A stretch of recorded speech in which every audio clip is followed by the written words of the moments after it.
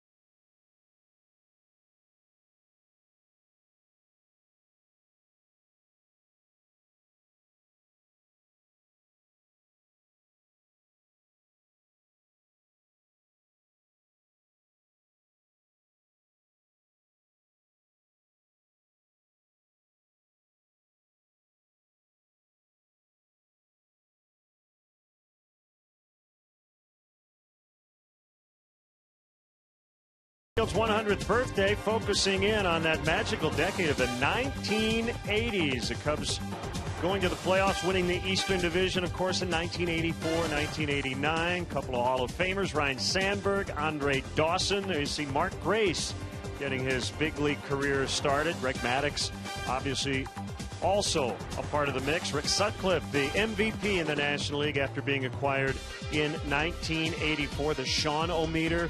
And we're going to talk with Dwayne Staats, who called the first night game here at Wrigley Field in 1988. He's now the voice of the Rays He'll join us in the 7th inning. You see the Cubs leaders in the 1980s. Ryne Sandberg with the home runs and the batting average. Sutcliffe, 76 wins.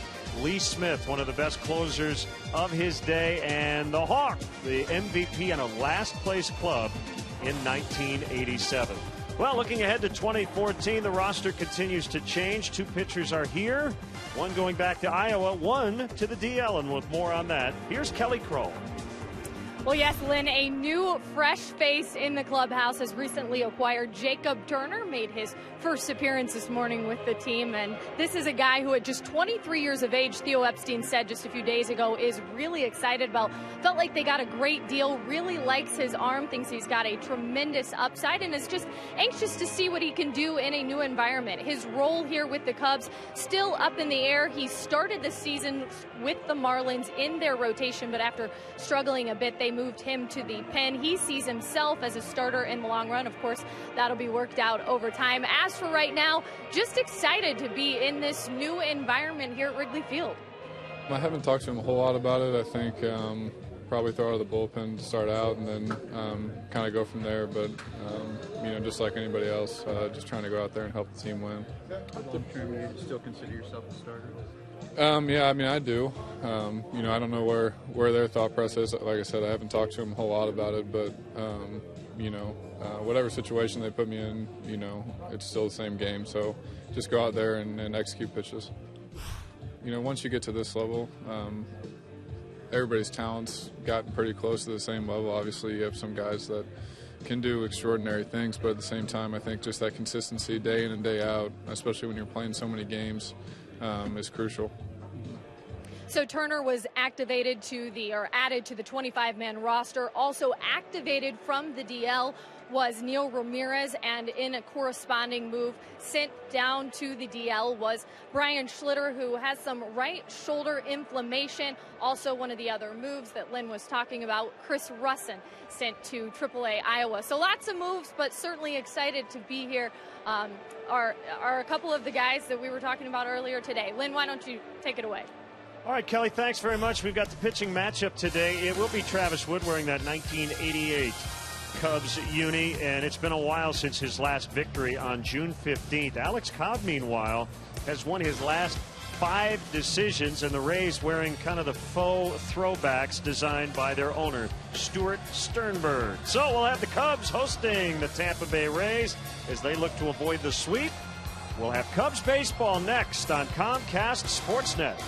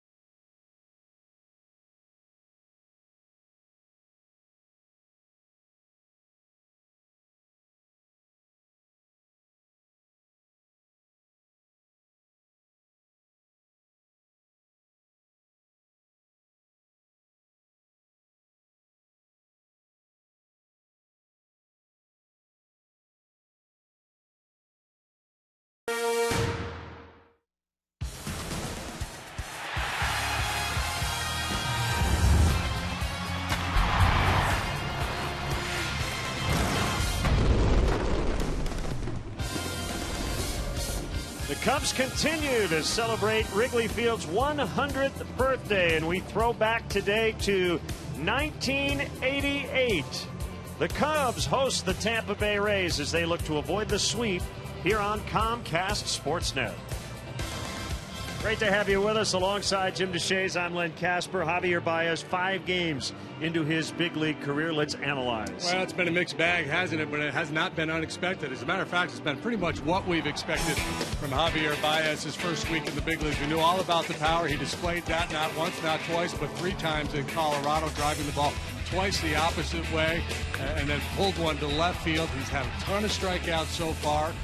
And again, that's how he profiled as a minor leaguer. He's striking out about 30% of the time. He hasn't walked yet. That's a little bit of a difference, but you could understand perhaps a little impatience for a young player, expanding the strike zone from time to time. But you don't want to take away that aggressiveness for Baez. And indeed, in his very first at-bat yesterday, after punching out 4 times the day before, he decided to get very selective, looking at pitch after pitch in his first at-bat. He ends up getting rung up. So lesson learned there. He got a little bit more aggressive as the game went on. Struck out a couple more times, but did deliver this double over the left fielder's head. So in a nutshell, that's Javi Baez. Lots of swings and misses. When he hits it hard, it's got a chance to go a long way. And he has kind of struggled to make early adjustments when he's gone up a level, but eventually has figured things out. So the Cubs hoping certainly that happens here at the big league level. Let's go down to the field now for God Bless America and our national anthem. Michael McDermott with the honors.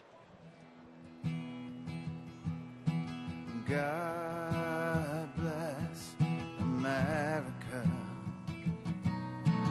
land that I love. Stand beside her and guide her through the night with a light from above, from the mountain to the prairie, to the ocean, white with foam.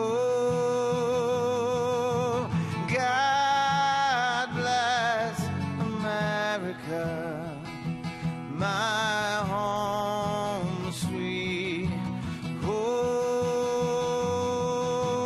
God bless America, my home, sweet home.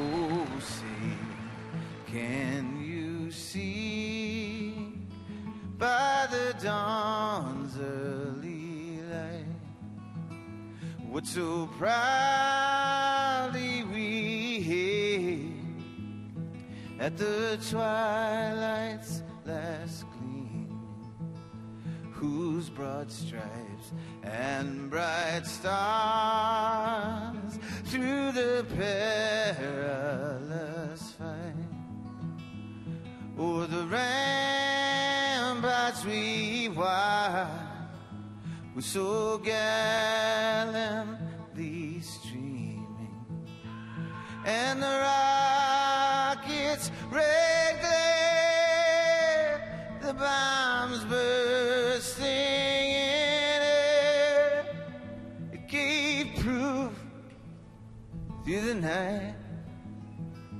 that our flag was still there.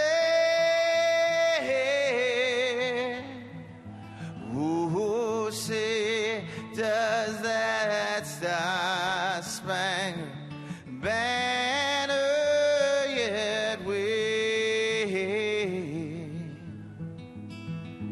o'er the land and of the free and the home of the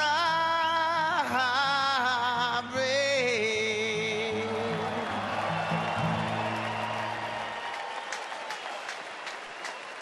The great Michael McDermott getting us set for the Cubs hosting the Tampa Bay Rays next on Comcast Sportsnet.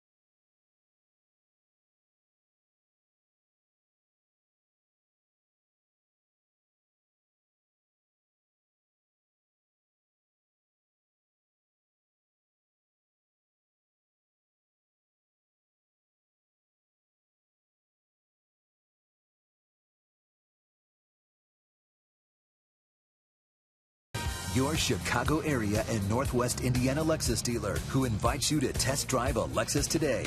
Blue Cross and Blue Shield of Illinois, through it all. AT&T Uverse. Find out what's possible with AT&T. Call 1-800-PIC-ATT. Mobilizing your world. Ford. Check out America's freshest lineup at your local Ford store or at localfordstores.com. And by Southwest Airlines. Find our fares online, only at southwest.com.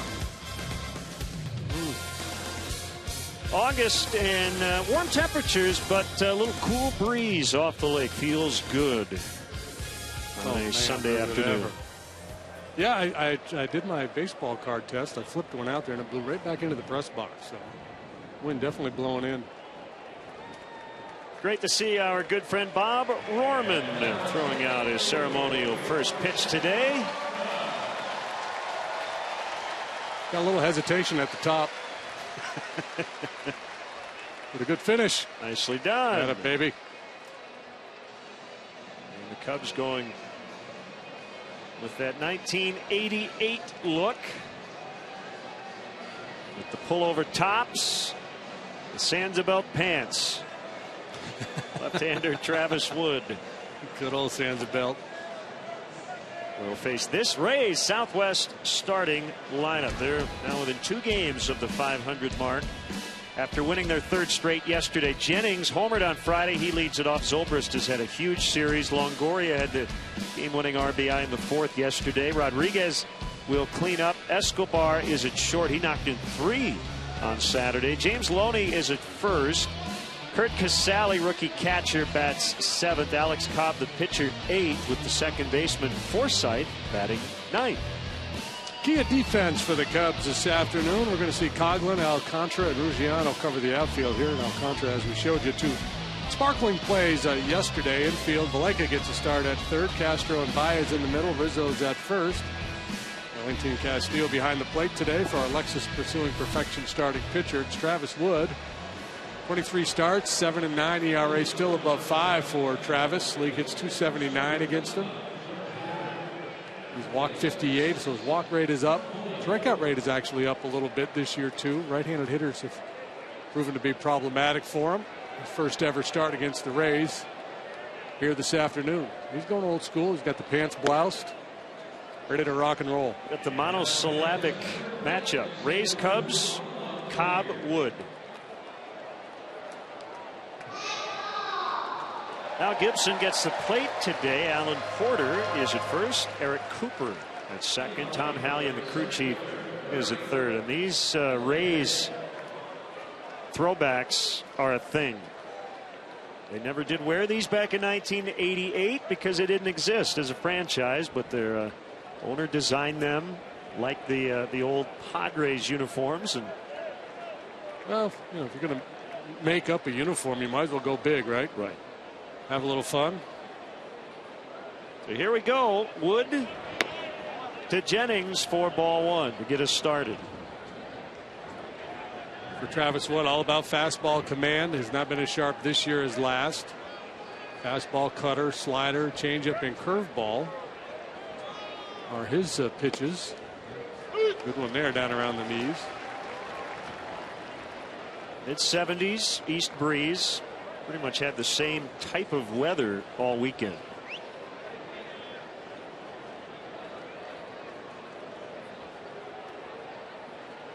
There's a 1-1. Hey, come on, JD. Oh, right below our booth. Ooh, little guy got it on the carom. He's okay.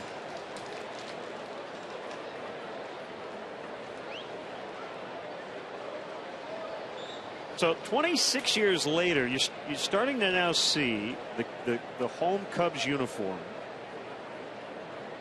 develop. Obviously now you've got the button down. The Cub logo on the chest is a little bigger now than it was back in the 80s, but very similar look. They don't have the big thick blue stripes on the sleeve, but by and large the modern Cub uniform existed basically 3 decades ago. Off the end of the bat, shallow center. Alcantara is going to get there for the out.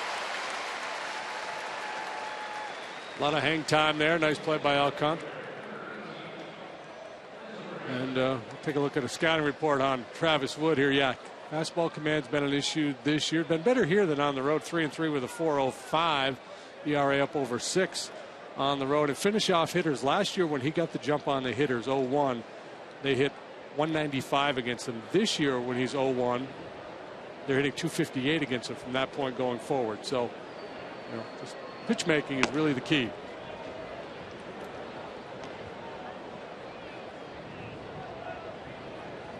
Big weekend for Zobrist. 5 out of 8, 2 doubles, a walk, 3 runs, and stretched out over his last 14 games. He's got 25 hits. Yeah, this surge that we talked about in the open in the pregame, Zobrist probably been their best offensive player through that time.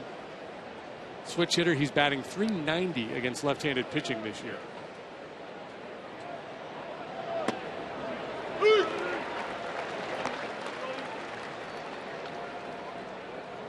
Wow. .455 since July 25th.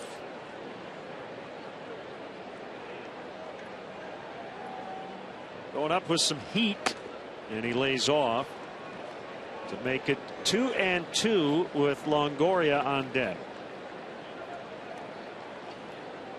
Been a while for Travis. 0-4 with an ERA of over 6 his last 9 starts. And JD looking a little deeper into the numbers. Batting average on balls in play during this stretch, .384, and you may say, well, there's some bad luck. Well, kind of. His line drive percentage 31 over the stretch, so he's given up some hard contact as he walks Zobrist.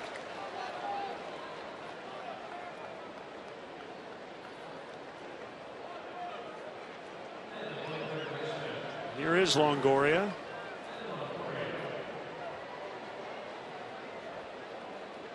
I did a Daily Herald column a few weeks ago about uniforms, and one thing I did ask kind of at the end, back in the 70s and 80s, this light blue look on the road, a lot of teams had it, including the Cubs. We saw their pinstripes on the last homestand. But once everybody went away from it, we've been stuck on gray for a while. But I gotta believe the Royals and maybe even these Rays would go back to the baby blues at some point.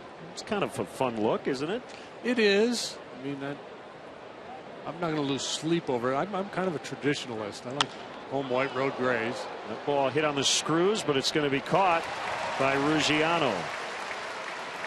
Although you went for a while in Houston where you kind of wore just like an off-white look on the road. Kind of a cream thing with it, and then they had the rainbow stripe on the shoulder. And, we were the most garish of all there with those rainbow uniforms back in the day. But as loud as these uniforms are, I'm already starting to get used to them. Maybe it says more about me, but I kind of like them.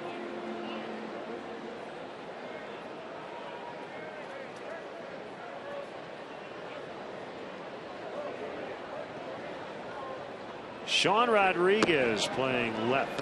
It kind of takes me back to my youth, because when I was a kid, there used to be a lot of big fast pitch softball tournaments in town. And softball uniforms looked a lot like that Rays uniform. Yeah, so you see the similarities. Inspired by the Pods. No Brown, though. Cutter low and in on Rodriguez, who played first base on Friday and went 1 for 3 with a triple and a run. He has started every game for the Rays when there's been a left-handed pitcher on the mound. He has not hit particularly well against southpaws this year.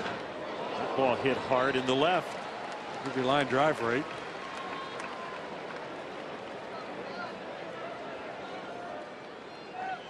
Ball pretty well covered by Sean Rodriguez, and the Rays trying to make a little noise here in the first. Well, it's interesting. We talk about guys needing to throw strikes, be around the plate, and that's true, but I think during the stretch, Travis has gotten too much of the plate. Strikes and aggressiveness can really be overrated. You want quality strikes. You see what the best pitchers, other than just the guys that blow gas, but the guys that really know how to pitch. It's the ability to get ahead early without giving in, whether it's hitting a corner or throwing a 0-0 curveball and then expanding the zone. Now you've gotten the jump on the hitter. Now you go to work. Tease him a little bit, a little off the edge, get in on the hands a little bit.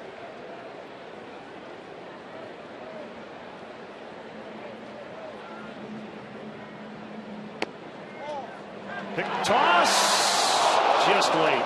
Planned play at first as Rizzo snuck in behind Rodriguez. Yeah, play they've pulled off 3 or 4 different times this year. Ricky Renteria double checking to see if perhaps it's worth a second look.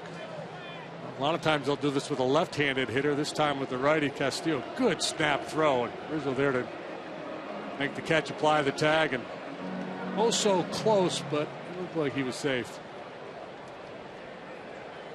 It also looked like it could have been strike 2.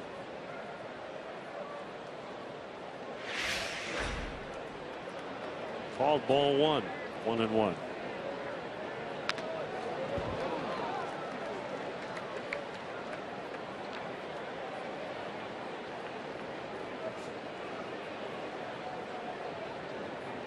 Escobar, born in Havana, Cuba, and lives in Miami. Childhood friend of Brian Pena, best friends growing up. Pena defected in '99, Escobar in '04. Ultimately, they would be teammates with Atlanta. 2-2.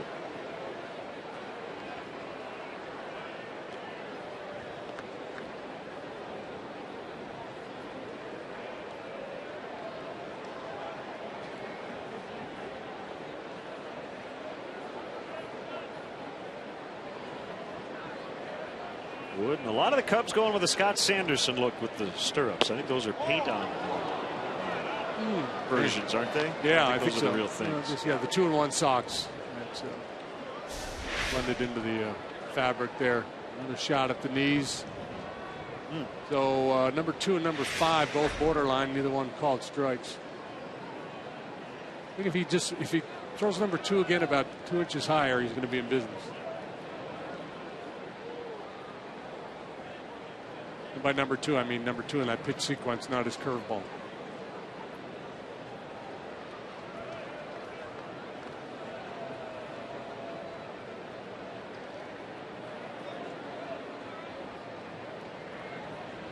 Go on the 3-2 and 2 outs. That's past the mound. Picked by Castro. Nice adjustment. Looked like he wanted to barehand it. But that ball actually got some elevation on the bounce. So he played it with the glove, and that was the right decision. Yeah, I think something in his mind said, wait a minute, I got time to make this play with 2 hands. And that certainly would have been a high-risk play with a man on second if he tried to barehand it.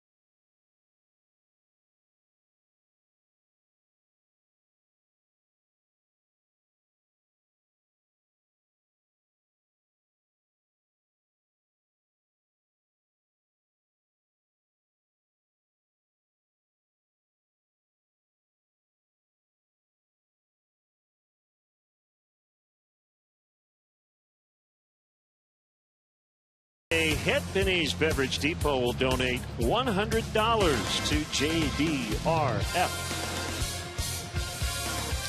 Cubs Southwest starting lineup begins with Chris Coghlan, followed by Javier Baez and Anthony Rizzo.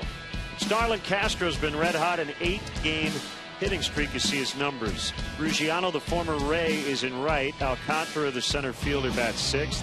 Castillo, the catcher. Chris Valaika gets his second start at 3rd. He's made now 4 in all, with Wood batting 9th. The defense for the Rays here this afternoon. A good defensive unit. Today it's Rodriguez, Jennings, and Zobrist in the outfield. Longoria, Escobar, Forsythe, Loney third to first. Casale, the rookie, behind the plate. And Alexis, starting pitcher for the Rays, is a good one. 26-year-old Alex Cobb. 7-6 through 17 starts. Missed a bunch of time with an oblique strain. 3.52 the ERA. A funky delivery. Sinker for a strike on Coghlan. Take a look at those numbers. You see the good work he's done against left-handed hitters. They're batting just .214 against them. Walk rate good. Striking out just about a batter per inning pitched. Breaking ball for a strike. Coghlan had a ridiculously hot stretch. Last 3 games, though, just 1 for 12. Rays pitching staff yesterday, 15 strikeouts, no walks. Second time in 18 days they've done that. The last time they did it, Cobb was the starter. This is really funky the way he lifts his front leg toward the hitter and then pulls it back into a more conventional position. Does a karate kick.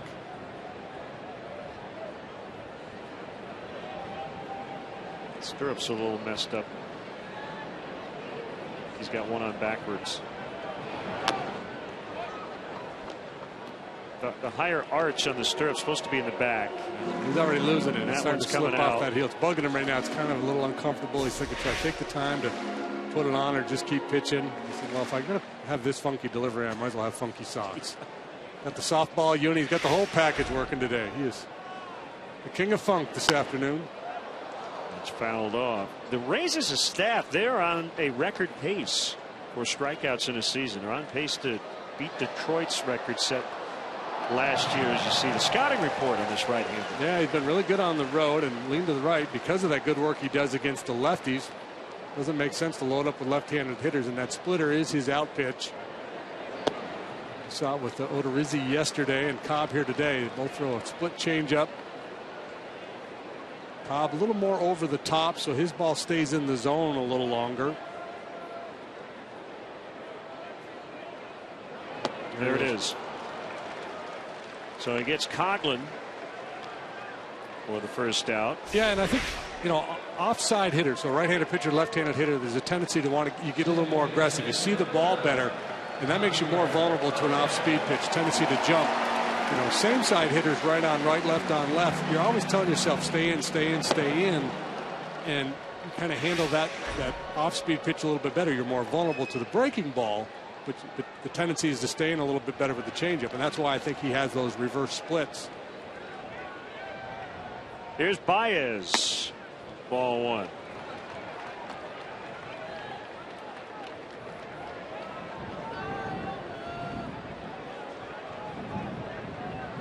One ball, no strikes. Now 2-0. A really interesting Fangraphs piece earlier this week by Eno Harris about Cobb and his splitter. Taught Jake Odorizzi the grip. Chopper to Longoria. And 2 away. Even though they do different things because of the release point.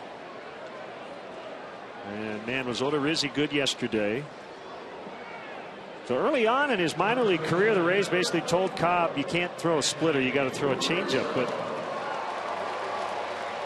he basically couldn't slow it down enough. Eventually, a minor league coach named Bill Maloney taught him this current split grip, and he said, can I call this my changeup? Just so I don't get in trouble? Yeah. Well, the split finger, there's a lot of people that think that it creates a lot of strain on the forearm, and it could lead to some elbow problems.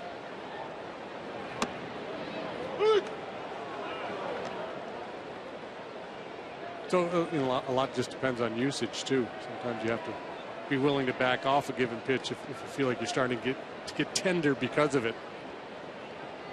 The release really mimics his two-seamer, which really makes that pitch even more effective. 1-1 on Rizzo. Oh, well, you were talking about the line drive rate off of Travis of late. This guy here, Cobb, among pitchers with at least 100 innings pitched, has the lowest line drive rate in baseball. It's a little over 14%, where league average runs around 20%.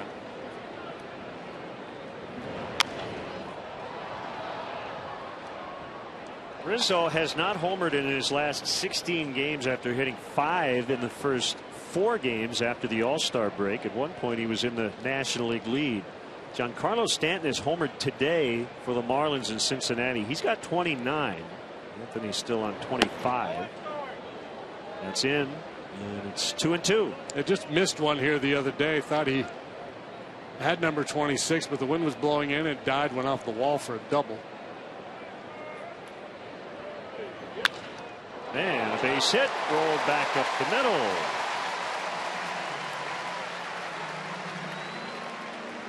Well, that's the thing, right? If you're Rizzo and you haven't gone deep in a while, you get a little frustrated, but you got to take what the pitcher gives you. Here's one fading off the outside corner, and he just pings it right back through the middle, similar to his last at bat yesterday. He finished with a base hit off of the pitcher in the 9th.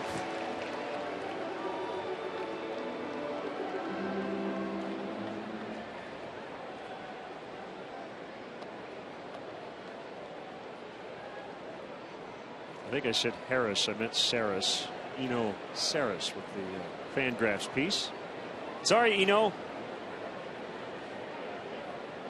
I read it correctly. I said it wrong. Here's Castro and a strike. 8-game hitting streak.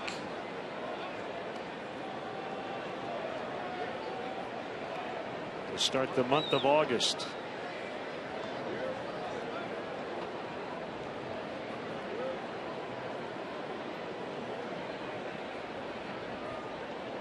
Pitch. Bounced foul. 0-2. Cubs have not been able to do much at all against the Rays starters in this series. Chris Archer on Friday, 6 innings, 5 hits, a couple runs, only one of which was earned. Odorizzi yesterday, 6 innings of scoreless baseball, allowed just 3 hits, punched out 9, and did not walk a man.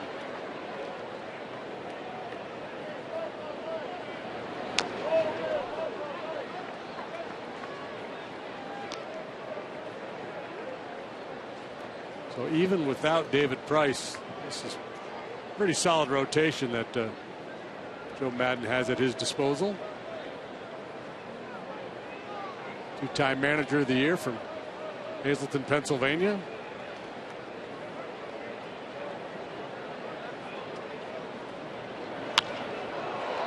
In the air. And pushing it back toward the infield as Jennings makes a catch after an inning. 0-0.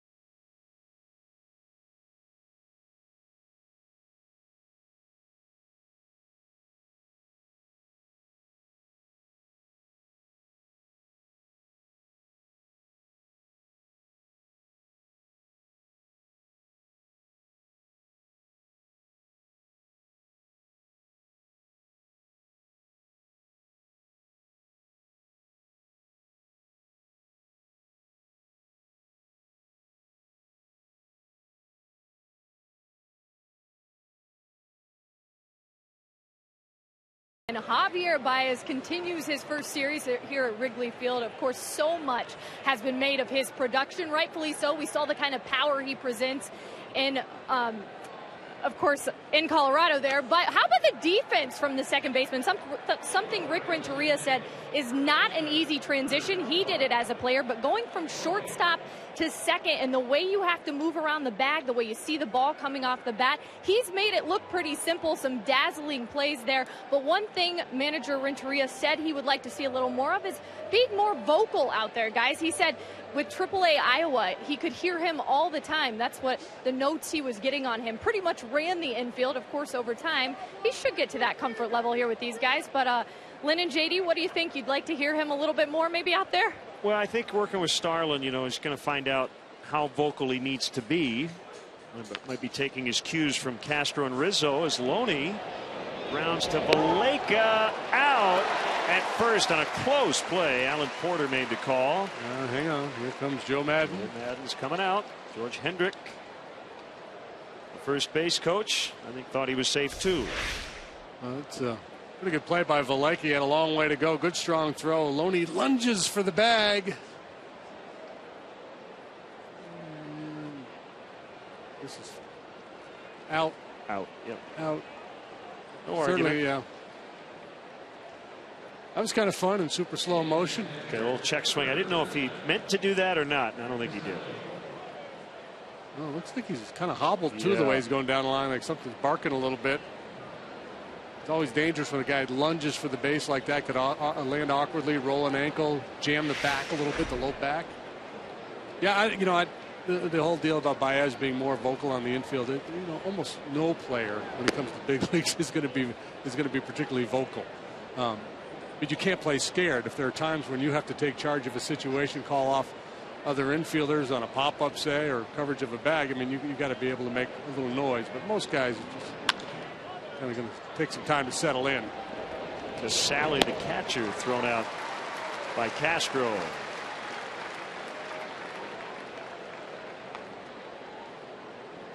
Two outs, and now the 8-hitter. And in this series for the Rays, that has been the pitcher. It's Cobb. As a staff, their pitchers are 1 out of 20 so far this season, but they have a third of the American League pitcher RBIs, 2 of 6. Cobb has 1 of those. Born in Boston, went to high school in Vero Beach, Florida. The old home of Dodger Town. Yeah, he used to bat boy for the Dodgers. And he was in high school. I love that place. I get a different answer from some former Dodger players. It was not the most modern of setups in spring training, but it took you back to about 1963 or 4. Yeah. You went into Vero Beach. And back in the day, there was like a barracks there, and all the players would stay and eat meals together. The golf course. We'll have the media meal in the cafeteria before the game, and you run into Tommy Lasorda in full uniform, regaling people with old Dodger stories as Coughlin will make the grab, and the Rays go down in order 1, 2, 3 in the second.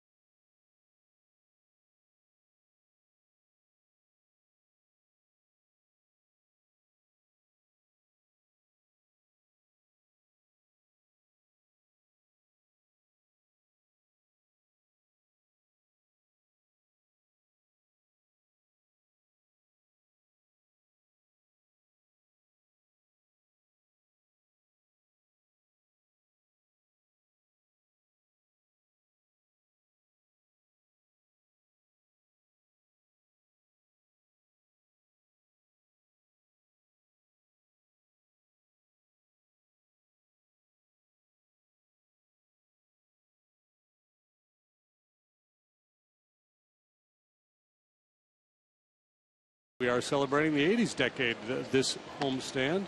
Make sure to visit WrigleyField100.com for all the planned festivities. The Brewers in town beginning tomorrow night. Start of a 4-game set. For tickets, visit Cubs.com.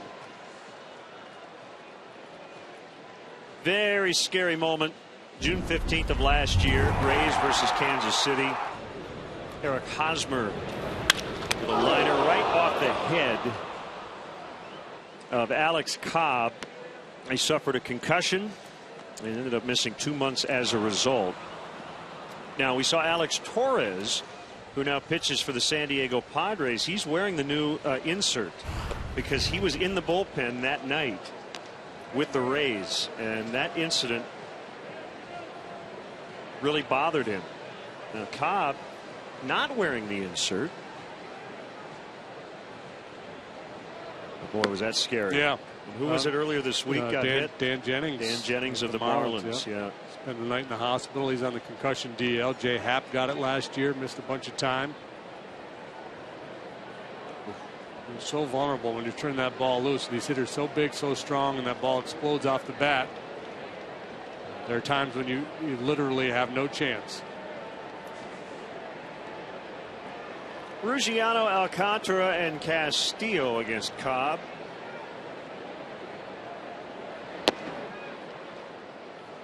Sinker is low and outside.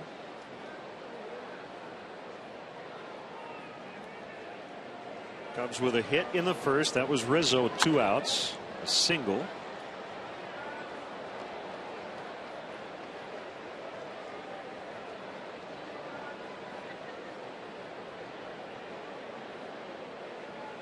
Brewers go for the sweep in Milwaukee today, hosting the Dodgers, and Milwaukee will be here tomorrow night to open up a 4-gamer.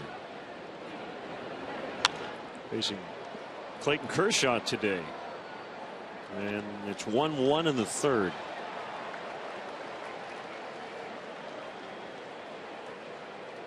Now there's Alex Torres.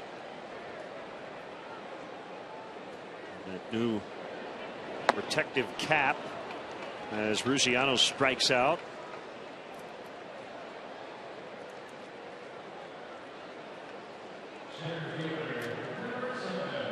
I think there are 2 questions about the cap that we kind of got into when the Padres were here.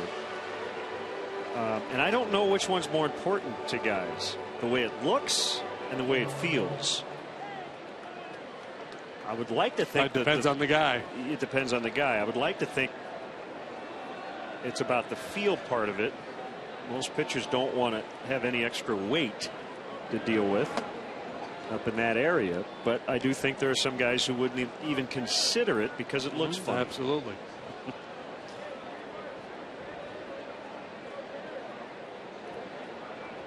There's the 1-0 to the switch hitting Alcantara, and he takes ball 2. So then you get into that whole deal. Well, should it be a rule? Like batters having to wear helmets. That wasn't always a rule. I've brought this up with some people in uniform, and I think it will be at some point. It may take 10-20 years, but yes, I do think it will.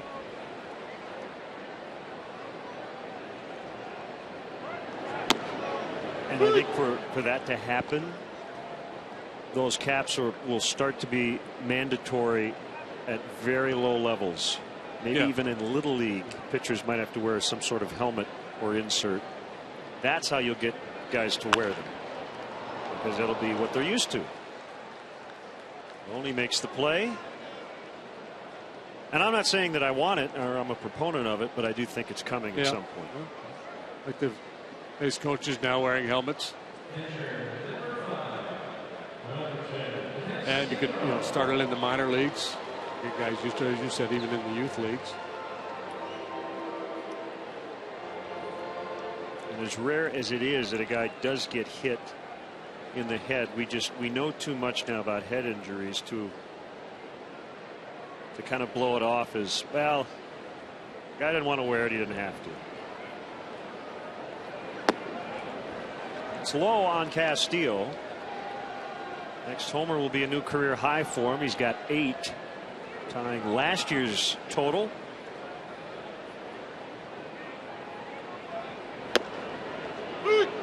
There's a strike.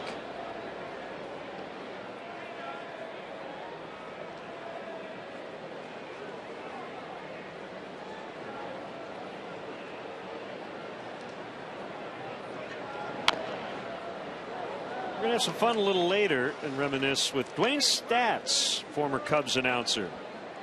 Here from 85 to 89. Serendipitous that the Rays were here this weekend while we celebrate that 1988 season. He called the first night game here at Wrigley Field, and he's going to do play-by-play at the top of the 7th. While we're not asking him all sorts of fun questions. He's the original voice of the Rays, by the way. We have a lot of Cub fans who remember Dwayne at the mic in not this booth, but the one downstairs. 3-2. Well, I think this booth might have been built in '89, his final year here.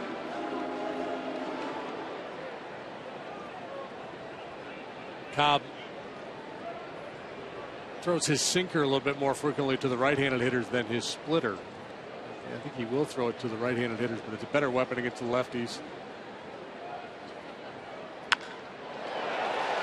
Fair ball into the left field corner. 2-out double by Castillo.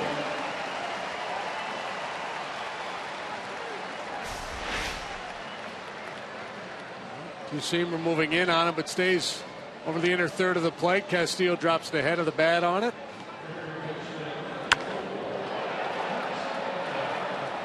Those extra base hits with 2 outs.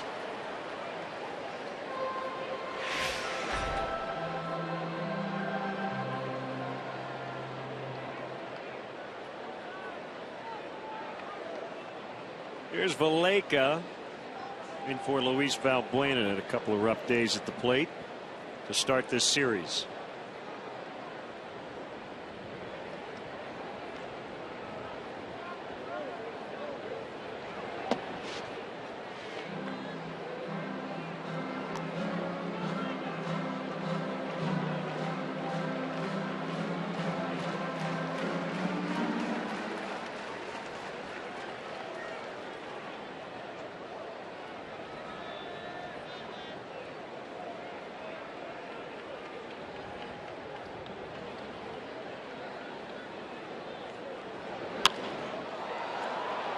Shallow right center, caught by Jennings to end the inning. Cubs with 2 hits today. Both have come with 2 outs. After 2, 0-0.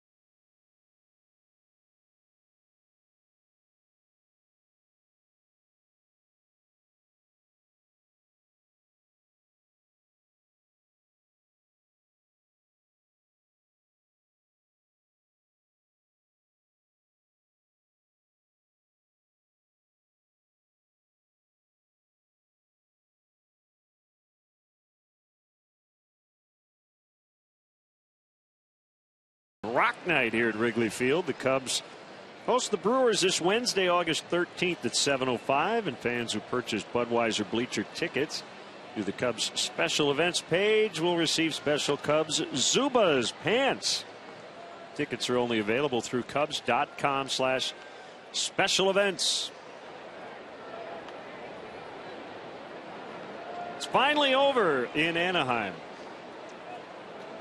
19 innings last night, and Albert Pujols ended the game against the Red Sox with a home run. They did take a look at it to make sure that the ball actually got over the fence, but the fan got in there. That game surpassing the Cubs Rockies game in terms of time. Yeah, by 4 minutes. 3 innings longer, but only 4 minutes longer. Angels had tied the game in the 8th and then later in the 14th. It was 514th career home run. Forsythe, it's a foul pop. We'll get back behind the first base dugout. Shoemaker beat Workman. That makes sense. 6 hits in 19 innings for the Red Sox in that ball game. The Nationals and Braves started, I think, just before 11 o'clock local time in Atlanta after a long rain delay. 3 hours 41 minutes. The Nationals won it in 11, 4-1. The game ended at 2:29 a.m. at Turner Field. Alcantara makes the catch. Forsythe is out. 18 pitchers used in the ball game.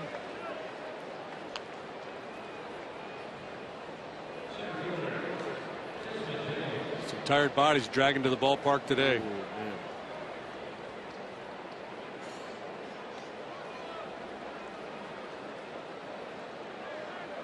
And I'm a little funky with this stuff, and I don't know how you are on travel day, but I always try to pack the day before for that reason. I'm always worried we have a night game the night before a getaway day.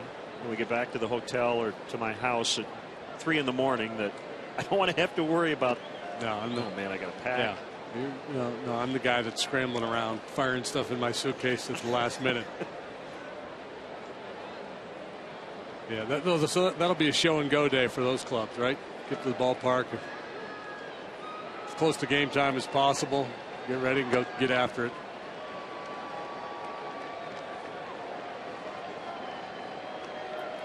$3-0 on Jennings.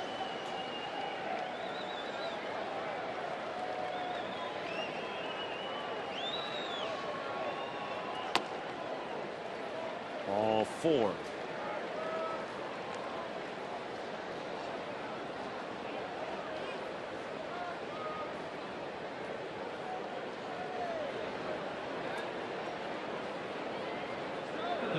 Bring up Zobrist.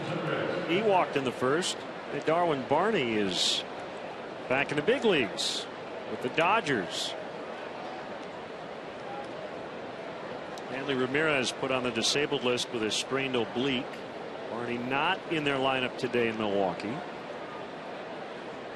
That's precisely why you acquire a guy like Darwin Barney. If you have an injury to any of your middle infielders, you've got a very capable backup who's going to be an upgrade defensively to most.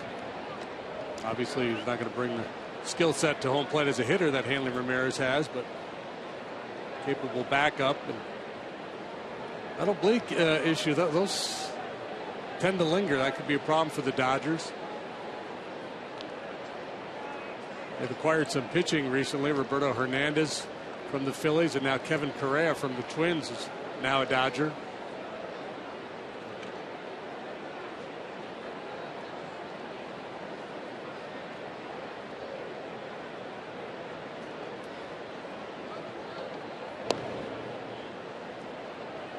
$14 steals for Jennings this year. He's been caught 6 times. A couple of years ago, he was 31 out of 33.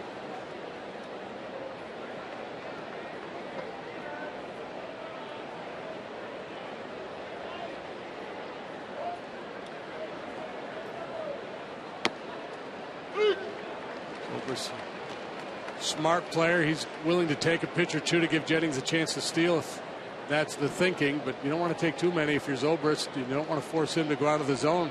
If you're Joe Madden, just let him hit. 390 against left-handed pitching. By the way, Nationals and Braves playing the night game tonight. A little bit of a break there. Wow. The bunt is foul. Despite the 390 batting average, Zobrist trying to bunt his way on there.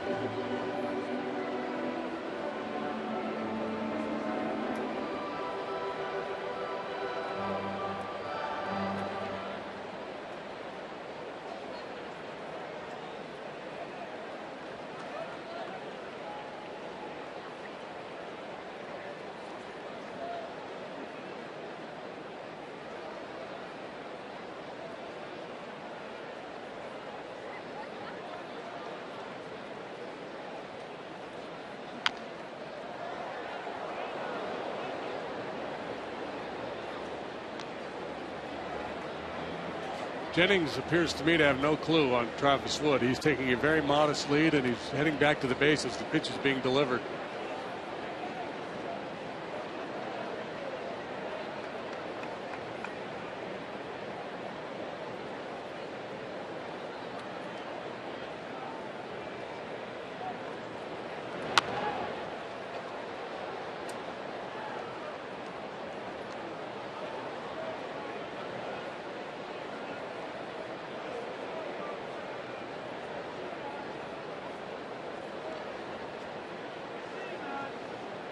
Zobrist from Illinois, from Eureka, which is near Peoria.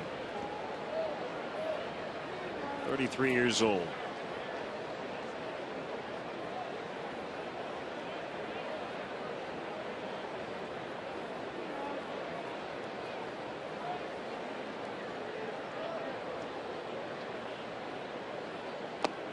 And he could not hold up. And he's telling Al Gibson, why don't you ask the first base umpire? But a lot of times that home plate umpire will just make the call himself. I'm not sure why, but they do.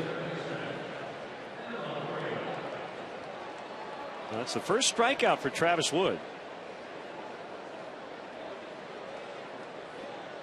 I thought it was a swing.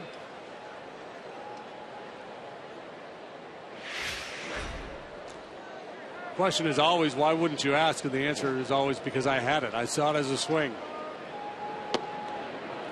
They're on Longoria. The conversation almost never changes.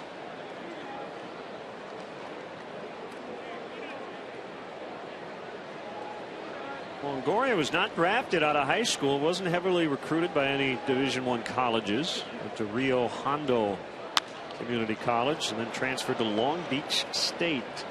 Ruggiano in right, and that's the inning. We go to the bottom of the third. 0-0.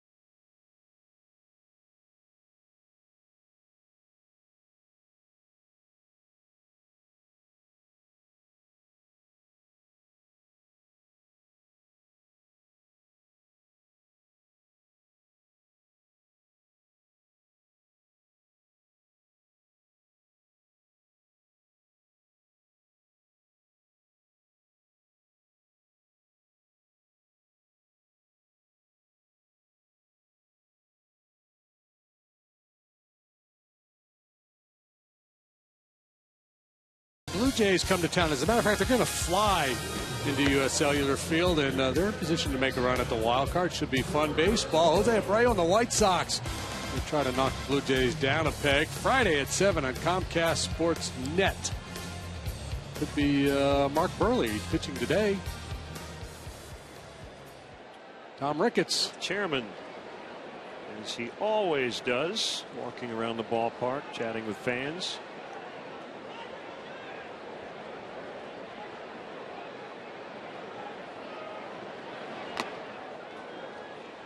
Travis Wood, foul strike. Let's see, 3-run first today for the Tigers. They lead 5-0 in the 6th at Toronto. It was off Burley, who only made it into the 4th inning. 3 1/3, 5 runs, 2 earned on 9 hits. David Price, 5 shutout innings so far on just 2 hits.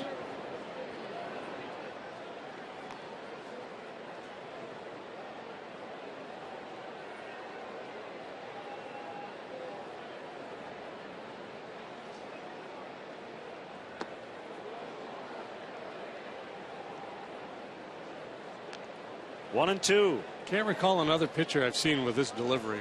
That front leg kick. Very stylish. Mm-hmm.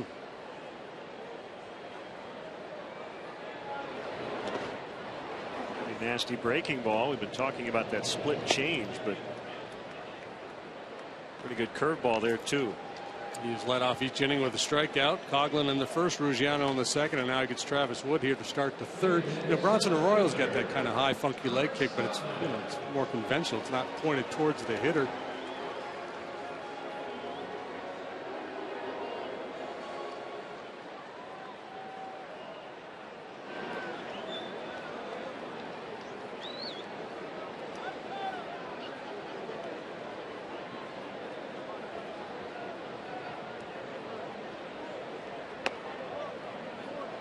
Missed for ball one.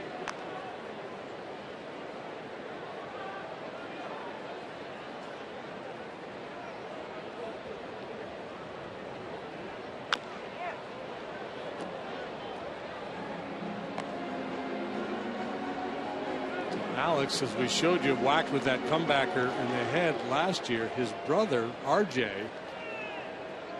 won a Purple Heart after his Humvee was blown up in Iraq. Commander with the 4th Brigade, 101st Airborne Division in the U.S. Army. 16 months in Iraq. Spent some time in Afghanistan.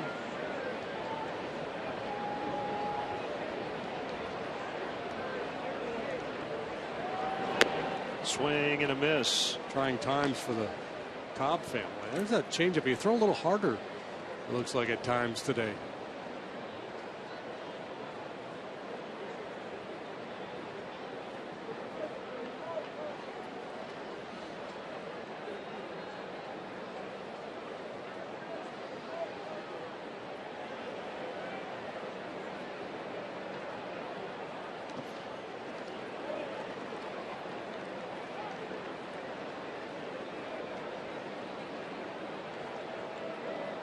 Coughlin's able to make an adjustment. He was victimized by that splitter first time up. Swung and missed for strike 3. Might not get it here. Ground ball. Scooped by Forsythe.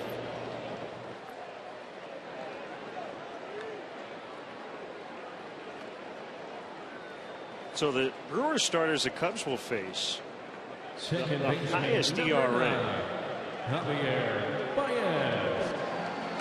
Belongs to Giovanni Gallardo, 354 going into this series. Matt Garza's on the DL. Mike Fiers filling in really good last night. So Gallardo, Peralta, Loesch, and Fiers.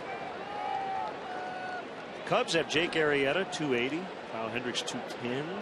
So Yoshiwada, 325. Edwin Jackson, 561 on Thursday. Long run and no play. Zobrist kind of lost a sense of where he was on the field there. Had time to settle in under that ball. Thought he was getting a little too close to the bullpen. Started to pull up. And a ball that probably should have, not probably, should have been caught. He's a good defender, but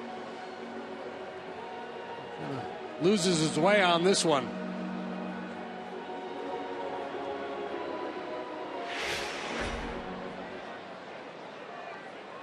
A little tentative there once he got into that bullpen.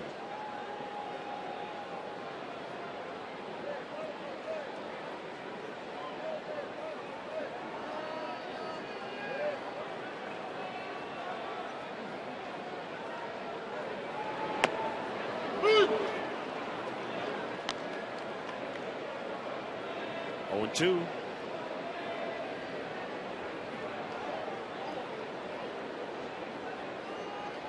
Guess he's the leader of the pack now with Price gone.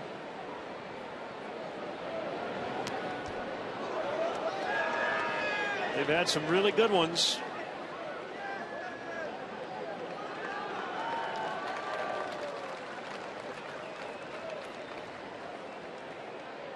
Trying to get back into the playoff race without Price and without Matt Moore with Tommy John surgery after a couple of starts in April. The pitch way inside. Thought I saw Moore was the first Ray to have Tommy John surgery in 5 years.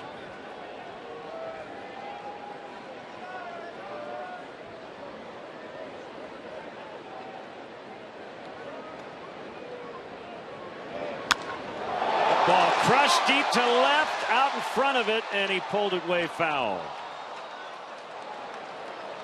Sounded good. Didn't straighten it out. That makes a big noise when he makes contact. A little out in front. Maybe some hook spin.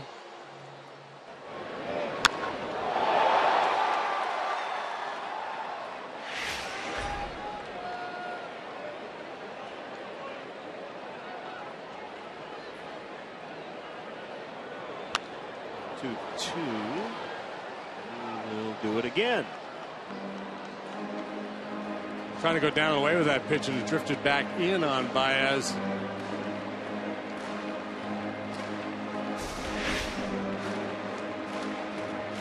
that tumbling action on the split finger pitch. That's kind of more like Odorizzi's. Odorizzi typically has a little more fade on his. Cobb stays in the strike zone a little bit longer because he gets on top. Longoria from a knee, but the throw is offline, and Baez has an infield hit. So the trend continues. Cobb getting the first two in the inning, and then the third batter with a hit. Heck of a play by Longoria. A good try from a knee. That's the other thing about Baez. You know, he's a good athlete. He runs pretty well. Had 16 steals down at AAA.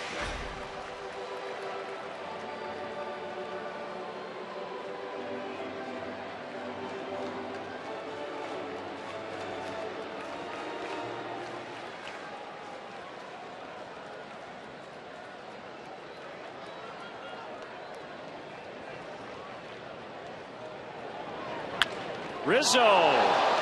That ball will be played on the bare hand by Forsythe, or is that Escobar? Escobar. Yeah, Escobar with the shift. Is Cobb all right? Yeah, probably just a little scared. You know, I think his feet got knocked out from underneath him, and given what happened to him last year, anytime the ball comes back through the diamond with pace, it's got to be a little unsettling. Looked like he barely deflected it, and that kept it on the infield.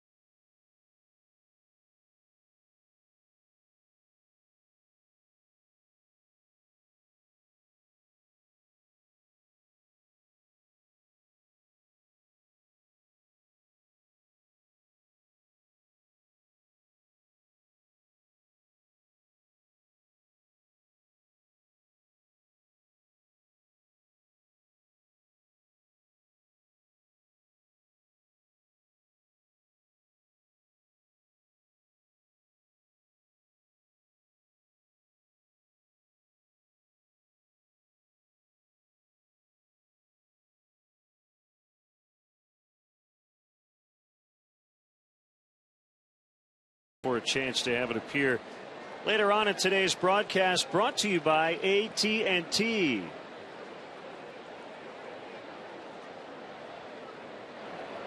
Rodriguez playing left today. Makes ball one. We're in the fourth. 0-0. Cubs out hitting the Rays 3-1.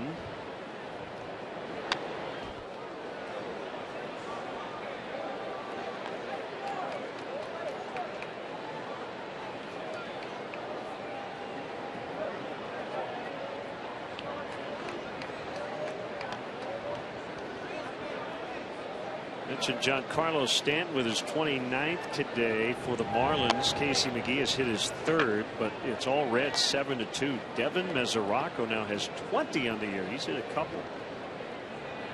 Seemed to come in bunches for Mesoraco. We saw him when he was red hot. They're in the seventh inning there. He's knocked in 6. Second one was a grand slam. Rizzo just can't get it.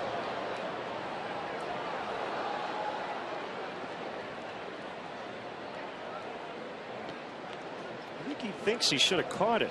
The ball did hit the top of the dugout. His glove was in the area. I don't know if he mistimed it or not. I don't know. He had enough reach to get that one. I don't think he He'd did. have to climb up on top of that railing. From our vantage point, I didn't think he had a shot.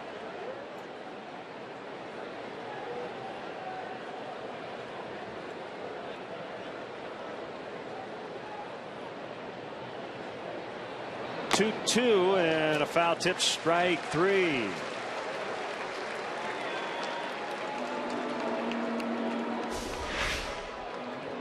Rizzo trying for his third consecutive hit through the middle of the diamond, hits it sharply. Cobb, I don't know if he got a piece of it or not. I think the mound. I think he did. Mound took a big bite out of it. I think his glove, something slowed it down.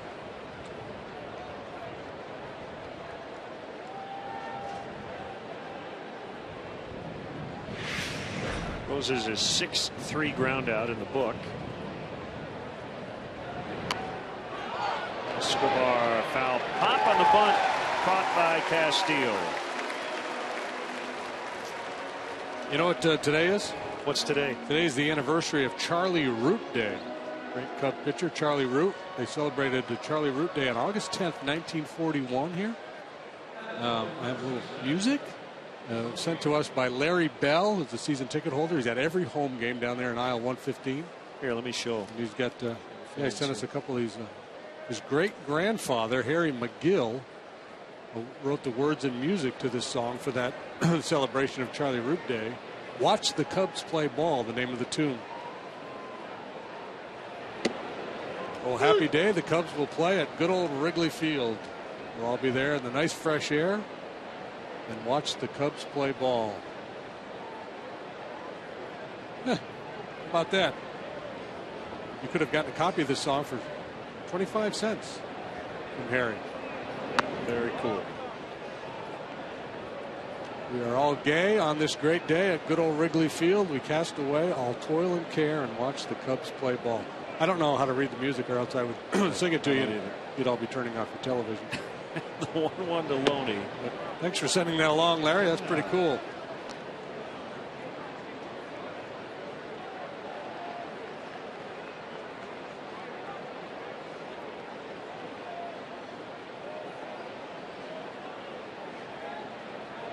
Wood's pitch is a little high, maybe off the plate in. 3-1.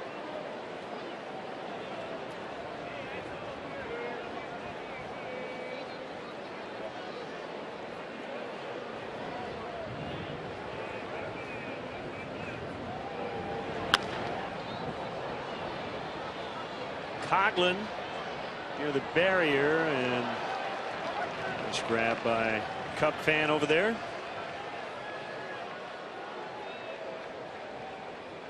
Mike Bozich, happy birthday.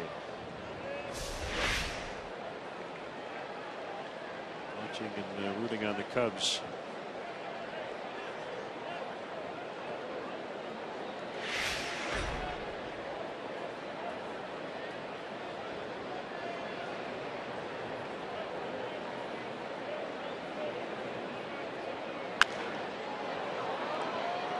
has another shot. This time he's got it. To end the inning, second 1-2-3 for Travis Wood. He's been strong early, scoreless.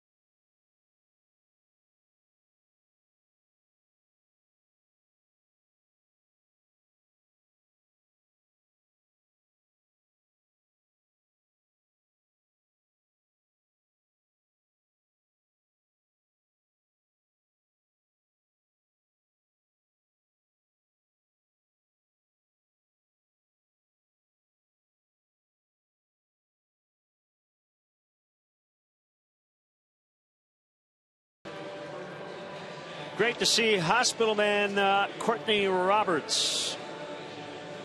A military recognition today. The Fleet Marine Force recently returned home from deployment to Okinawa and South Korea in support of Operations Sangyong, Iraqi Freedom, and Enduring Freedom.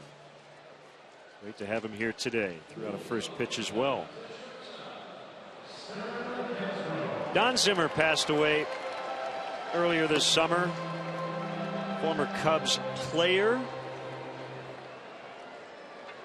former Cubs manager of the year in the National League in 1989, and over a decade as a senior advisor with the Tampa Bay Rays. Never earned a paycheck outside of baseball. A life well lived, a true baseball man, boy, from start to finish.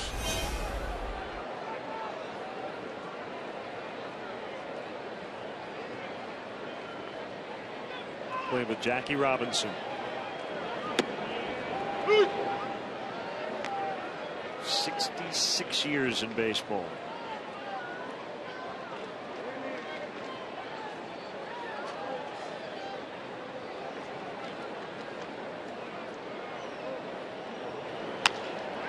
There's a line drive base hit for Starlin Castro.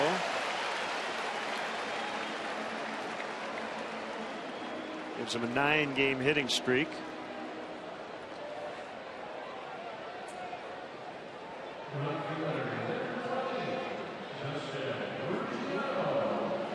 First leadoff man to reach for the Cubs today.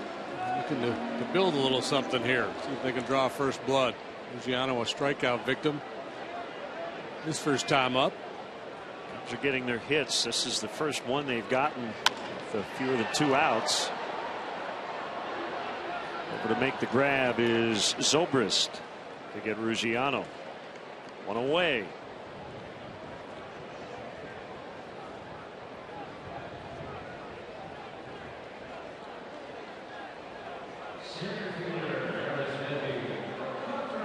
Now Alcantara grounded out to first in the second inning, his first at bat.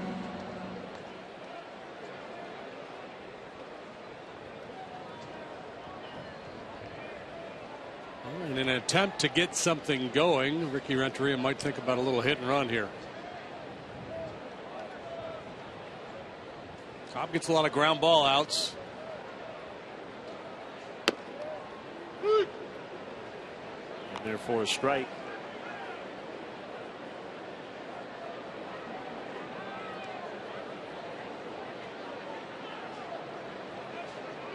Alcantara signed as his shortstop.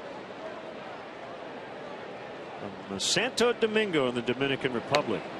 Swing and a miss on the change. 0-2. Cubs inked him in 2008. He's only 22.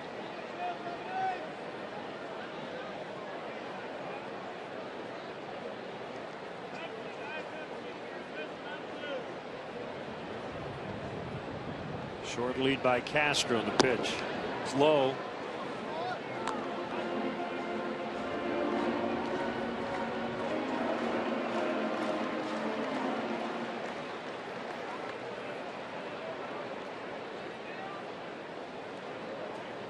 Once you establish a good changeup like Cobb has, hitters become vulnerable to the fastball in.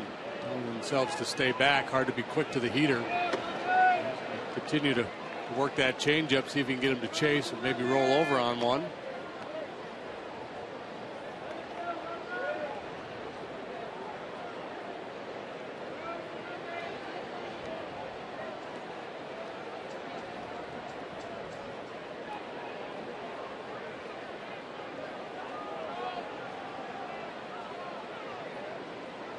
Alexander Miller Cobb. Castro dives back in safely. 6'3", 200 pounds. Cobb made his debut in 2011.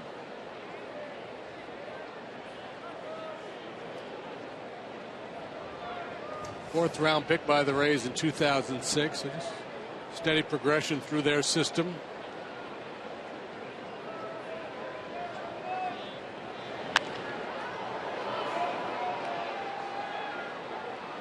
Jennings in center. Hey, the 30th annual Cubs convention is coming up at the Sheraton Chicago Hotel and Towers, January 16th through the 18th, 2015.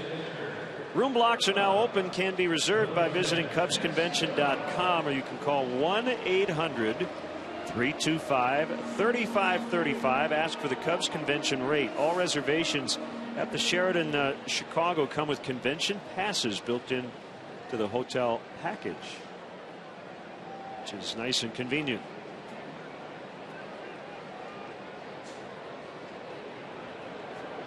Castillo takes a strike. Mentioned Cobb went to Vero Beach High School. Set the school record for strikeouts as a junior, 139. Had the same as a senior. The quarterback on the high school football team. Had committed to Clemson before he signed with the Rays. At the time they were called the Devil Rays. Longoria and Jennings were also part of that draft class, 2006. Shifting for Castillo here. We've seen other clubs do this. I'm pretty sure we haven't.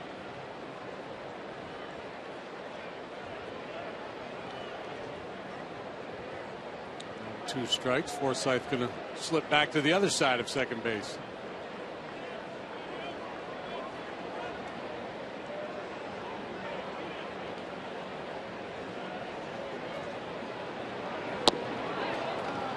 Swing and a miss to end the inning. Leadoff single wasted as Castro is stranded at first. 0-0 after 4.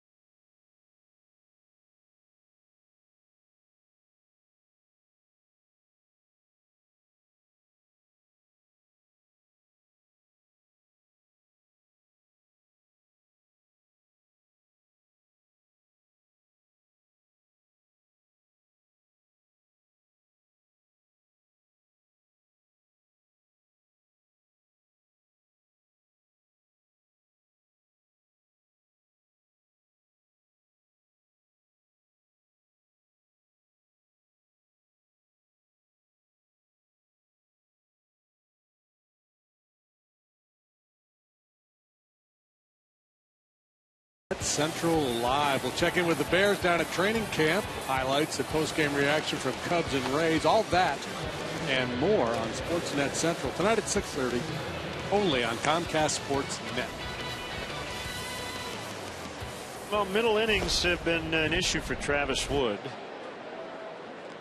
You see the runs allowed per inning. He's given up a bunch here in this 5th inning. But he does face the bottom 3 in the order, and the middle hitter of this inning will be the pitcher. So that's good. Yeah. A chance to chip away a little bit at that. He's been good today. Just a couple of punch outs. He's had a couple of walks.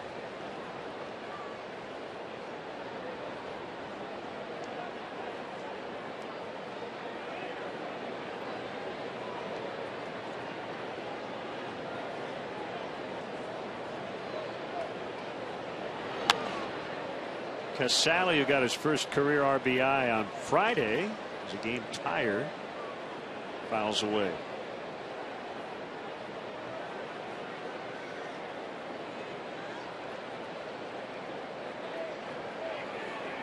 To go in.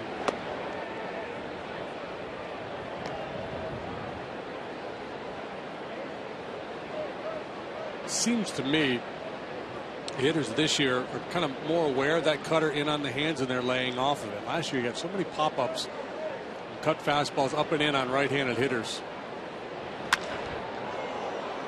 Hit pretty well, and it'll find the gap. Bangs off the door. Hoagland will retrieve. It's a double.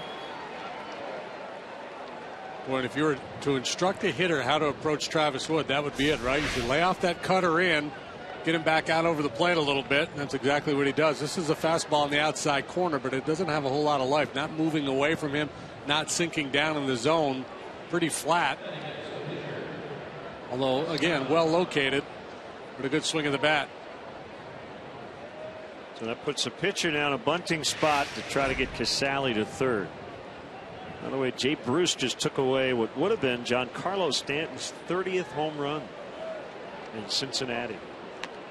Bunted, foul. Not only bunted, but directed towards third base. Cobb looks like he has a pretty good idea what he's trying to do up there in this bunting situation. Yesterday, in the 3rd inning, Molina walked. Odorizzi came up behind him, and Joe Madden opted not to try to bunt, perhaps because of Molina's lack of speed. He figured he'd just be bunting into a force out. I'm not sure. I didn't talk to Joe about it today.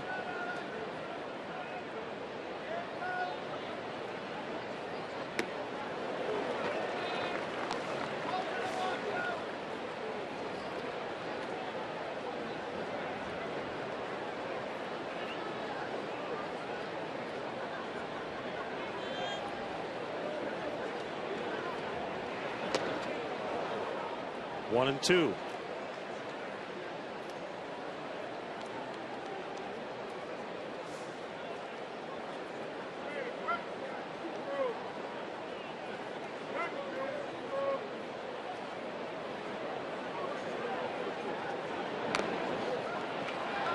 Running foul for a strikeout. This Thursday, August 14th, the Cubs will put a wrap on the homestand as they host the Brewers at 1:20 in the first 10,000 in attendance. Get a Cubs Fathead presented by Pepsi and Navy Pier. To purchase tickets, visit Cubs.com.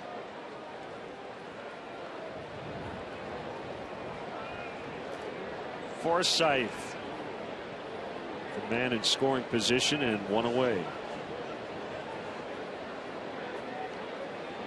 Has not given them too many opportunities.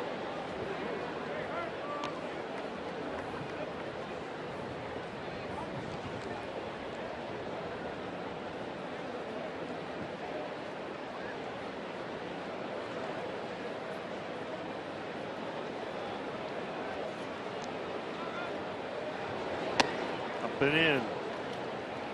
Travis Wood, not a hard thrower, but he has a deceptive fastball. Two reasons why: his delivery, the way he kind of lifts that front, his glove side, kind of holds it in the air a good long while. Then a real quick arm. He's got quick arm action, so that ball, even though it's only 88 on the gun, gets in on the hitter a little bit more than they would expect, a little more quickly than they would expect. There's a good off-speed pitch.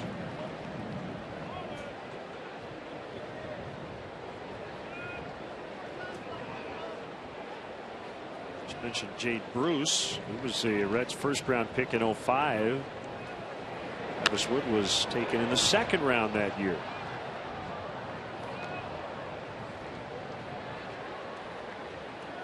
Cincinnati Reds.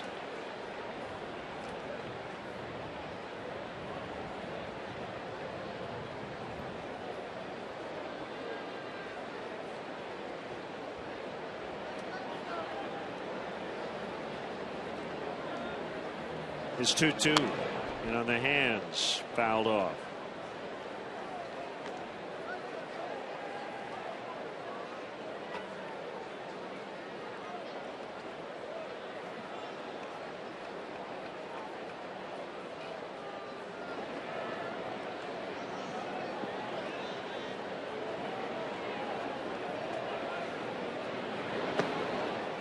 Blowing in, now full. Jennings on deck.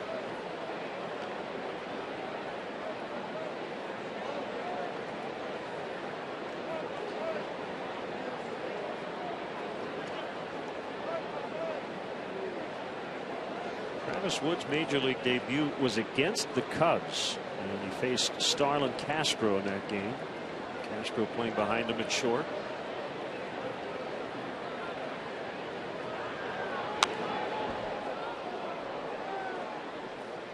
In this ballpark, July 1st, 2010. Forsythe doing a nice job staying in this at bat. You got Castillo and Wood conferring out there, trying to figure out a way to put him away. Sally, the base runner at second, doing a real nice job getting an aggressive secondary lead.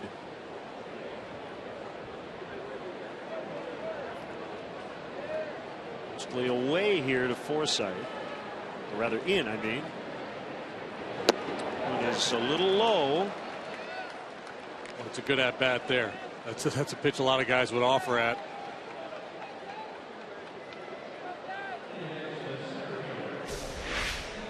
Trying to dot the outside corner at the knees, and just a little bit low.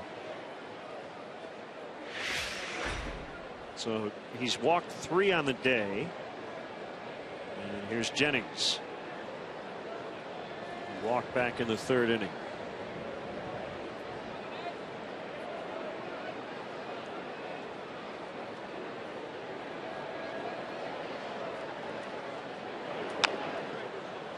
Past Wood. Barehanded by Baez. Throw gets away from Rizzo, and the Rays will get the first run. Casale scores. Everybody's safe. It's 1-0.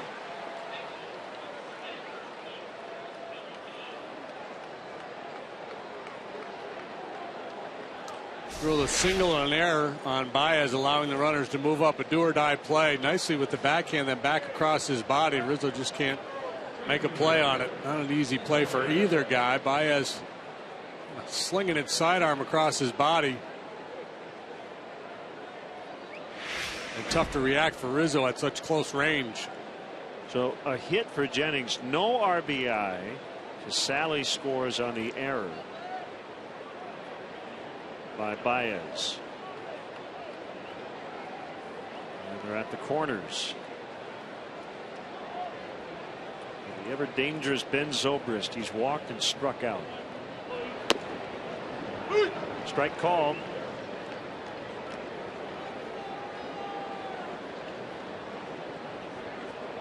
Saw Zobrist try to put a bunt down earlier in this ball game. 1st and 3rd, 1 out situation where a lot of clubs like to play that safety squeeze game. Typically it's down at the bottom of your order, but the Rays not a typical club, so you never know what to expect.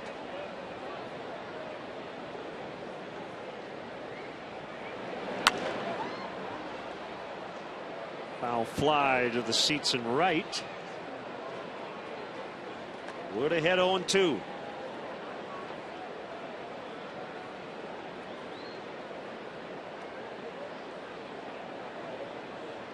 Imagine the UCLA baseball team wearing these uniforms in about 1978. Rays having some fun with their faux throwbacks. Close at first.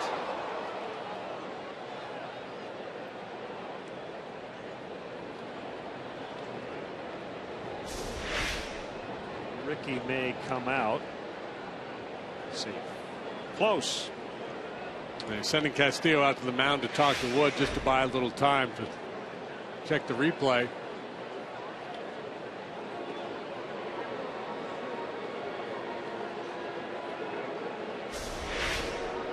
And decided to play on.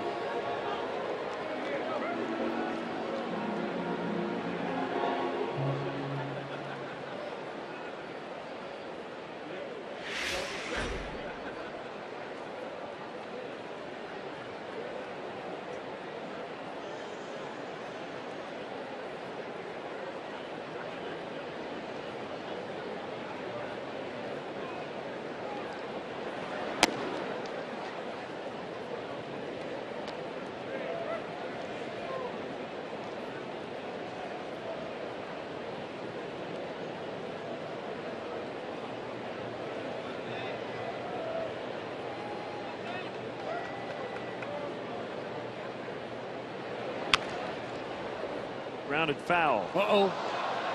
Hang on. Hang on.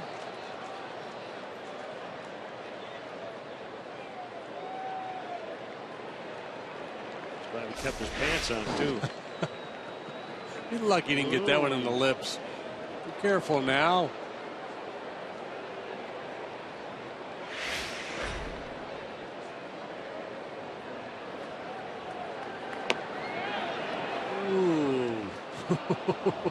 Zobrist rung up on a check swing last time. By the home plate umpire. Yeah, for a minute there, I thought Gibson was going to get him again.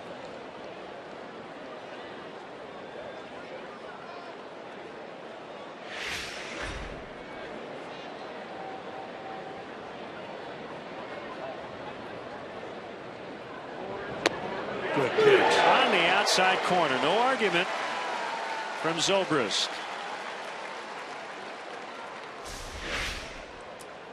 Zobrist doesn't strike out much, but twice today. Check swing and now backdoor cutter. Great look there at the release. Just a little cutting action at the top. Settles over the outside corner. Castillo gives Gibson a good long look. And a huge strikeout with a man on third base. Not done yet. Here's Longoria with 2 outs. He's tall in the batter's box, hands high as he gets ready to work, and swings and fouls. It kind of drifts in towards home plate, so I feel like he should be the type of hitter you can jam. Been doing a lot of work the other way this year, shooting the ball to right and right center. Flat out twice in that direction today. Tried to turn there. Rookie year, June 17th, 2008. Go ahead homer in the 6th against the Cubs. Game saving defensive play to end the game in the 9th. Barehanded desperation play to throw out Reed Johnson. Tried to bunt for a hit. Willie Ibar, terrific catch at first on the throw to complete the out.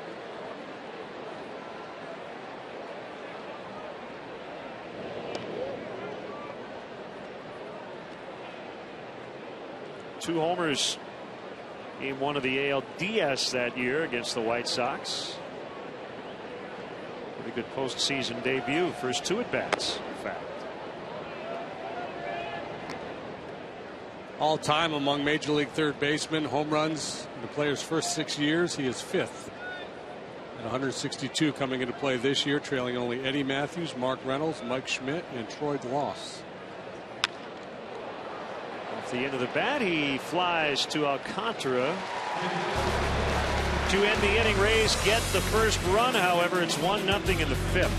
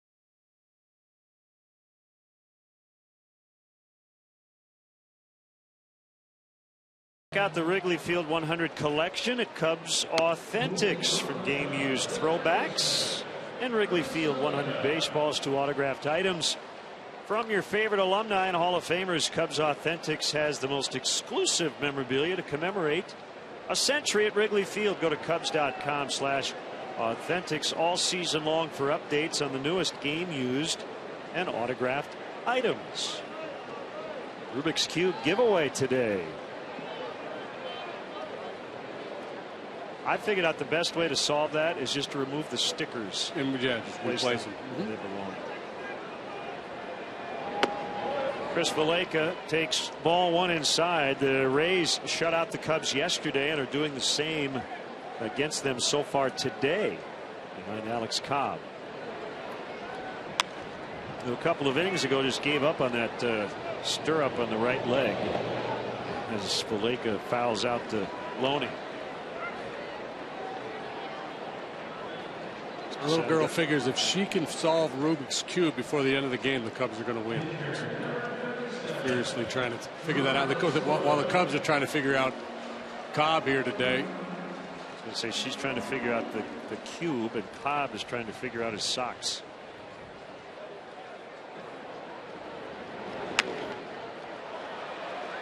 Escobar can't get it. Didn't get a very good jump on that little blooper, that soft liner, and Wood with a one-out single. The Cubs have had a hit in every inning. You often hear us say they've been spread out. I'd say so. 5 hits, 1 per inning. Yeah, scattered. No walks, just 1 extra base hit.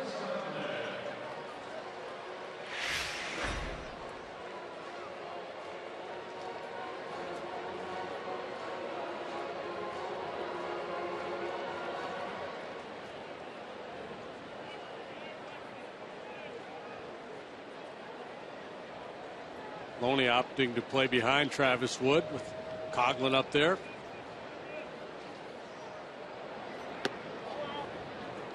Ball 1. If there's a pitcher that Ricky Renteria would give a green light to, it would be Travis Wood.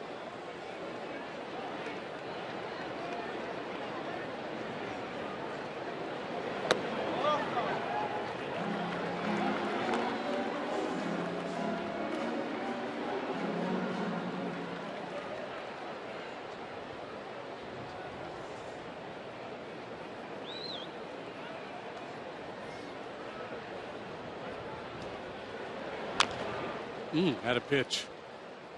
It's rolled over. The Rays run unearned because of the throwing error by Baez in the top of this inning. Not over the plate and up. Cobb hasn't left many there for Cub hitters here today. Yeah, I'd be tempted to play a little hit and run here. Good thing Ricky wasn't tempted. You're fired. However, in my defense, had they put a play on, Coughlin would have been a little more focused on making contact, perhaps. Okay.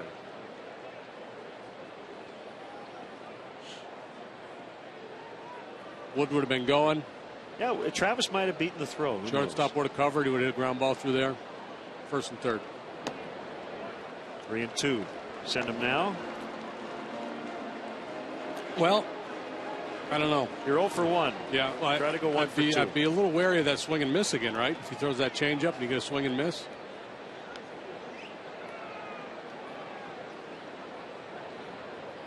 Pause by Cobb. Wood not running, and a ground ball that'll be picked up by Forsythe. They'll get the out at first. So Wood is at second. The second Cubs base runner to get into scoring position for Baez now. See what Escobar did there? I didn't. He went over and patted Travis Wood on the backside at second base. Never had that done to me in my whole career. I mean, I didn't spend a lot of time on the bases. Nobody ever patted me on the backside. That's a position player trying to curry favor of the opposing pitcher.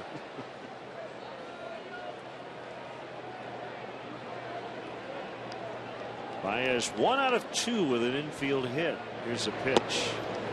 Ball 1. It's a friendlier game now. A lot of hugging and handshaking going on before batting practice.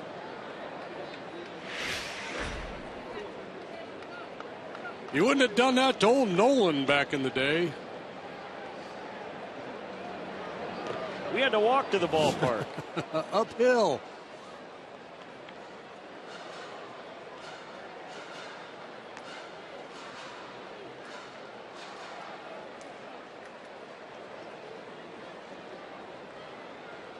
Baez on the ground to third base twice today, once for out, once for an infield hit.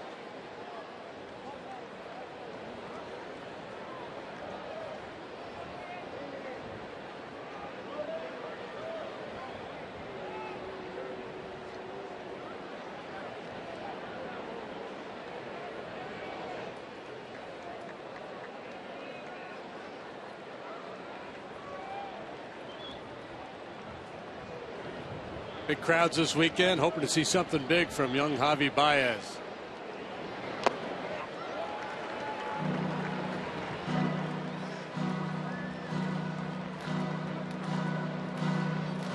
Rays a winner in extras on Friday, 4-0 in regulation on Saturday.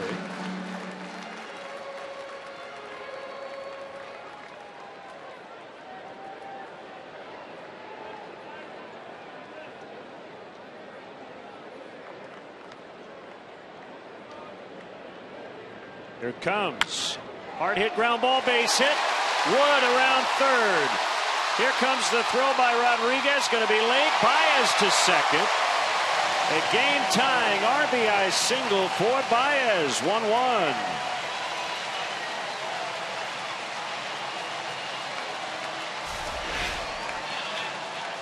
Fastball up out over the plate. Cobb's lucky he didn't end up on Waveland. Baez rolled over a little bit, but he's so strong, able to muscle it through the shift. Wood, being the good athlete that he is, gets waved around by Gary Jones, and we're tied. Baez with good base running gets himself into scoring position. Average now at 308 here early on, with the 2 for 3 today.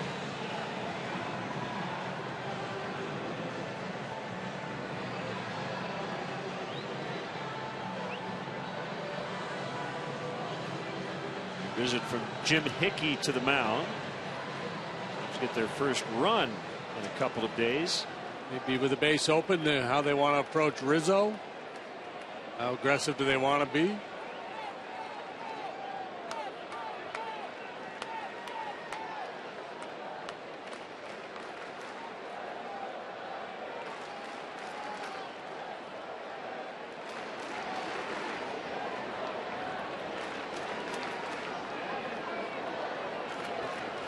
Got to be careful here as a hitter not to assume that they're going to pitch around you. Be ready.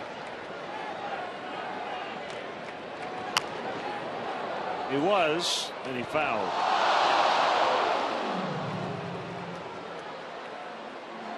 Guy in the second deck had it right in his hands. Let it slip away.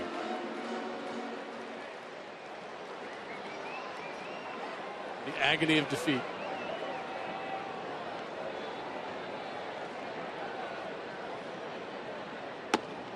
Inside that time. A couple of fastballs to start the sequence.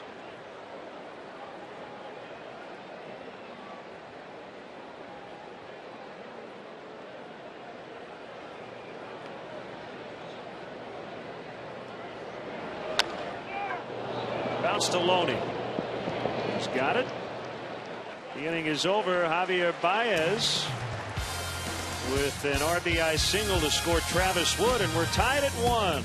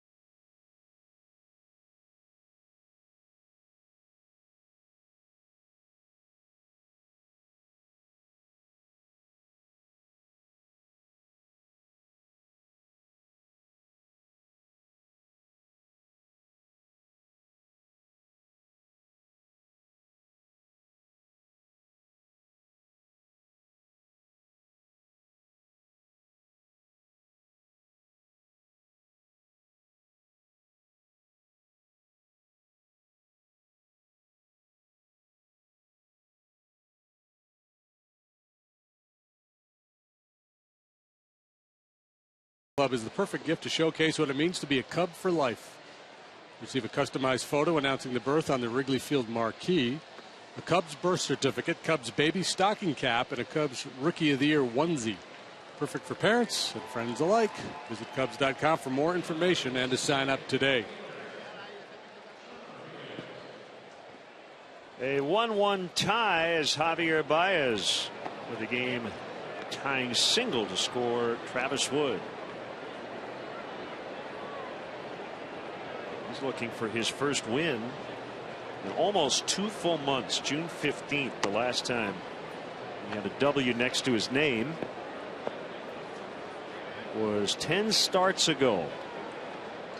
Yeah, the Rays pitching has been outstanding in this series, the starters in particular. Cubs starters have been fine. A lot of 6 innings of 2-run baseball in his outing. Edwin Jackson yesterday, 6 innings, 4 runs, 3 earned. Was really good early. Wood solid here this afternoon. Just had a hard time getting a whole lot going against the Rays rotation. Rodriguez fouls one over the roof. That might have hit your car. It might have.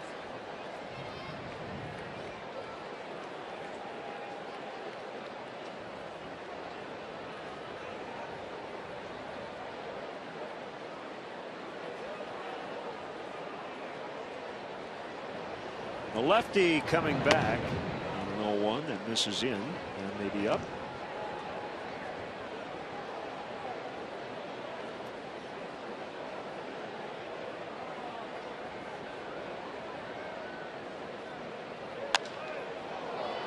Fly to deep right.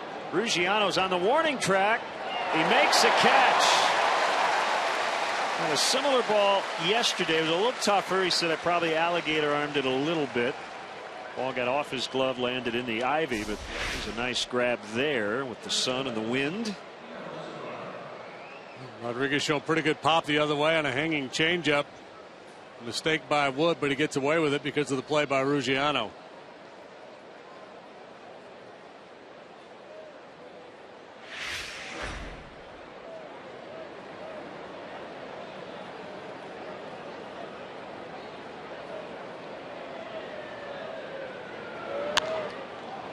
Escobar goes after the first one, and Alcantara with plenty of room.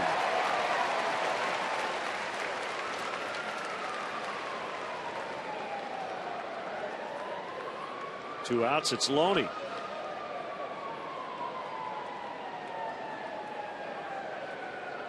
Ninth year in the big leagues for James Loney. Dodgers, Red Sox, and now the Rays. Outstanding prep career in the Houston area. Was a really good high school pitcher as well as a powerful hitter. Ron Coomer was telling me before the game his final spring training with the Dodgers when he was 37, as that'll drop, was James Loney's first in Dodger camp when he was 18.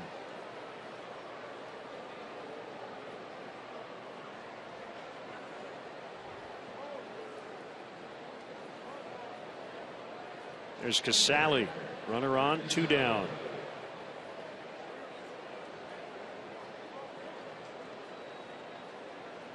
Red hot Royals winning again, 7-1, top of the 6 over the Giants. That's the problem right now for the Rays. The Orioles, who lead the American League East, and the Royals, who are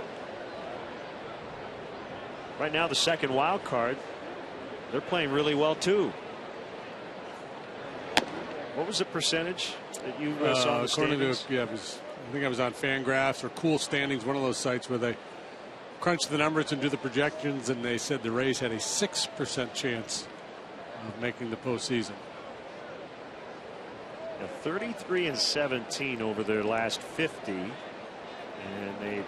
they have 50 to go, so they almost have to do that again, which would get them to 88-74. And then there's still no guarantee they're in. No, so many clubs you have to climb over, so you have to obviously you have to beat the teams ahead of you when you play them. You have to hope some other clubs stumble along the way.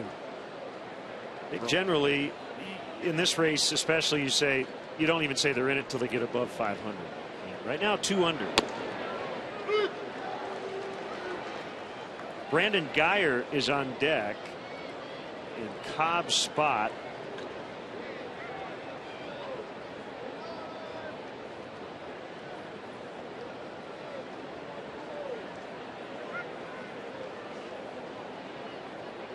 Nobody loosening yet, but if Casale gets on, that will change.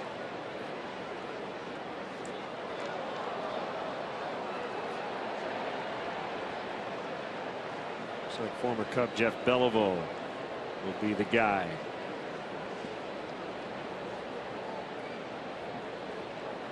Hard to recognize Jeff in that uniform. Hard to recognize anybody in that uni.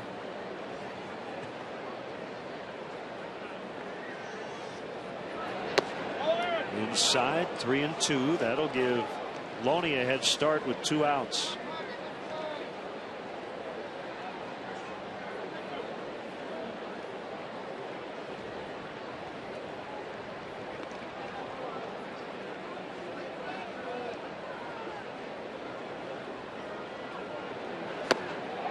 Strike 3 on the inside corner to end the inning. Number 5 for Travis Wood. A 1-1 tie in the 6th.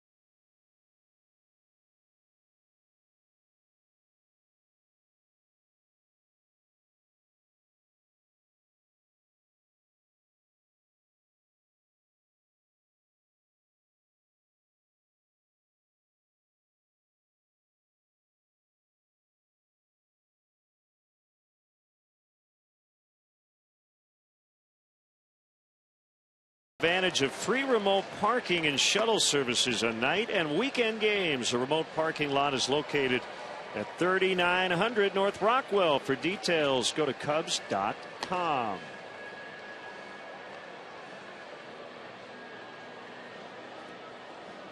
A 1-1 tie. Cobb will get at least this bottom of the 6th, and again his spot due to lead off in the 7th. And we'll also welcome in former Cubs broadcaster Dwayne Stats in the 7th.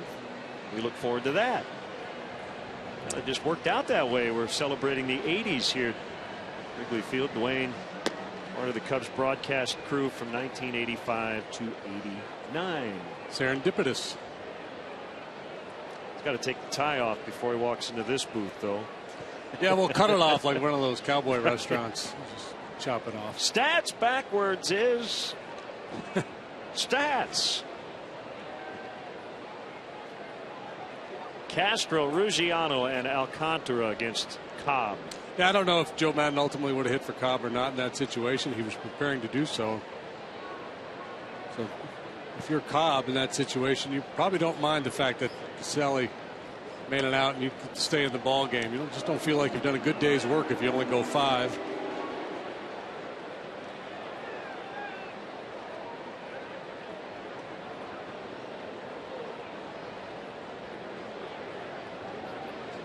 to his catcher, and the 1-0. Big swing and a miss by Starlin. He's hit a 9 straight to start the month, including today. Neil Ramirez, fresh off the disabled list, is up in the Cubs bullpen.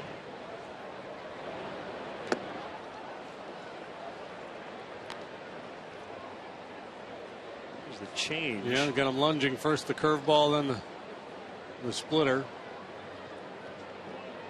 Yeah, we use split change kind of. Yeah. Well, splitter essentially is it's an off-speed pitch. Yeah, split grip. We can call it whatever you'd like. What do they call it? Thing 1 and thing 2? Yes. Yeah. He had it. He taught it to Odorizzi, and they're like the Dr. Seuss characters. Thing 1 and thing 2. The Chicago Sports Museum and Harry Carey's 7th inning stretch are now open at Water Tower Place. The museum combines high-tech interactive experiences with an impressive collection of game-used treasures. Come challenge yourself or your friends. Ruggiano has struck out and flied out. They overshift to the left on the infield against him. And a strike.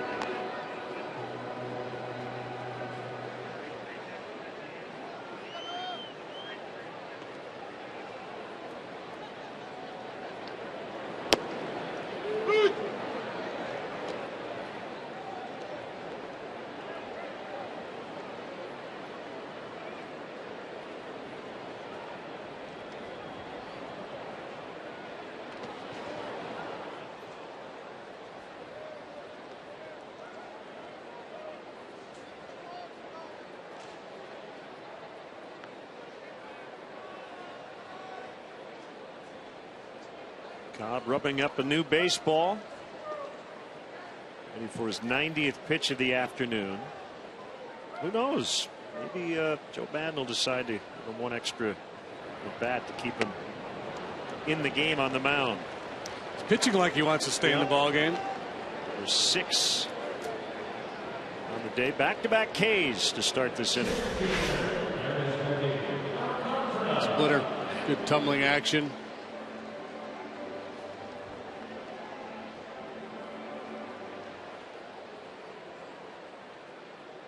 Had a little more run than he normally does. It's more over the top delivery. His more of a downward tilt than Odorizzi's. It was a sinker, comebacker for a strike on Alcantara.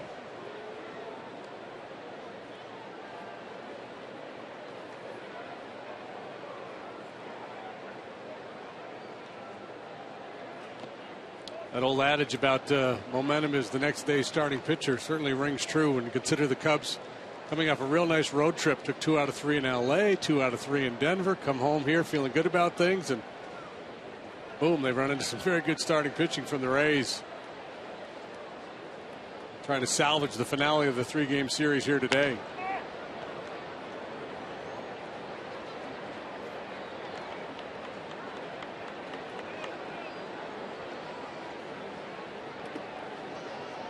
$33,039 paid crowd.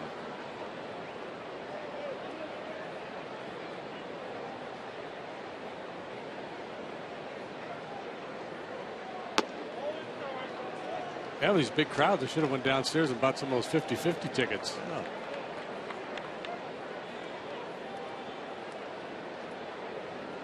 See if we can get the vendor to pass by the booth. Ground ball should be an easy play for Forsythe. Dwayne Stats coming up in the 7th. 1-1.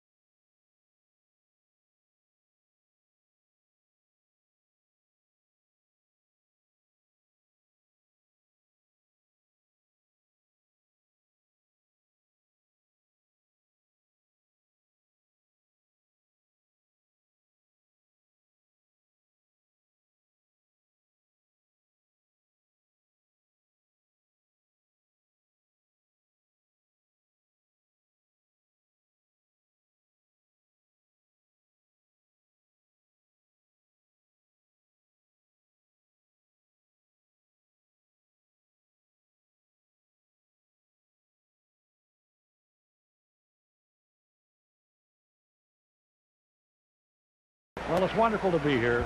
And it's Thank you very much. Great to see you again. You look super as always. Dwayne. All right. I feel kind of tacky. Turn that camera off, will you? Okay, Jack. All right. Jack Brickhouse, Hall of Fame broadcaster with us. 2 balls, 2 strikes, the count on Jeltz. 2 outs, a man at third. And he got him. He struck him out. Well, the Phillies are finished in the 4th inning. Second strikeout for Sutcliffe. No runs, a hit. Stick around, Mark. We want to talk with you. Bottom of the 4th inning coming up with the Cubs out in front 3-1. Oh, good stuff. 26 years ago, Dwayne Stats back in the Cubs home booth. How are you, Dwayne? Wow, it's great to see you guys. Len, it's great to see you. Jim? Wow. See you, man. It's been a while since we had this perspective. Yeah, no doubt. And we're going to keep it here. Travis Wood will come out. Brandon Guyer announced, and Neil Ramirez will do the pitching. So let's go down memory lane. First night game at Wrigley. So you did several years here, all-day games. Talk about those 2 nights. They were pretty amazing. What we wound up doing on the 8th, as you know, that game was rained out. So until it was officially rained out, we did the second longest rain delay fill that I've ever been involved in. And as you know, those can be a lot of fun. Oh, yeah. And just the atmosphere in the ballpark that night, Glenn. It was electric. Really, you know, that was a time when there were mixed feelings about night baseball here, and when it finally came to pass, I think everyone had pretty much accepted it. It was a festive evening. The idea that they were going to ignite the lights the way they were and play that thing. So it was. It had a sense of a postseason atmosphere that night. We just reminisced about Don Zimmer. It was a magical time. 85 to 89, you were here with the Cubs. That was a great time to be a part of this thing. Sure was. You know, I came here after the 84 season. And in 1985, the club got off to a great start again. And then the starting rotation all went down with injuries. I think Sutcliffe had a hamstring, and it was a domino effect after that. They limped to the finish under 500. The next few seasons were like that, and then in '89, a tough spring training, and all of a sudden things started to fall into place for that club. It really was a lot of fun. I remember Jerome Walton, Rookie of the Year, played a great center field. He got big hit after big hit. Dwight Smith swung a great bat, and you had those 2 young players, and then a whole cast around them that had been here. A lot of talent as well, starting with Sandberg and Andre Dawson. Great players. He had some healthy pitching by that time, and it was fun. Well, you were here in '03. I know you circled this weekend on your schedule when you got it for this season. And I'm going to shut my yap here. For the top of the 7th, I'm going to turn it over to the great Dwayne Stats. Well, thank you very much, Len. Alex Cobb lifted for the pinch hitter. And Brandon Guyer will hit, the former Cub. He was, as you know, part of the deal involving Matt Garza. And so Guyer will hit in the place of Alex Cobb. Joe Madden hitting his pitcher in the 8th spot, as he has done throughout interleague play. And the first pitch from Ramirez is in there for a strike. Ramirez fresh off the DL, and fresh should be the operative word here. A hard thrower, good breaking stuff.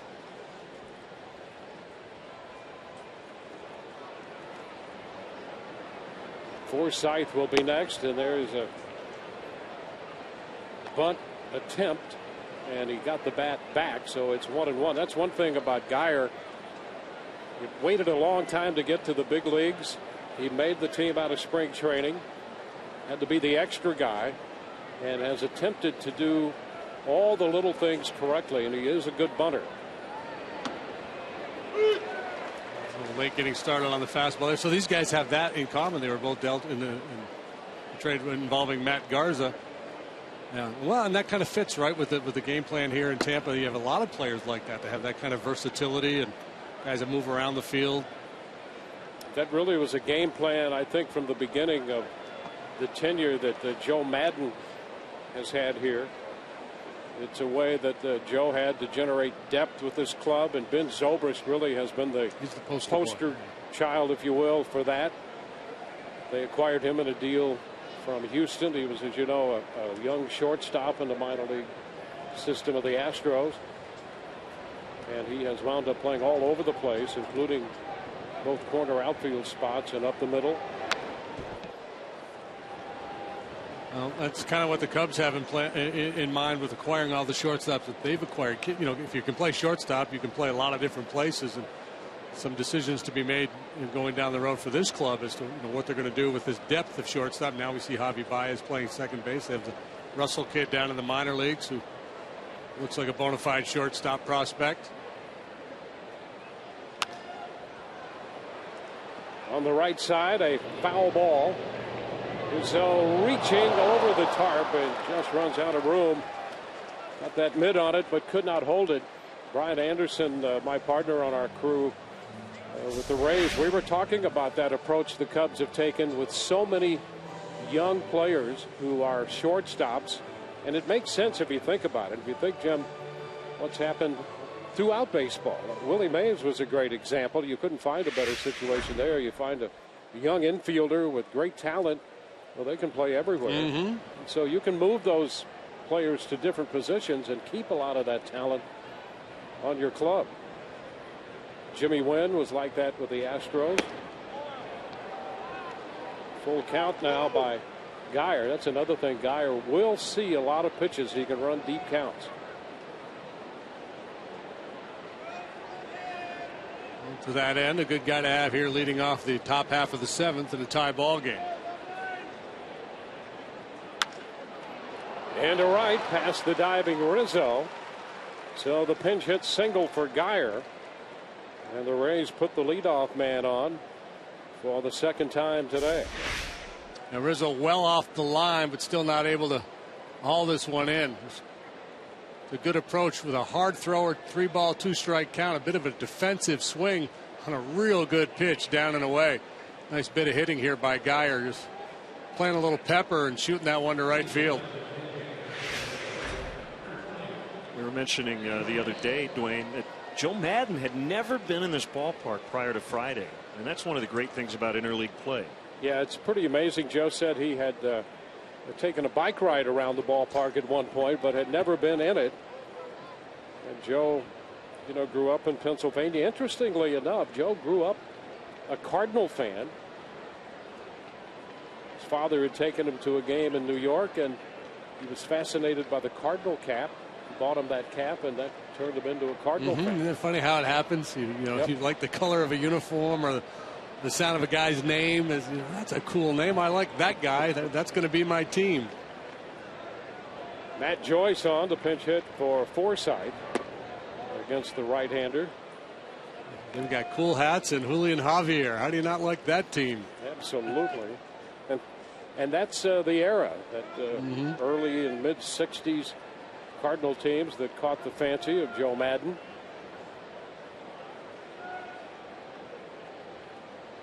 Joyce with some pop in that bat. He's seen a lot of action against right-handed pitching. And we should note, I know a lot of Cub fans know this, some may not. You are the original voice of the Tampa Bay Devil Rays /Rays. So it's only your second time calling games in this ballpark in quite some time. Yeah, I think we were here in 2003. As I recall, the highlight of that was Sammy Sosa and the broken bat. They found some cork in it. They did. He picked it up by mistake, as I remember. They always do. They always do. Runner goes, pitch down, and the throw not in time. A stolen base for Geyer. That's a part of the Rays game that has changed a little bit over the last couple of years. As the Cubs want to perhaps take another look at that call at second base.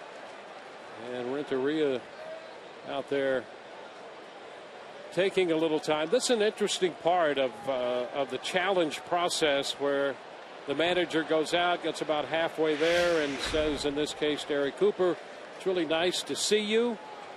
Now I think that's enough of this conversation. I'm going to head back to the dugout. I'm not going to argue with you. I'm just going to wait.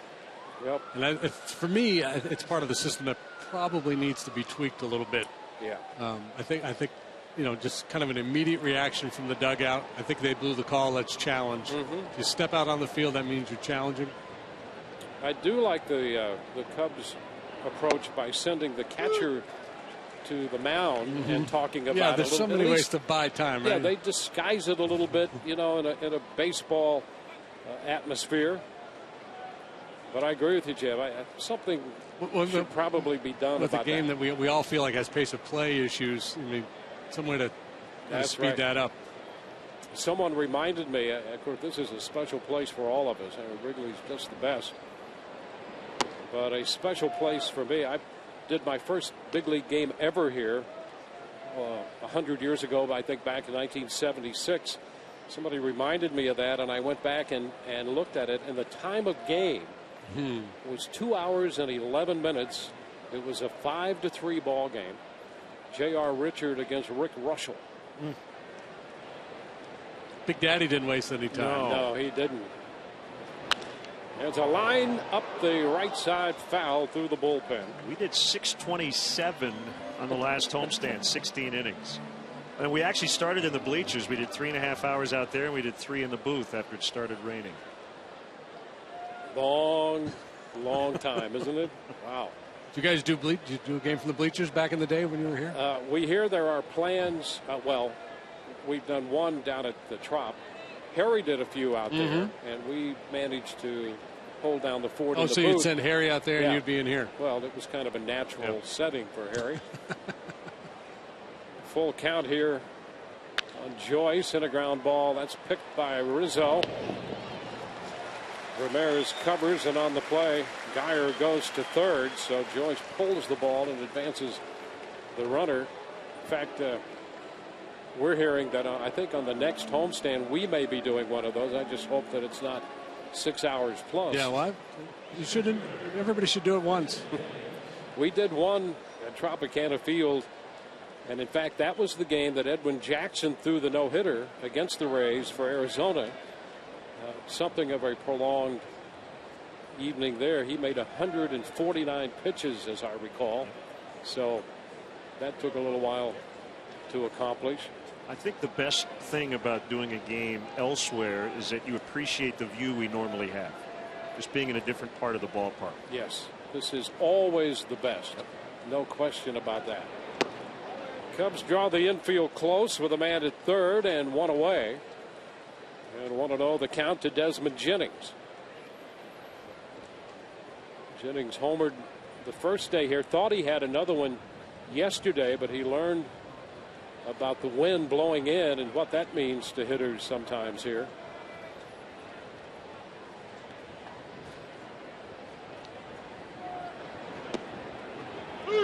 Pretty good pitch right there. Good soft breaking ball, and Ramirez in this situation, a power arm. He's clearly thinking punch out, try to keep this ball out of play.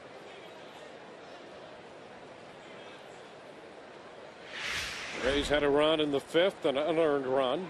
Cubs back with a run in their half of the fifth. Shot toward the gap into left center. One hops the wall. Jennings on his way to second, and the Rays take a 2-1 lead on the double by Jennings, his 27th of the year. So the real good breaking ball followed up by a not so good breaking ball, and Jennings makes Ramirez pay. On base for the third time, walk, single, and now a double. This breaking ball just kind of hovers there mid-thigh for Jennings. We're talking to Joe the other day, and he has said it on numerous occasions, Dwayne. I mean, aside from that 1-14 stretch, and he's hoping that's not going to tell the tale.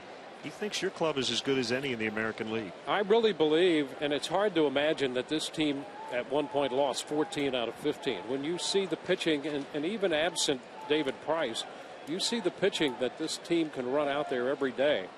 It's difficult to think that that actually happened this year. And I agree with Joe. I think there are a lot of people who look at the American League East and feel that if the season started today, they again would pick this team to win it, as so many people did coming out of spring training. And of course they were befuddled like the rest of us that this team struggled as much as it did. And the biggest problem now is the Royals and the Orioles are playing just about as well. Well, if you look at the Rays record from, I think it's the 11th of June, the Orioles are right there with them.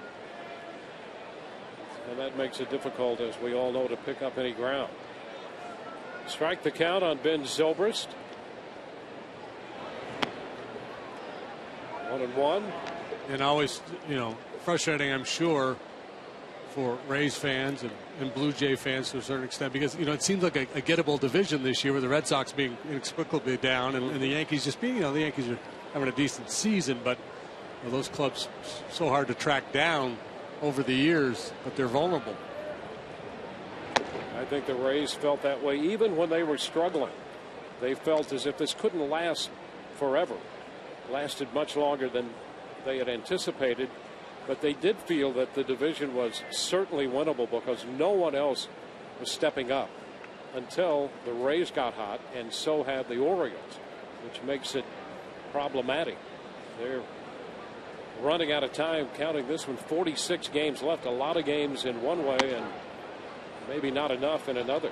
So maybe it's officially time to panic. Right, because that's it's never time to panic until it's too late, typically. And Joe Madden has been managing for the last month as if this were September. Yeah, real sense of urgency. Absolute. Pitchers have had a short leash out there. He's gone to the bullpen repeatedly. 3-1, Zobrist up in the count. We saw that to a certain extent yesterday, 4-0 ball game. And he brings McGee in, the big powerful left-hander that he's been using to finish ball games. He brings him into that game with a 4-0 lead, having used him the day before, and essentially saying, I'm not going to let this get away. I'll worry about tomorrow. That's exactly what he does.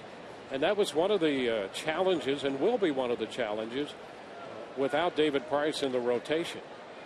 Price gave him 8 innings at least almost every time out, which gave him a little more leeway in how he handled the pitching staff. Zobrist now walks, putting him in at first and second. So is there a definitive Harry story for you? There were so many. I treasured that time with him. And I think everyone who related to him in whatever way, as a fan, as a viewer, whether you're on the crew or not, I think we all did that. The thing that always amazed me is the Harry that you saw on the air is the Harry you got off the air. He had this genuine zest for life.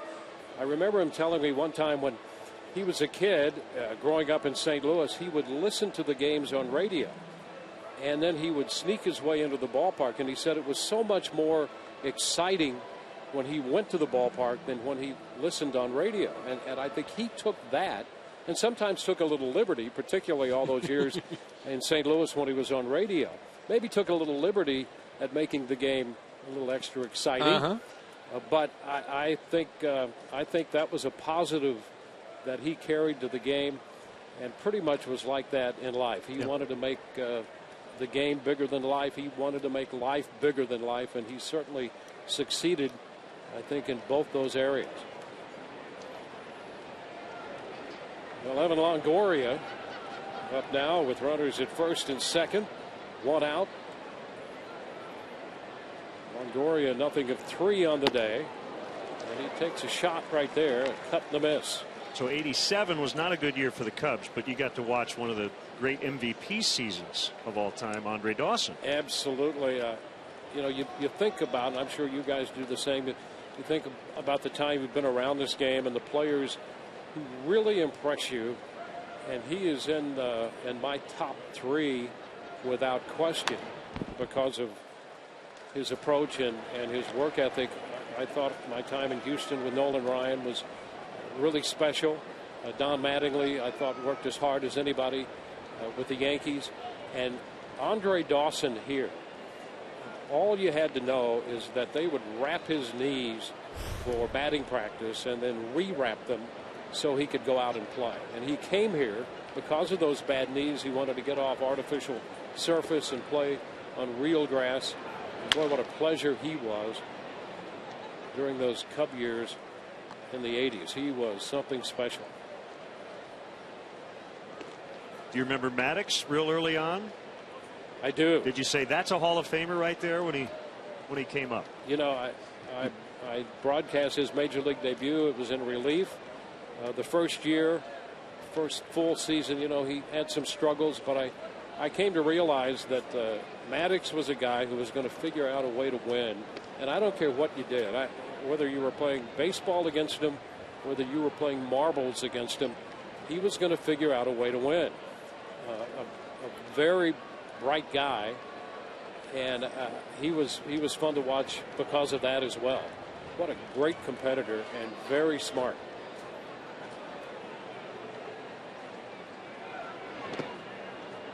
One and two, the count to Evan Longoria. A little bit of a struggle for Longoria this year compared to other seasons for the Rays.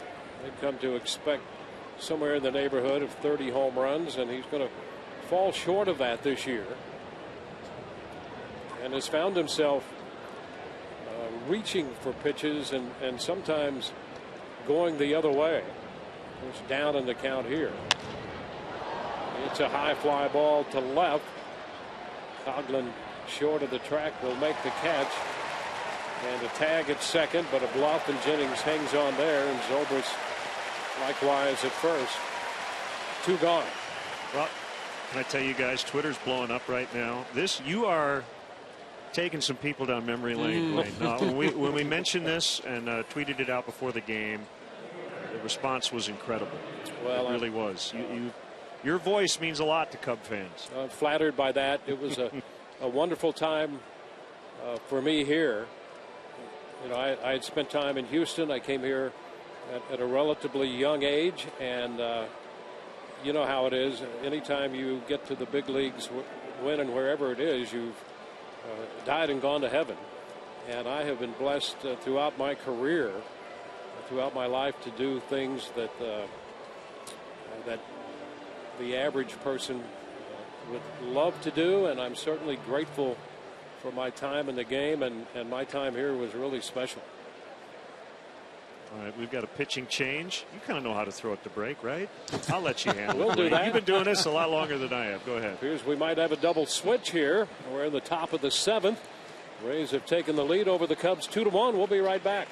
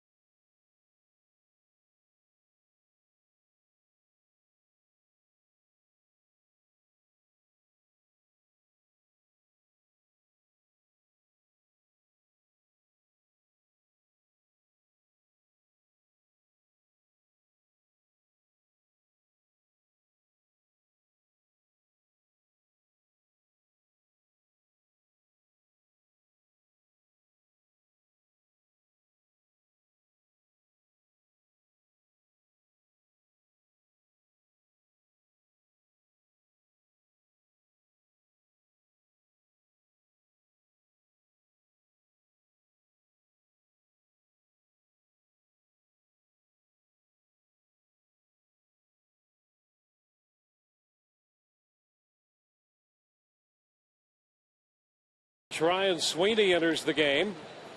He'll take over in right field for Justin Ruggiero, and Justin Grimm will be the new pitcher.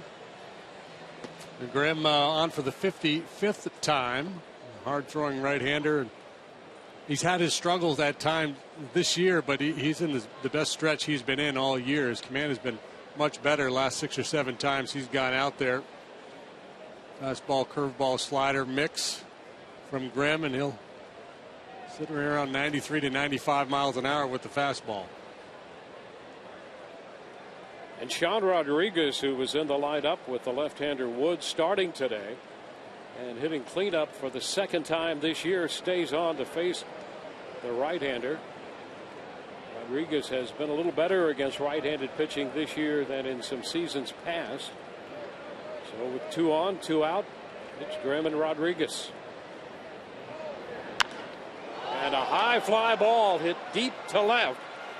Coughlin back on the track with room and makes the catch to retire the side. All right, Dwayne, you ready to sing? I guess I'm ready. All right, here we go. Dwayne Stats. Former Cub broadcaster and current Rays play-by-play man Dwayne Stats. All right, with the spirit of Harry, we're going to sing this song, and we're going to sing it loud. All right, fans, a 1, a 2, a 3. Take me out to the ball game. Take me out to the crowd. Buy me some peanuts and Cracker Jacks.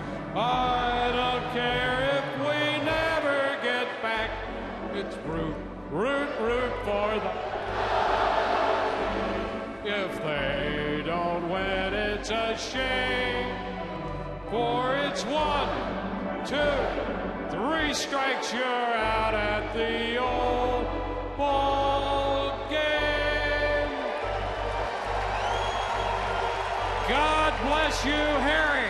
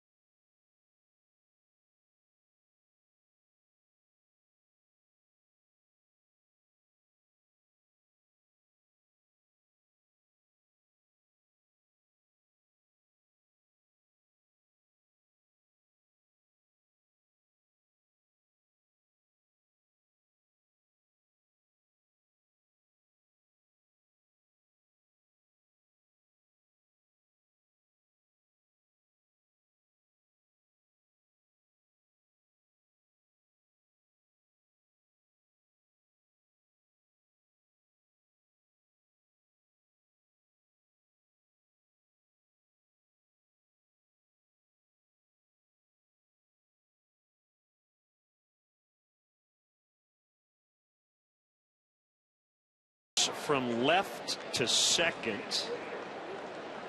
Geyer is in left.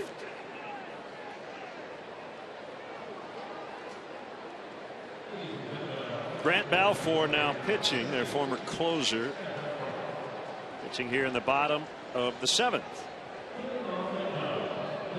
It's been a rough go for Balfour this year, as evidenced by that 5.23 ERA. 33 walks in 43 innings, has allowed 35 hits. Velocity's been down a bit this year for Balfour. Because of that, he's relied a little more heavily on his slider. How much fun was that? Yeah, it was great. One of the classiest guys in the business. Great broadcaster, and I know Cub fans appreciated hearing him on our broadcast once again. And you were comparing scorebooks. Did you get some answers about your scorebook? We have basically the same layout, and Dwayne mentioned he worked in Houston back in the day, and this was Gene Elston, who's Gene, the longtime broadcaster in Houston, a recipient of the Ford Frick Award in Cooperstown, and so this was his design that Dwayne took and modified just a little bit, and then my old partner Bill Brown used it, so that's why I started with it. Good stuff. I guess it's the Elston model. Here, I'll show you a blank page. That's the blank page. Yeah, very similar to Dwayne's. Yeah. And then I modified from what Dwayne, because Dwayne on his has got a place to list all the umpires and things like that. And when I had mine done, I took that out so I could write notes in there. Really pertinent things like, wow, that was a good play.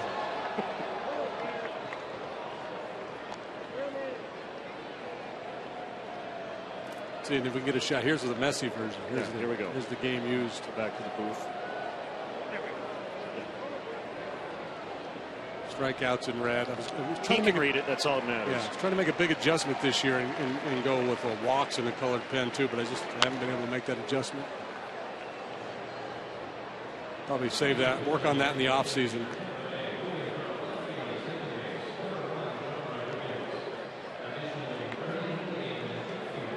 So I'll watch replays of games and then I'll mark my scorebook with a green pen walk. Yeah, an hour a day by spring training, I should be ready to make that shift.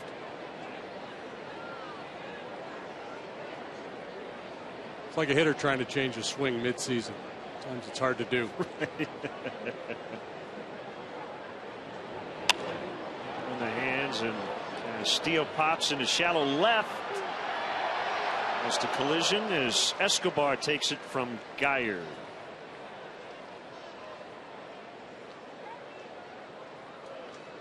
Tomorrow in a Central Division matchup here at Wrigley Field as the division leading Brewers come in. Excellent matchup. Giovanni Gallardo and Jake Arrieta. That's tomorrow at 7 right here on Comcast Sportsnet.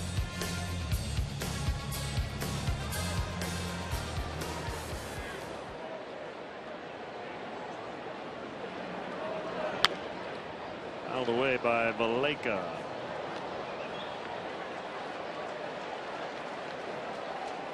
Grant Balfour's been around a long time. Longer than I'd realized. With more different clubs. He was a Twin. Spent time in the Reds organization. Brewers, Rays, A's, back to the Rays.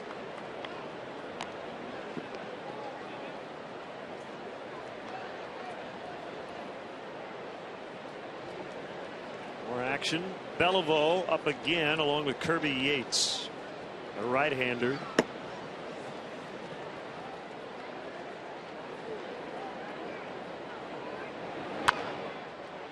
It's to third, fair ball behind the bag, charged by Longoria, nicely done. 2 outs.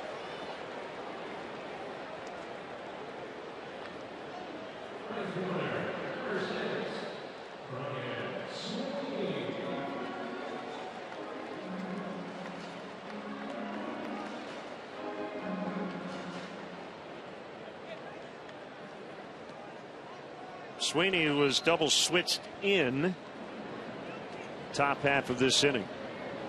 2-1 Tampa Bay. They got the go-ahead run in the top of this 7th.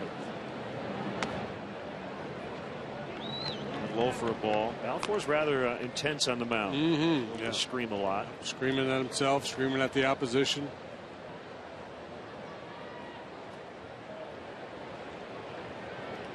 From Australia, born in Sydney.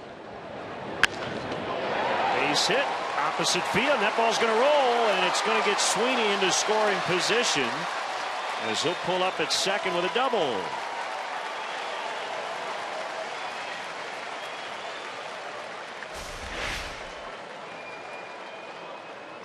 Sweeney does a lot of good work in this direction.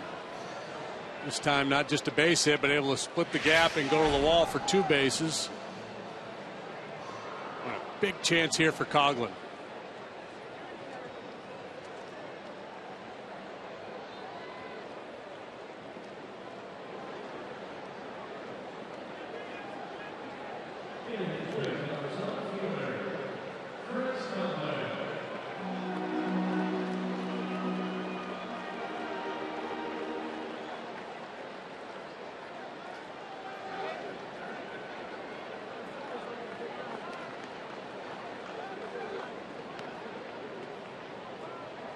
Pitch to Coughlin, misses. Ball 1.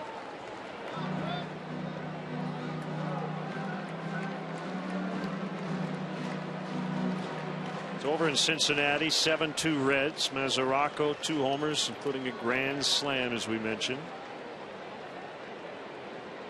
Johnny Cueto's now 14-6. He got the win. Strike called. 1-1. Phillies have come all the way back. They were down 6-1 to the Mets. They're now 6-6 in the bottom of the 9th.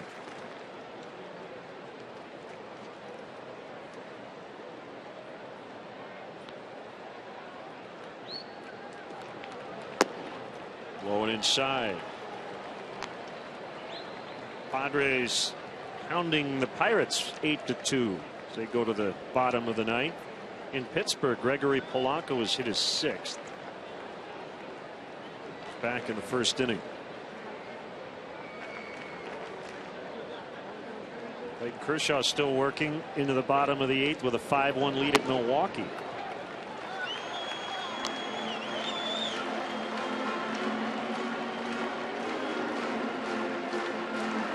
In terms of batting average, Balfour has been tough on left-handed hitters, hitting just .205 against them, but a .358 on base percentage because of all the walks. Having a hard time finding the zone here with Coghlan. 3-2. And he drops a breaking ball over the inside corner.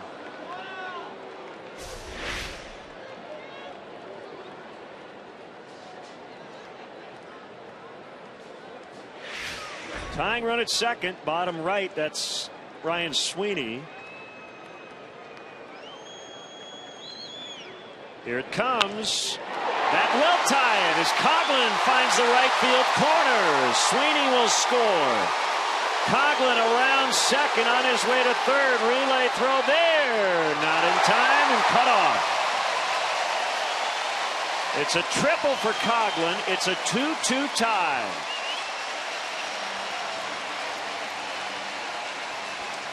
Ran the count full and then delivered a big swing of the bat.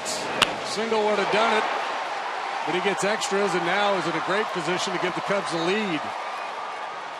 I was a little bit surprised when I saw him turn second and head to third with 2 outs, but the throw in was offline and cut. The Cubs get that run right back, and that'll be it for the veteran Balfour with Baez coming up. He wants another right-hander, Kirby Yates. That's what I'm talking about. So we'll be back 2-2 in the 7th.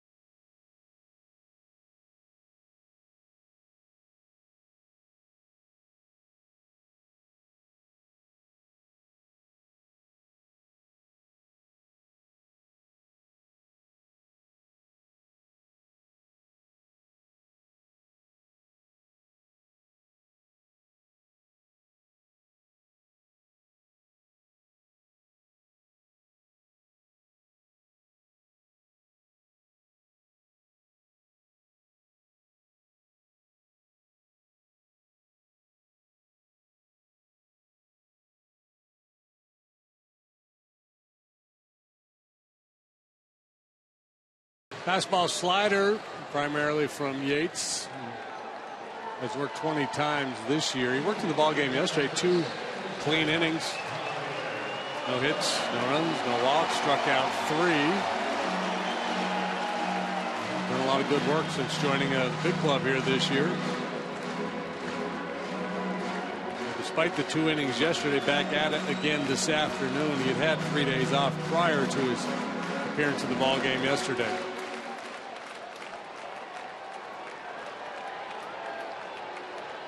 Baez tied the game in the 5th. Chance to give his team the lead here in the 7th. Xfinity high-speed action. Had a shift down for him. He got a high fastball. Was able to find a hole on the left side of the infield for his second hit this afternoon. Broke his bat, little flare, center field, it'll be caught. On the move, it's Jennings to end the inning. But they tie it on the Coughlin triple. It's 2-2 as we head to the 8th.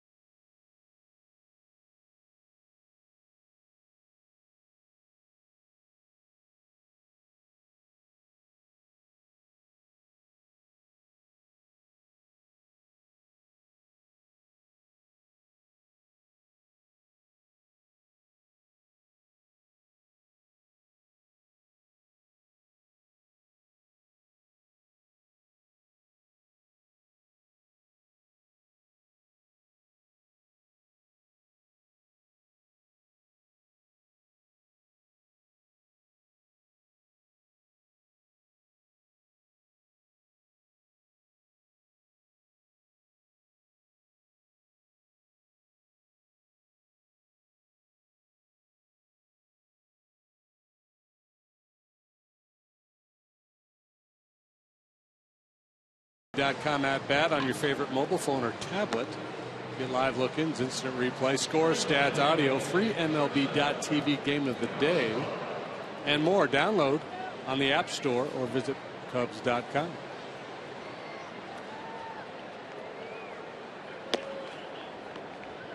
Big swing of the bat by Chris Coughlin to plate that second run.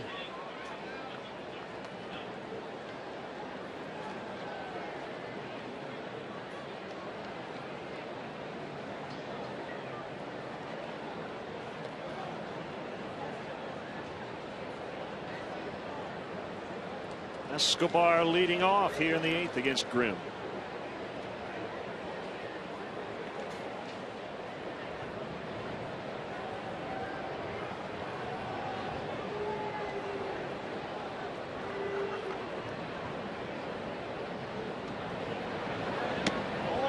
Outside. A lot of great feedback, as I mentioned, playing stats. Patrick Lindhorst said, I watched the top of the 7th in standard definition to fully go back in time. Old uniforms. Dwayne on the play-by-play microphone.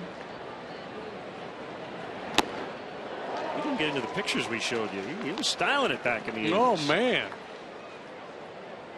I know he was in mid-flow there. He was talking about something when we popped that shot up of him, and I was going to go back to it, but we never got around to it. Huh?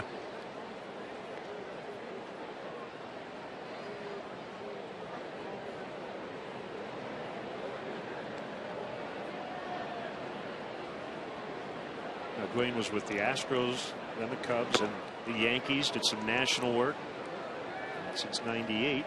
He's been the voice of the Rays. That's Mark Harmon. We're not quite sure with the standard definition between Stoney and Dwayne. He's a father-in-law of Dan Wheeler, big league pitcher. Just retired last year, I believe. Last pitch in the big leagues in 2012, maybe. 2-1 to Escobar as a strike. It's 2-2.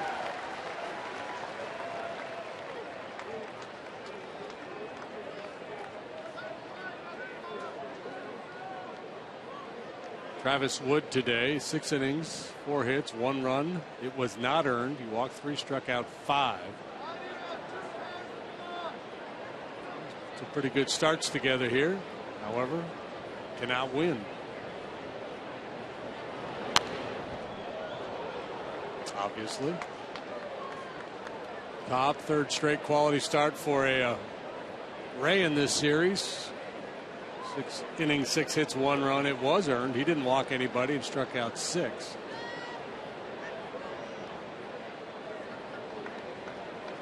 In the ball game yesterday, the Rays struck out 15 Cubs without a walk. Haven't walked anybody today.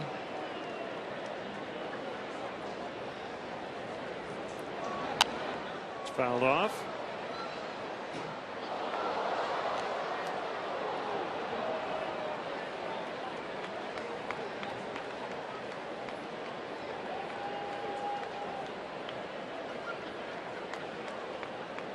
Toronto came all the way back to tie Detroit, scored one in the bottom of the ninth. They were down 5-0. It's now 5-5. They play in the 11th. The Tiger bullpen has been pretty shaky lately. Sweeney with the catch. One away here in the 8th. Now Loney.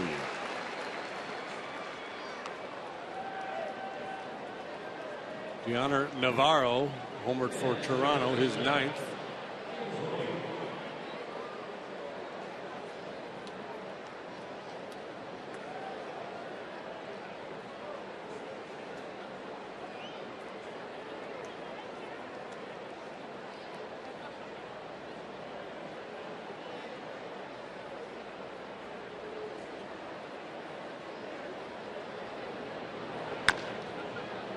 Bouncer not hit very hard. That's going to give Castro time to get over there and cut it off and make the play.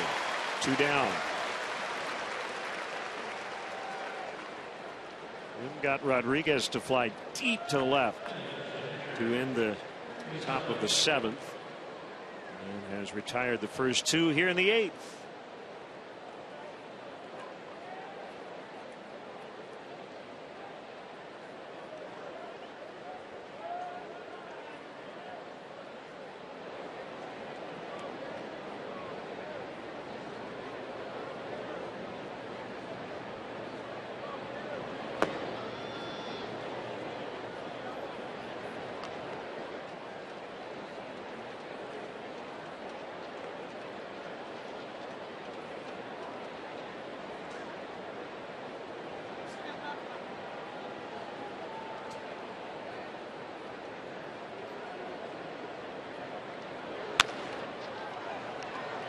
At the Laker. Nice job by Grimm, and a now 2-2 tie.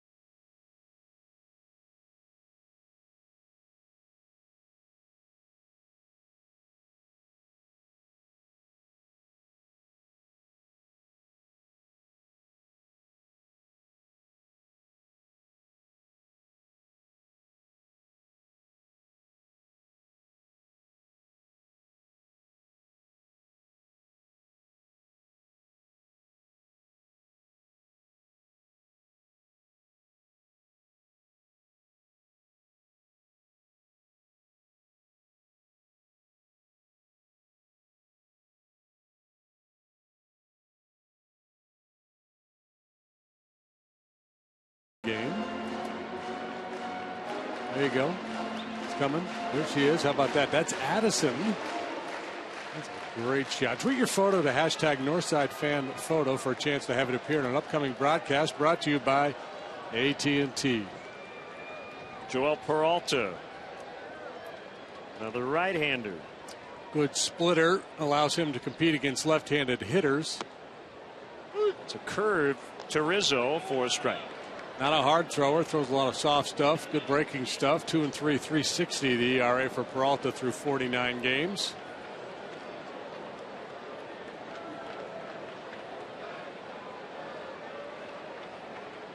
On the stretch, Rizzo gets under it down the right field line, and the wind nudges it out of play. Letter high split finger pitch, not where Peralta wanted it, but he got away with it. So when Dwayne was in here, we were talking about the sense of urgency that Joe Madden has, and he plays every game like it's September, and the fact that he used McGee yesterday for the second day in a row in a 4-0 ball game. And see, that's always the rub, right? Well, we nailed that one down, but could you not have gotten there without McGee and had him available? I'm sure he'd love to have him for this confrontation. Swung on and missed, or not. There's that split finger pitch. Did not get a fastball in that at bat. Whether it was this confrontation or any other, though, McGee has been so good out of that bullpen. I just wonder if it's not wasteful to use him in a 4-0 ball game when you've already used him the day before. And likely, I don't know, maybe he is good to go here today. I suspect we would have seen him up if he were.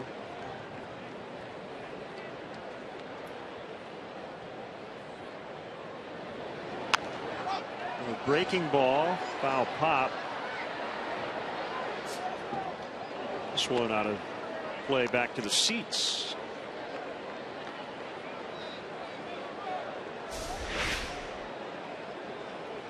Just a get over first pitch curveball.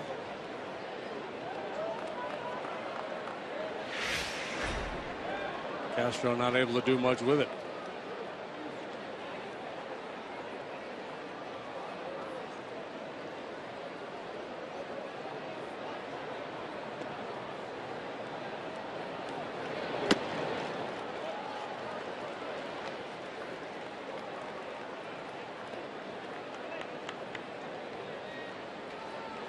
Closer Rondon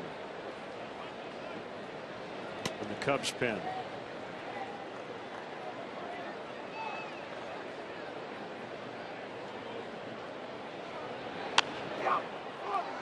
Castro not happy with the result here as he pops to Loney.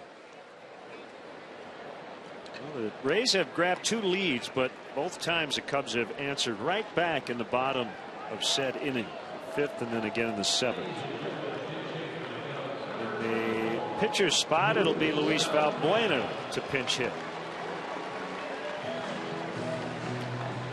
Nice job, Justin Grimm. Faced 4, retired all of them.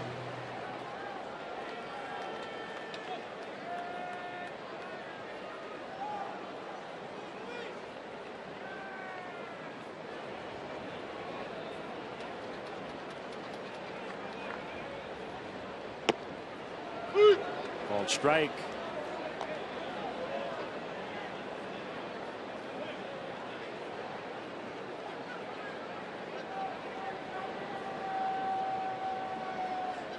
Rough series in the first 2 games for Luis. 7 at bats, 6 strikeouts. Off the outside.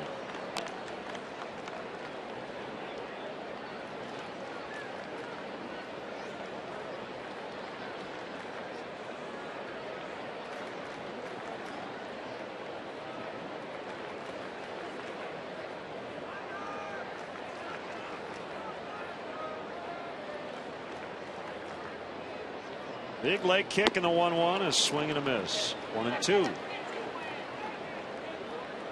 It will be Rondon in the 9th. He's ready. Right now just holding the ball in the bullpen and watching.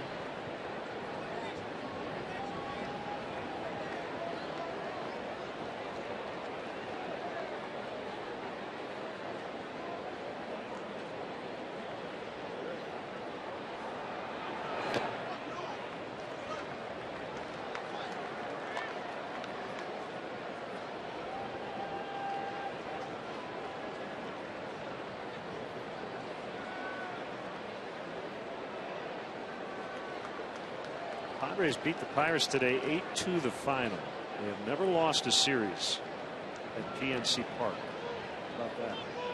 Bill Center. Is that right? Wow. Just tweeted 14 consecutive series wins for the Padres in Pittsburgh as Valbuena strikes out again.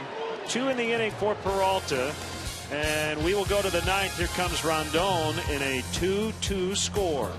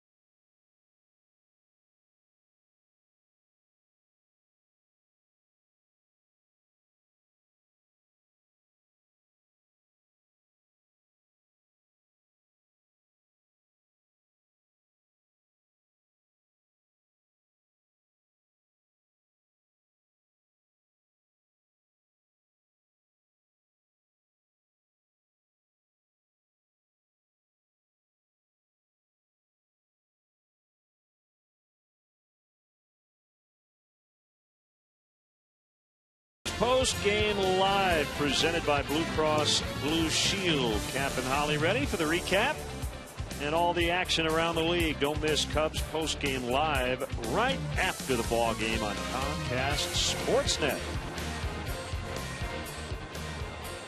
There's Hector Rondon. Good work by Grimm.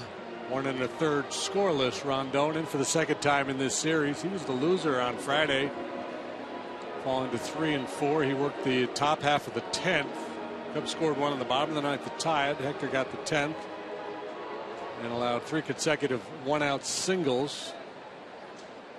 Rays pushed the go-ahead run across, closed out the Cubs in the bottom of the inning, and Hector fell to 3 and 4 with a 3.53 ERA.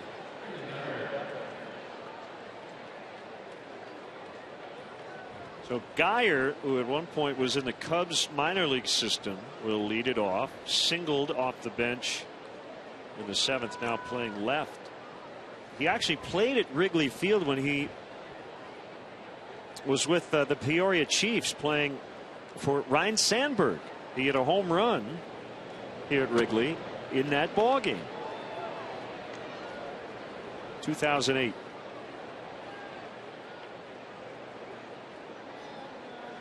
Fifth-round pick of the Cubs in 2007. Sharply hit grounder. Castro gets him.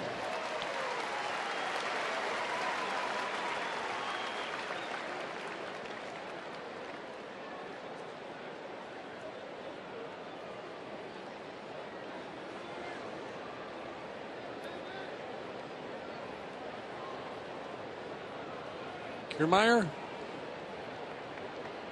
Kevin Kiermaier.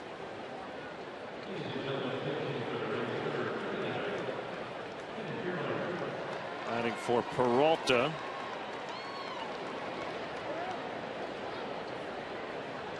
He won this matchup and shows bunt.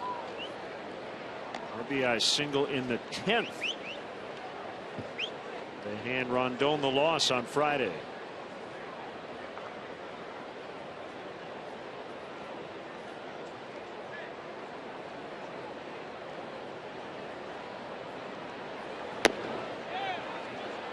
He went around 1-1.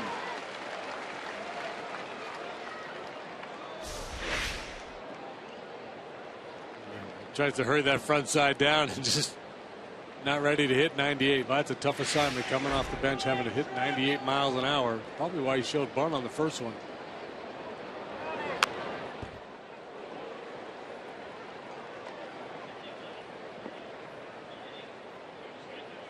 Beliveau was up earlier. He's the left-hander. Boxberger, the righty.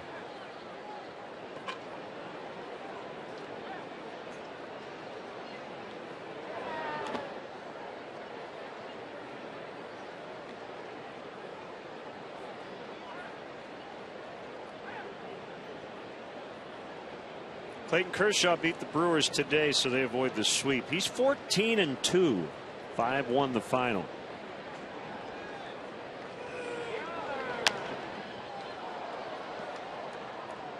Hard to have a long losing streak when he's on your staff.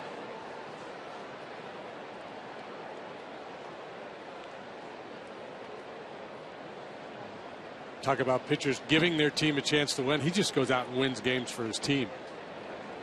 Get on my shoulders, boys. I got this. Chance about it. He just does it. You're right.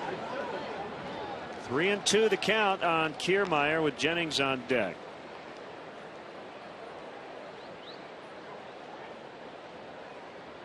Yeah, and for that reason, Clayton Kershaw in the MVP conversation this year.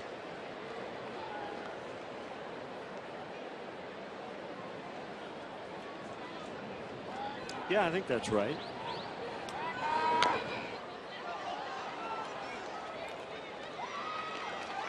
Well, with so many, McCutchen being hurt, Goldschmidt being hurt.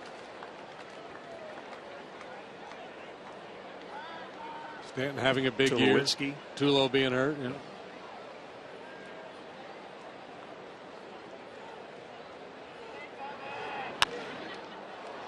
Line foul off to the left. I tell you, I haven't looked at his numbers lately, but another guy who probably should be in that conversation is Jonathan Lucroy.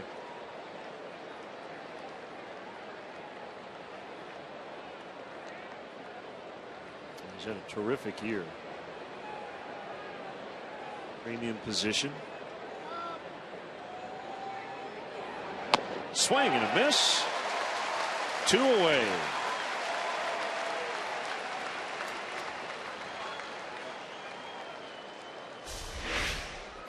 A lot of heat from Rondon in this sequence, and he beats him with a fastball up.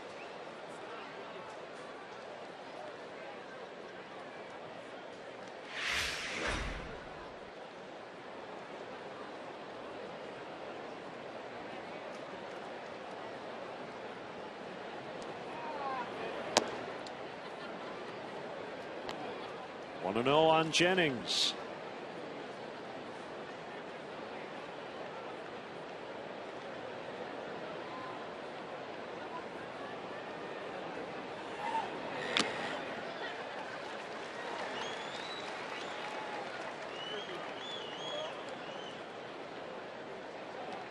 I would even say this. I think Kershaw at this moment is the favorite for all the reasons you just mentioned. I would buy into that. I would agree with that at this point. Castro again. Nice feed. Dome. With a 1-2-3 top of the ninth, the Cubs will try to win it when we come back.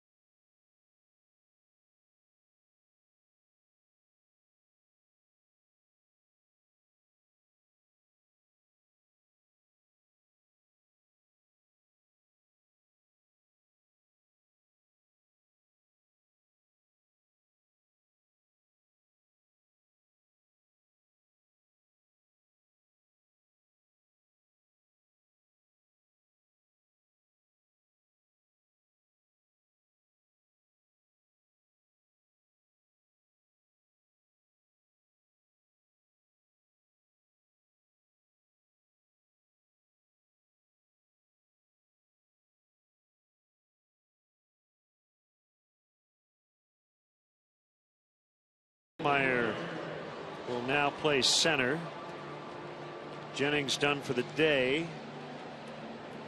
Just made the final out. That's where the pitcher spot will go. And it's a former Cub left-hander, Jeff Beliveau. Good numbers so far for Beliveau in 8 appearances with a big club and a 1.93 ERA. He's a guy who relies heavily on his cut fastball. He's not a power pitcher. High 80s fastball. Good curveball. Rangers grabbed him off waivers from the Cubs in December of 2012, and then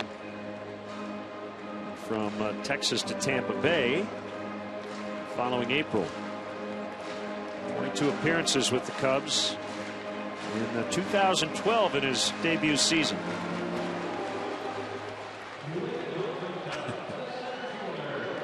Here's Alcantara batting right-handed. It's a subtle Alcantara. People are very, very concerned with the pronunciation of his name. Even babies are losing sleep over it, and they really need to get their sleep.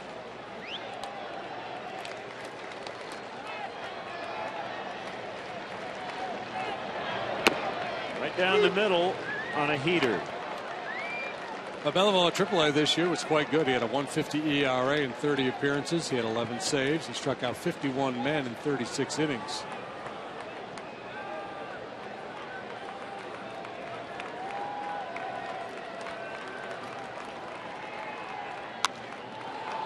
Back out of play.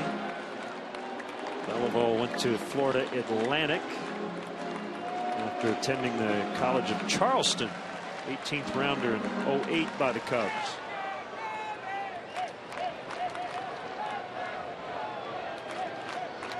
Isn't that the team that had the basketball team that made the run there a couple of years ago? Charleston? No, Atlanta. Well, Charleston did too. I think. FAU? Yeah. One of those Florida schools. I don't remember. And I think the coach moved on out west from USC or somewhere. Florida Gold Coast, I guess, is what I was thinking. Gulf Coast. 2-2. Yeah, Gulf Coast.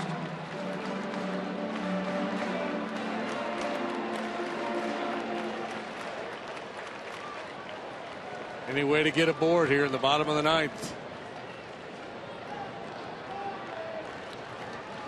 Longoria guarding the line at third. It's full. They're not playing particularly deep in the outfield. Maloney is off the line at first.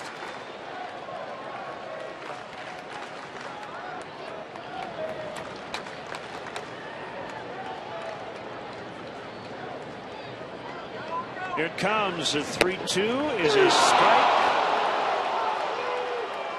Alcantara rung up by Beliveau. Well, let's see if he gets the corner or not on our pitch tracks. Sure did. Great pitch.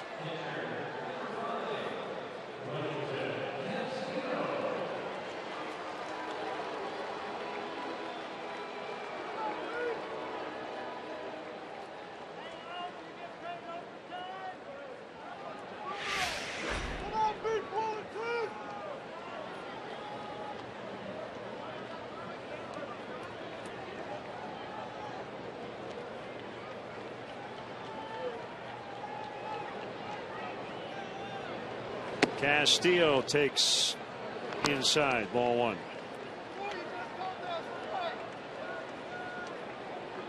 Indians beat the Yankees 4-1 the final in the Bronx.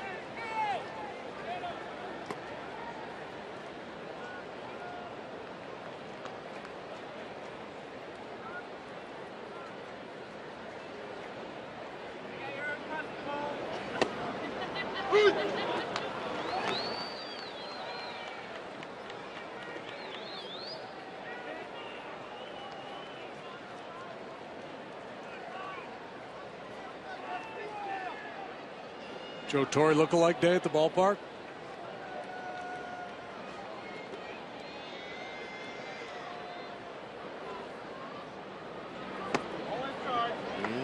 outside. You probably heard the home plate umpire Gibson say that. It's Hal Gibson.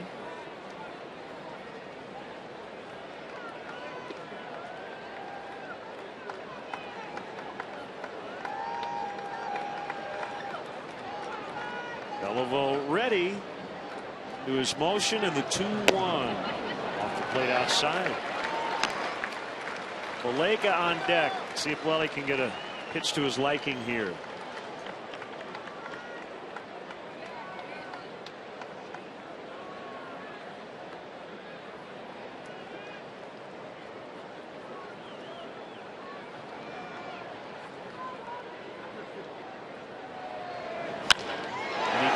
And he drills it in the left.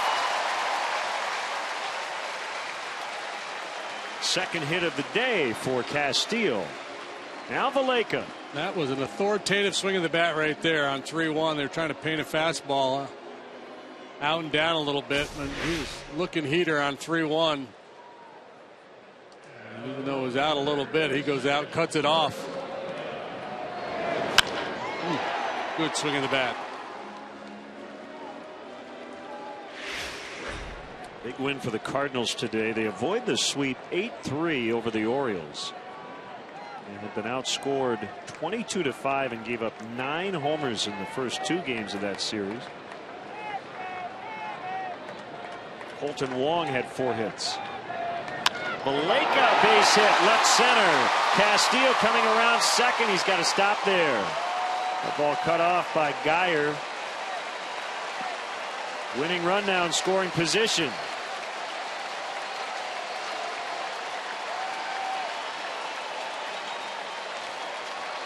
Now it looks like Edwin Jackson's going to come out and run for Castillo.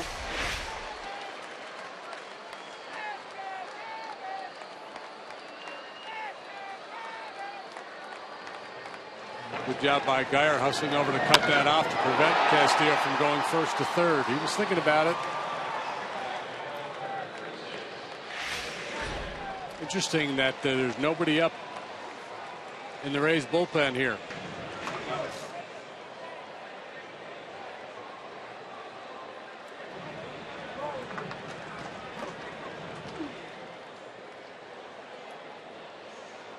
Well, some advice from Jim Hickey, the pitching coach.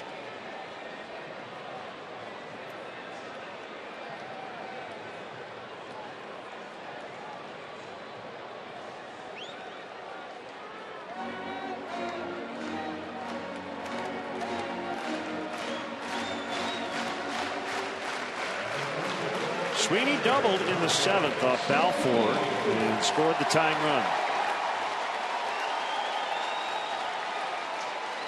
And normally Travis Wood would be the top pinch runner in terms of a pitcher, but he pitched today. So it's Jackson. Curve strike.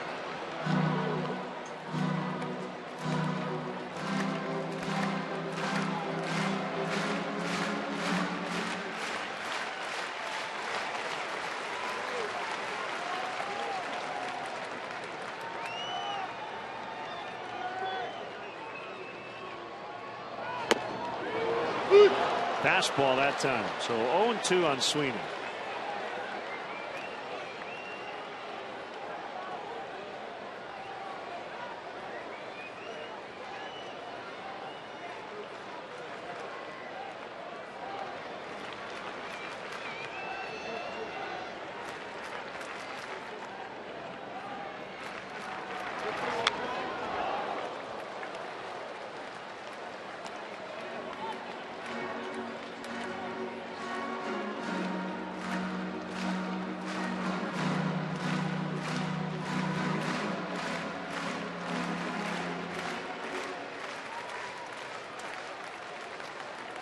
Edwin Jackson doing a nice job out there, getting a good secondary lead.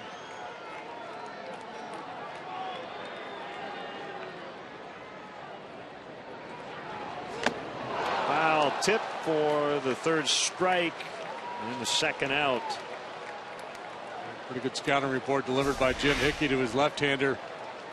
Go down and away and then up and in to finish off Sweeney. Jackson, obviously a good athlete, and he's been in the league a long time, but still, this could be an anxious situation for a pitcher coming into pinch run, representing the winning run. And there would be a tendency to be very conservative out there for fear of getting picked off, but he's doing a pretty good job getting a good measured lead and a good secondary lead.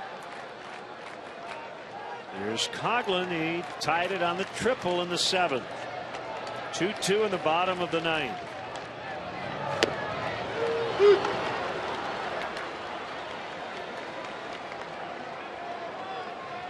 Giants just got swept in Kansas City. 7-4 the final today. 7 in a row for the Royals. 10 out of 11. Giants have lost 4 straight. Now 4.5 out with the Dodgers winning. The 0-1. If the Jays beat the Tigers, the Royals will only be a half game behind Detroit. They're tied at 5 in the 12th in Toronto.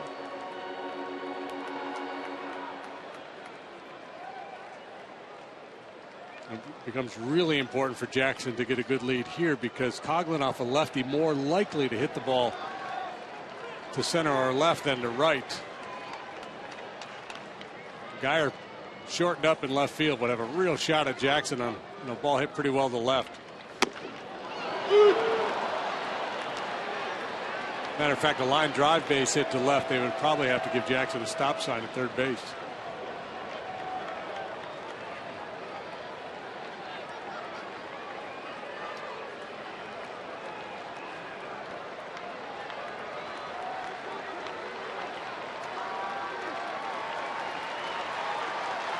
One and 2 on Coughlin.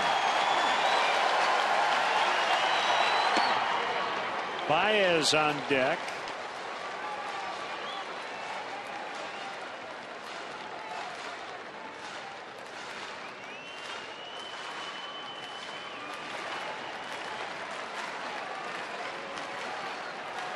Cubs trying to avoid going to extra innings for the 6th time in their last 12 games.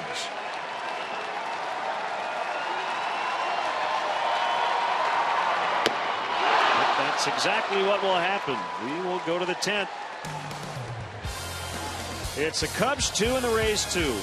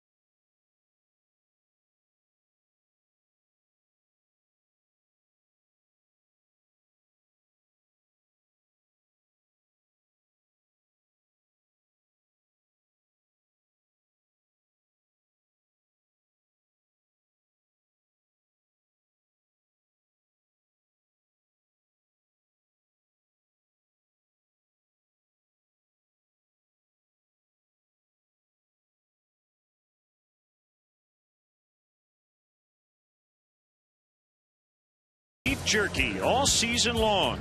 Jack Link's beef jerky. Feed your wild side. Extra innings. John Baker, who has a win as a pitcher in one of these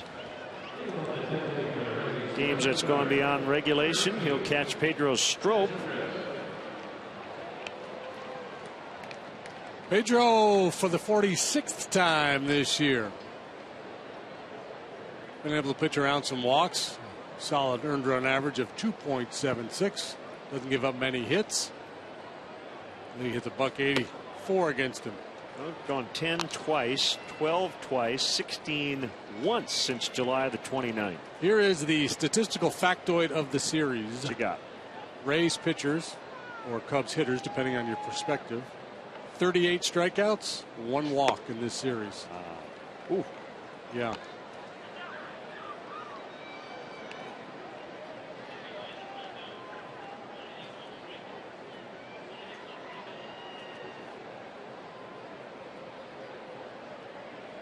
Two and 0 on Zobrist. Here's the pitch.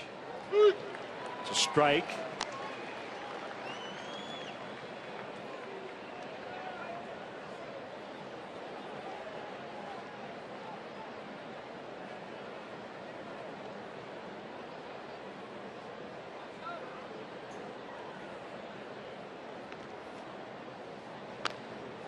There's Mendy Alcantara, drew a 1-out walk in the 4th inning off Chris Archer on Friday.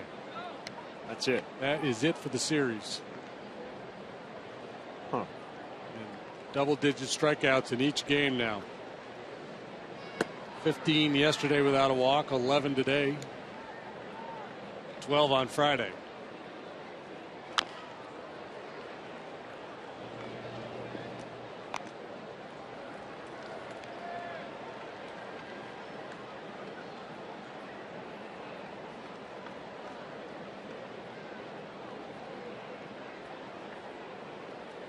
Two pair for Zobrist today. Walks and strikeouts. Strop hoping to deal him a full house. Lined into center for a base hit. It's not a newsflash that Ben Zobrist is really good. We just don't see him that much. He's been really good in this series. That is his 6th hit of the weekend. He's also walked 3 different times.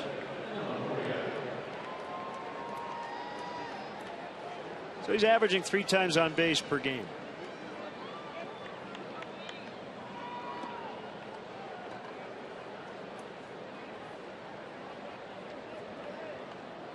Longoria with a man on, nobody out.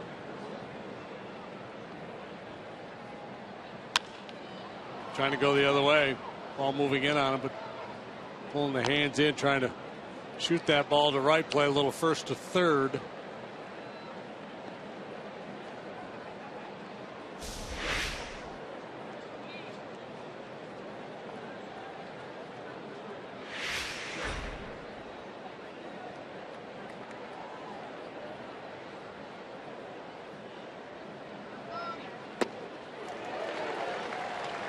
He was trying to hit that one onto Waveland.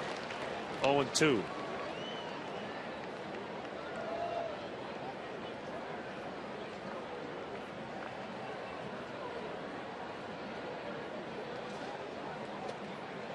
Can't fall asleep on Zobrist. He can run a little bit.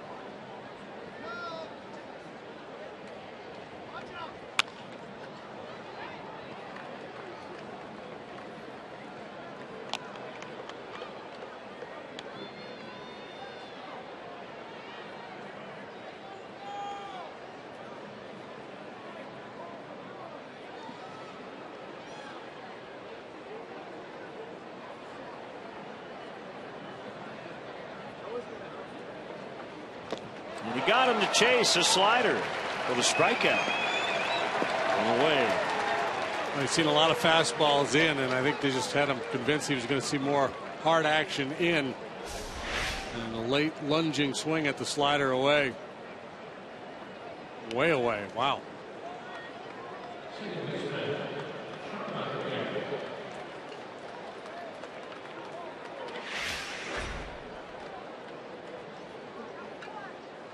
Rodriguez started in left, now playing second.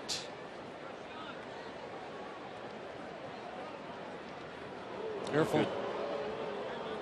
Pick attempt by Strop. Rizzo able to make the play.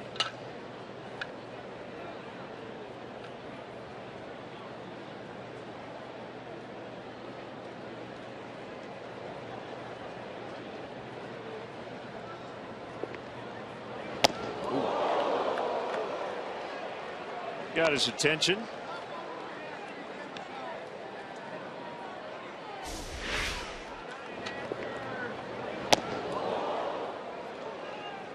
What you call arm side run. The tailing fastball moving up and in.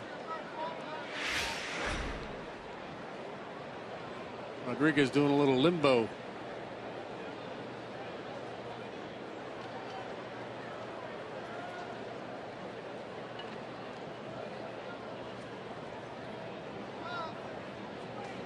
And a healthy hack at that off-speed pitch. 1-1.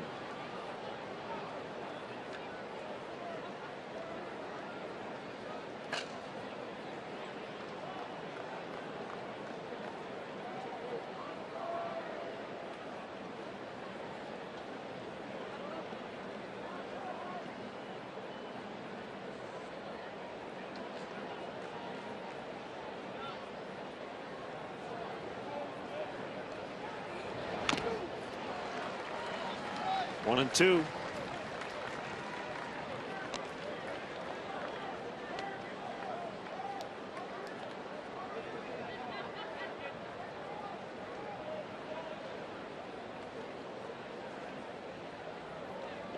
Should give a shout out to former Cub David DeJesus, who is with the Rays but is on the DL. He's got a fractured left hand. Yeah, I don't think they expect him back till September. Alcantara drifting back, and he's got it in front of the warning track for the out. Will Myers also on the disabled list, has been out a good long while. He's out on a rehab assignment now. We might not see him till September as well, perhaps a little bit earlier. Ryan Hannigan also on the DL.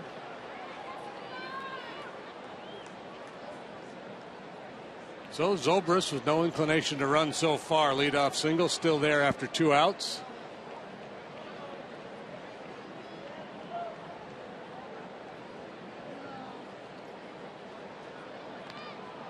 Check on the runner.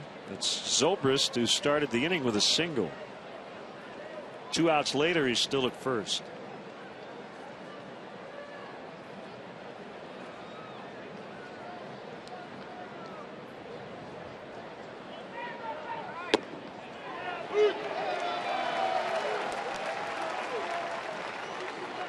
Zobrist has stolen 9 bases this year. He's been caught 4 times.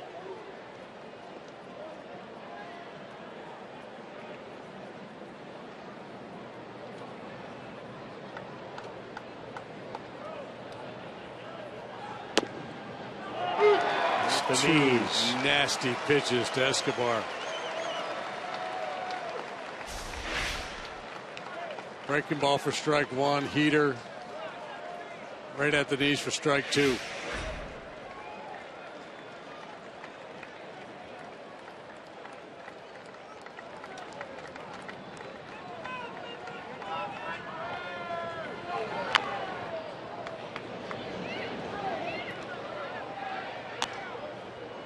A little further down, a little further out, he probably gets a swing and miss he was looking for, similar to the one he threw Longoria. Escobar, though, doesn't strike out a ton.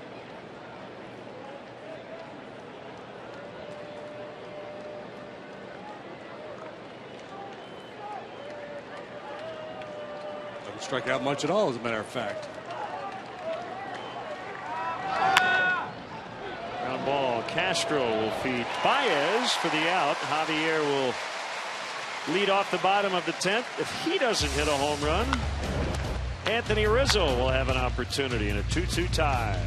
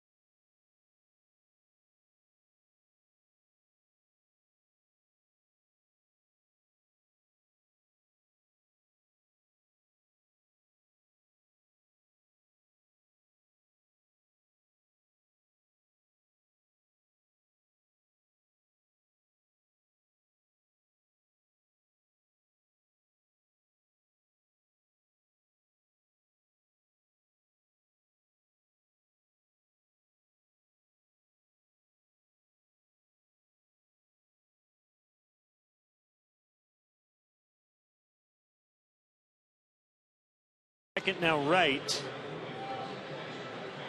Cole Figueroa is now playing second. Escobar made the last out, so he's out of the game. Zobrist, with his versatility, able to easily move there from right. And here's Brad Boxberger to pitch. Yeah, it's interesting that Joe Maddon has so much confidence in these guys to move them around in a tie game here in extra innings. Zobrist has played second, short, left, and right now in this series.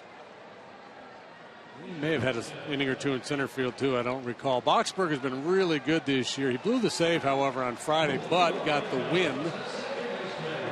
So he's been really, really good for the Rays. Imagine Maddon tried to stay away from him as long as possible in hopes of using him in a safe situation, but he's running out of bullets. The pitch to Baez is a strike.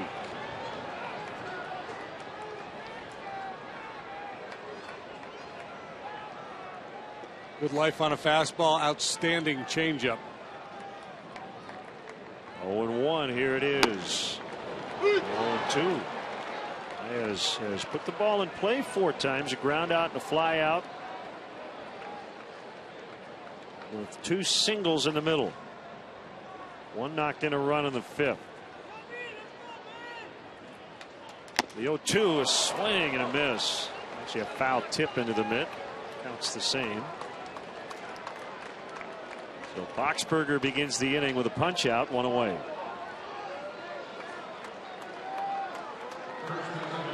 Well, 47 innings of work, 74 strikeouts coming into this appearance gave him a strikeout rate of 14.17 per 9 innings, 3rd best in the American League. And if he's able to sustain it, it will be a Rays club record.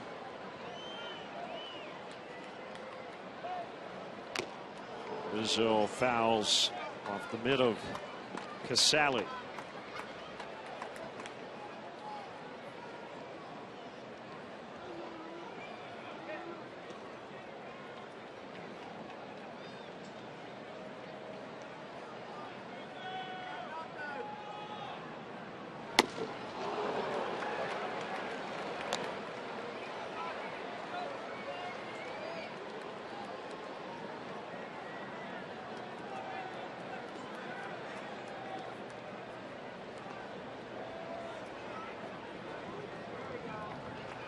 Two stays alive.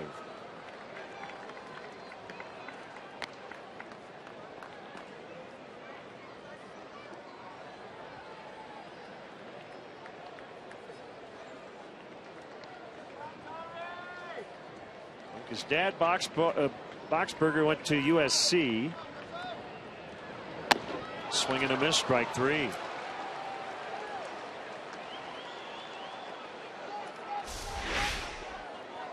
Firing some gas. Yeah, well, you know, and he's a different kind of pitcher too. Most pitchers get on top of the ball, try to drive it down in the strike zone. So most sluggers will have a little bit of a lift or uppercut swing, and Boxberger kind of makes it tough for that type of hitter because he works kind of underneath the ball, has good riding action up in the zone, and that uppercut swing, he's going to get a lot of swing through, swing under the ball, swings and misses, pop-ups. Need a guy who can really throw the top hand, get on top of the ball.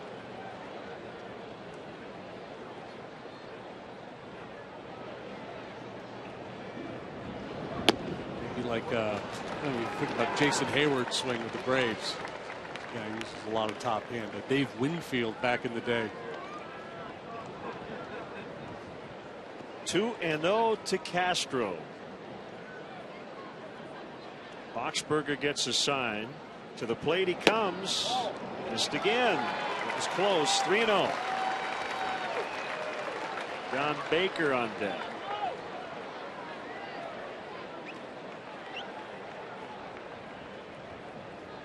I'd greenlight him.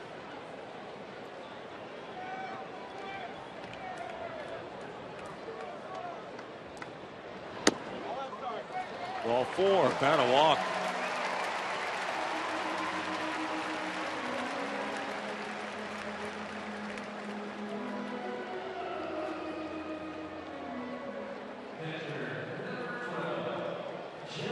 Guys would have been Padres together.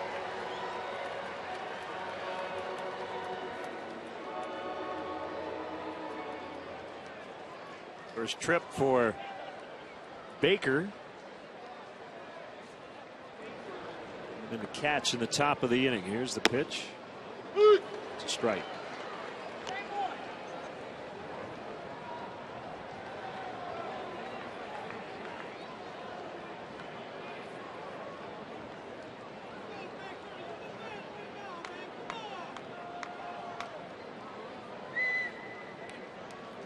Castro fake towards second and put on the brakes. He's just going to ask you if this would be a good running spot. Well, now 0-2, I would think yes. Yeah, it just Stein was just not much of a base stealer. But you may throw caution to the wind with 2 outs and 2 strikes.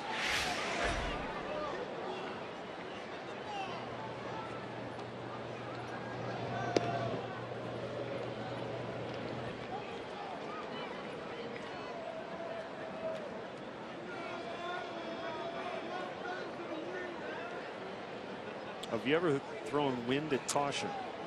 Oh boy, I could go so many different places there with throwing wind, but I don't think I will. You'll throw caution at wind, but not the other way around. I got you. Just asking.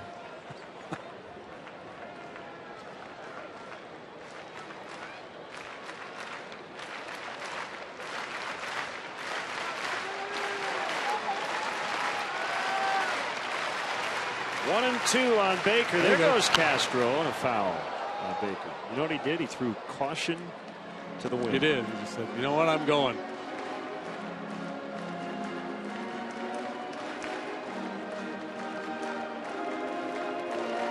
Oh, Baker rocking that stash.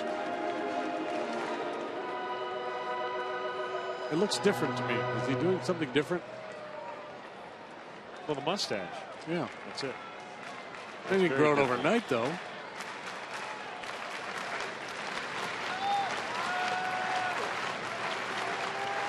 Castro not running here in a bouncer foul.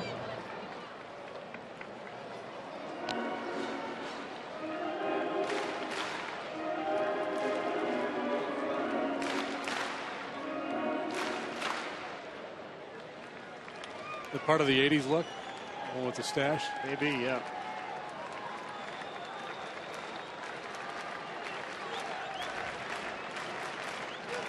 Throws a changeup, that'd be a good pitch to run on.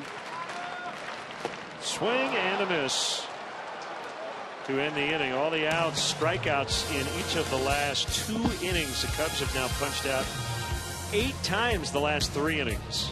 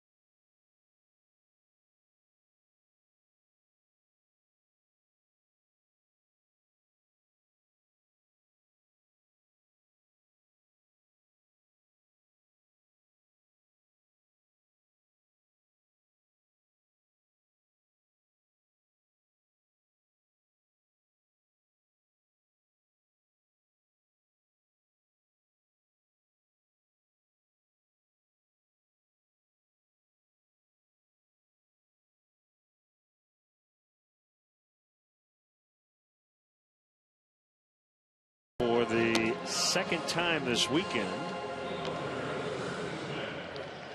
X-ray, that was not intended, X-ray. Wesley Wright. It is an X-ray. Got a lefty due to lead off here in James Loney, and this comes in with a 286 earned run average. Let's throw that down and away heater to the lefties. A couple different breaking balls, slider and a curve, sweeping breaker. Play Loney to pull on the infield. Pretty much straight up in the outfield.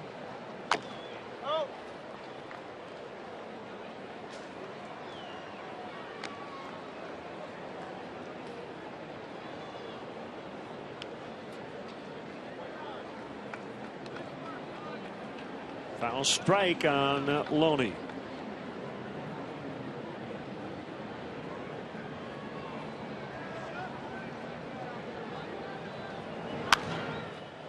Now 0-2.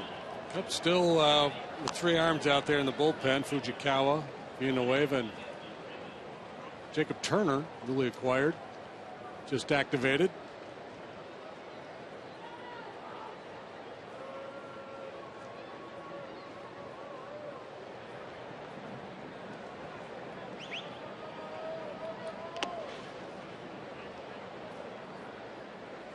Chase breaking ball, but Loney would have none of it. Let's throw back unis. Talking about the Dwayne stats in here, the 88 club, and looking at their numbers earlier. The save leader for the 1988 Cubs, Goose Gossage, with 13.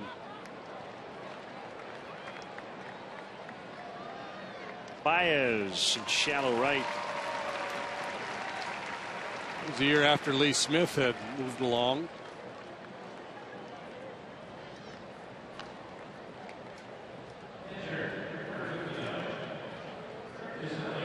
Casale. And that was also a period of time when the game was played a little bit differently.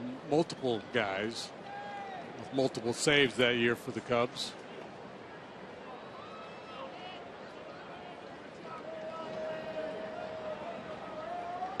'88, right? 88. Yeah. Frank Capino, Wes Lancaster, Alvin Schiraldi, Al Nipper, Jeff Pico, Pat Perry, Drew Hall, all had at least one save, 29 on the year.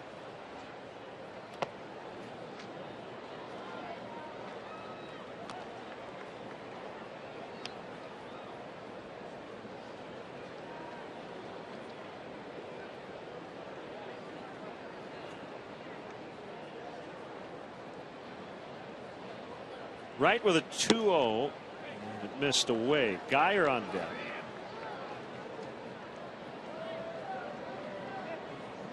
Rays have just tweeted their 41 strikeouts in this series is a team record for a 3-game set. Their team history only goes back to '98, but still.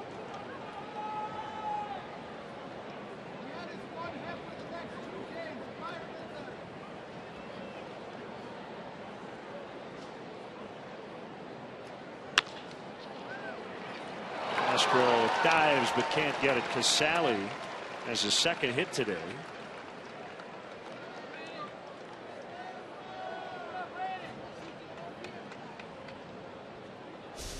The other thing you do make all these changes, JD. You've got the pitcher 8th to start the game, but now bottom of the order doesn't mean quite what it did when we started, right? You've got Geyer and Kiermaier coming up.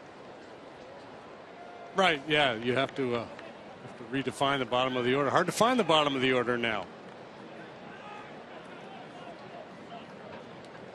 Geyer 275, Kiermaier 283 is on deck. Although Kiermaier yesterday started the game in the 9-hole despite batting .290 with 9 home runs.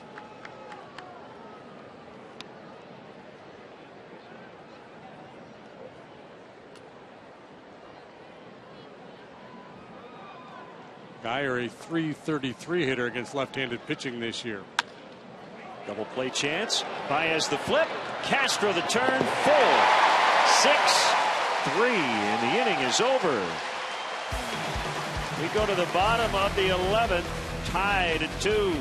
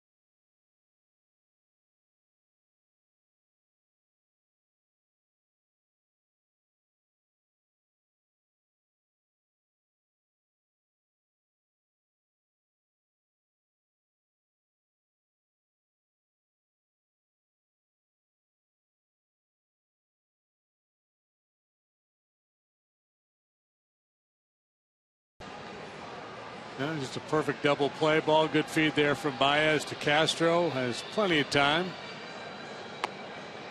to avoid the base runner and make the throw to first.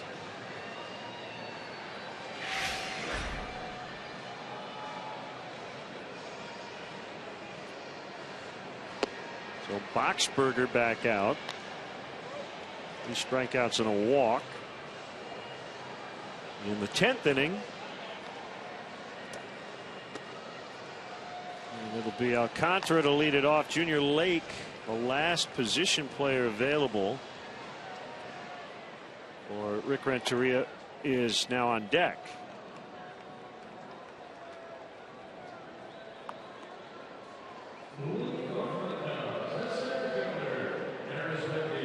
The good thing is nothing new here for Ricky. He's been dealing with this every other day for the last 2 weeks.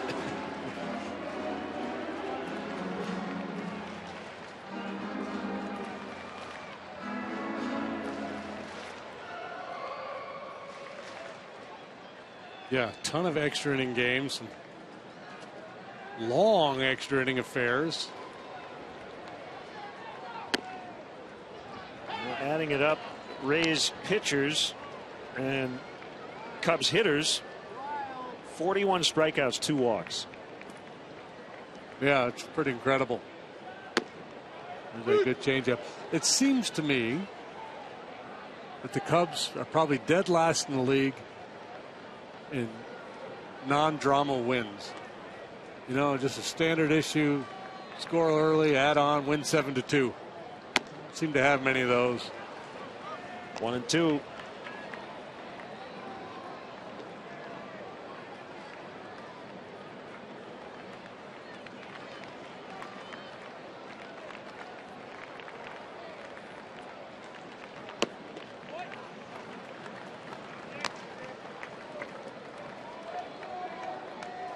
Remember Brett Anderson got hurt the other day? I do. In Colorado. He's going to need a spinal surgeon.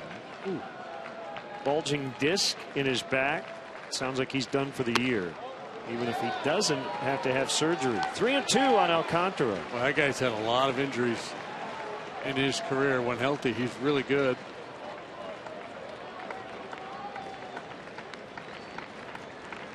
Big pitch. Boxberger to Alcantara. Strike 3. Second straight time he's been caught looking. Yeah, last time it was on a fastball. He's hitting from the other side of the plate on the outside corner. Here's a changeup that floats close to, perhaps just off the edge. And he's just fooled by that one. Couldn't pull the trigger. He's looking fastball.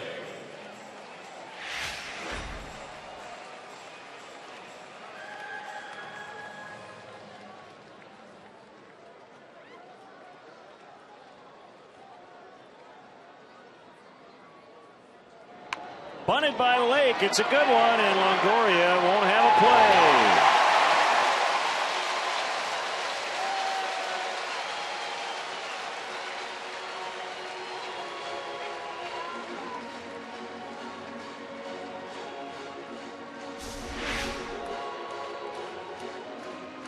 Longoria stayed back for him.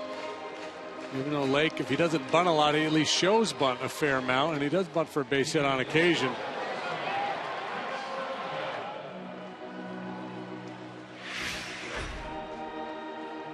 Carlos Gonzalez also going to the DL. He's got all kinds of issues he's been dealing with. I guess they're calling it left knee tendonitis, but he's got the ankle. It has flared up. And a rough go for the Rockies. There goes Lake, and he's out. What a throw by Casale.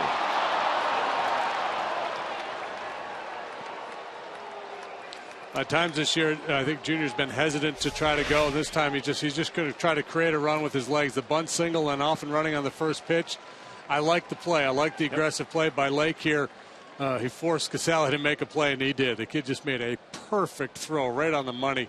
And Figueroa, you know, he's not getting in and out with that tag. He's catching the ball, and he's hanging in there to apply the tag. Good work by both those young players. 2-0 meanwhile on Valleca.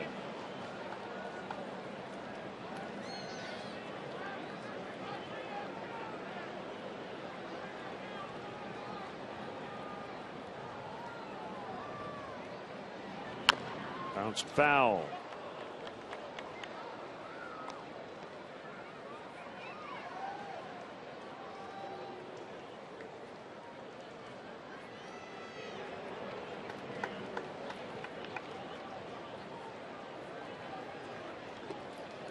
We're in the 11th in a 2-2 tie.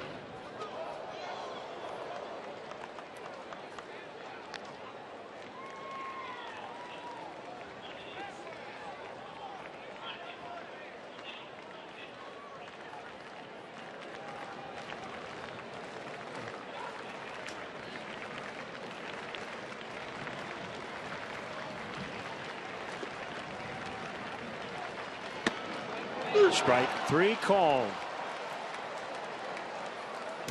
5 of them for Boxberger in 2 innings. To the 12th.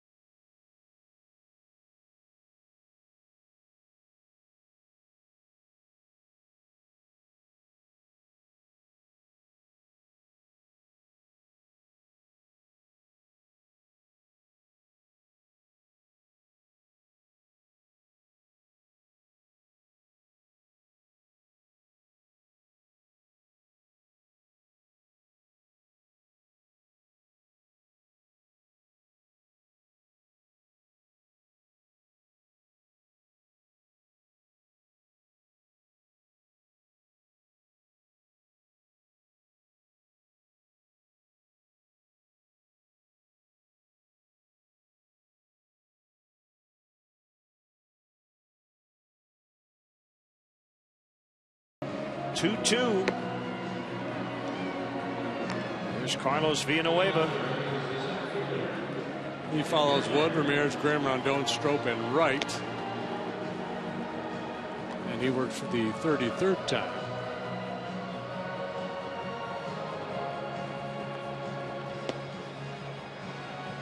Wood, Ramirez, Grimm, Rondon, Strop, Wright, Villanueva. He worked an inning on Friday. It was scoreless. No hits, no walks, had a strikeout.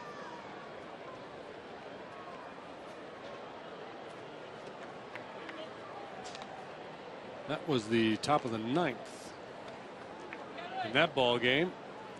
Today he gets the 12th.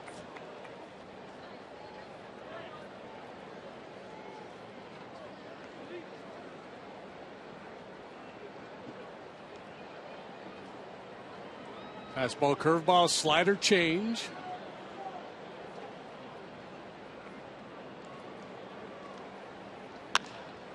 First pitch swinging, Kiermaier. Retired by Castro in shallow left.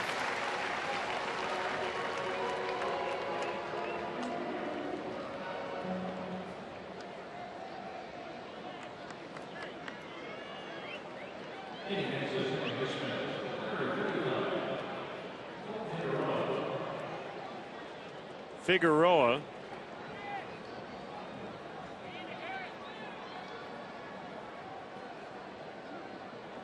His first at bat. When did he come in? Earlier.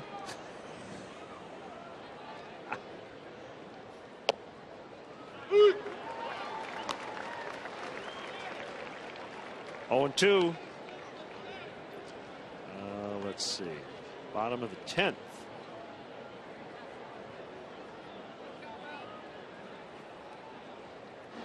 Oh, 2 from Villanueva's outside.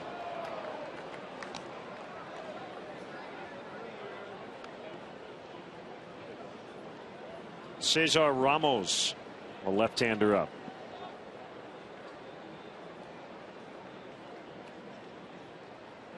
Figueroa, rookie, was a non-roster invitee to spring training this year for the Rays.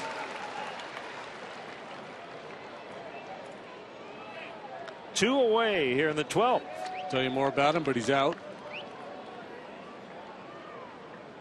Have to wait for his at bat in the 15th.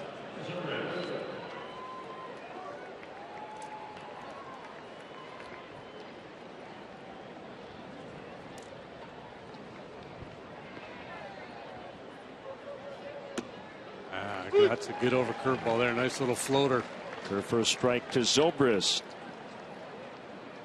Working quickly and sharply here this afternoon.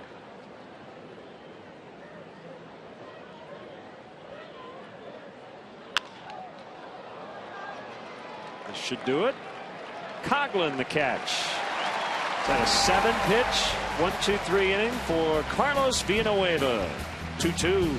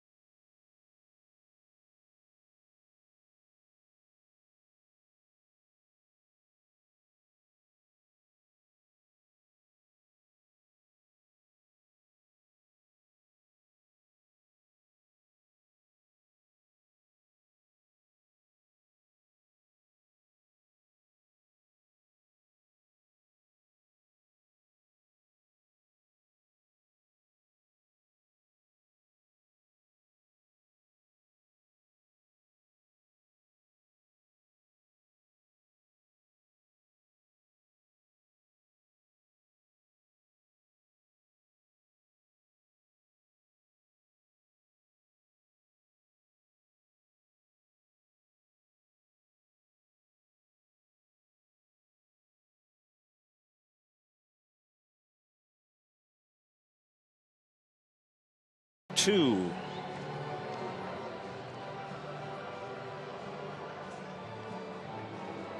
Cesar Ramos in his 34th appearance. And he's made 7 starts, the rest out of the bullpen. A 3.82 ERA for Ramos.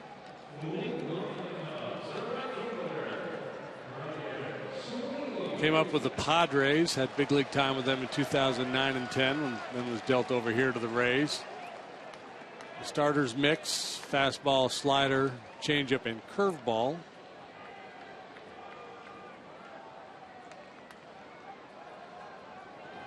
th appearance. All but 10 in the big leagues have been as a starter. He has made 7 starts this year.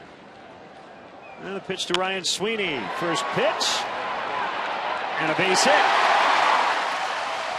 Kiermaier just could not get there. Leadoff man is on.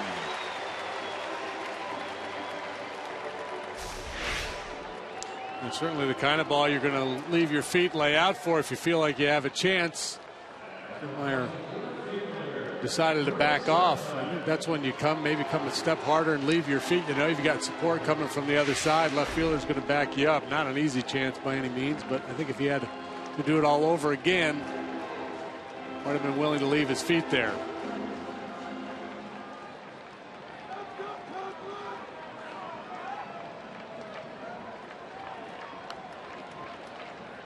Longoria in on the grass at third.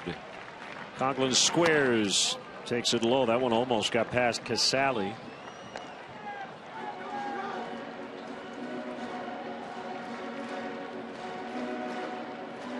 Yeah, Casale, I think in his haste to field the potential bunt, almost forgot his #1 priority: catch the pitch.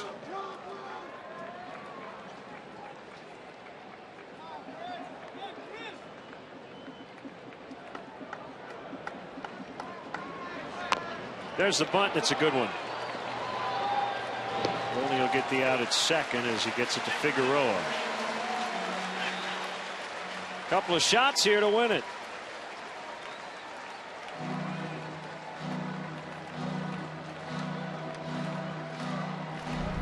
Well, a flair for the dramatic for Javier Baez in his major league debut. This came in the 12th inning on Tuesday. A point to the family. And he has proven to be really good in the 12th inning.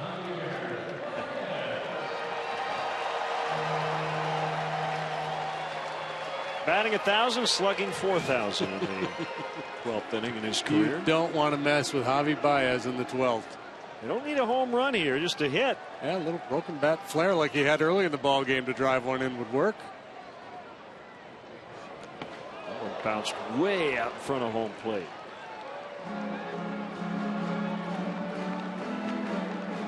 Yeah, not all blocks are created equal, and that's a heck of a play by Casale.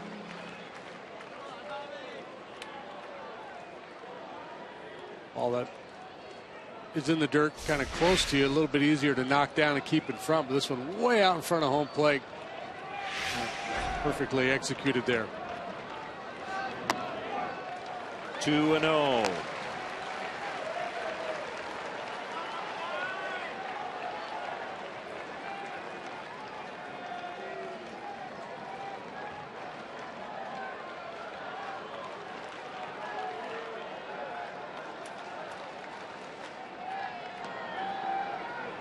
Over shifting to the left on the infield.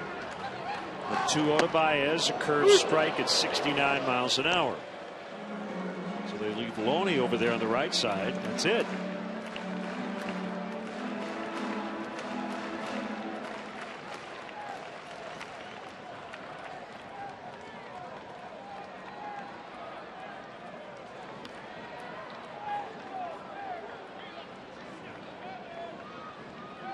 Here comes the pitch. 2-2.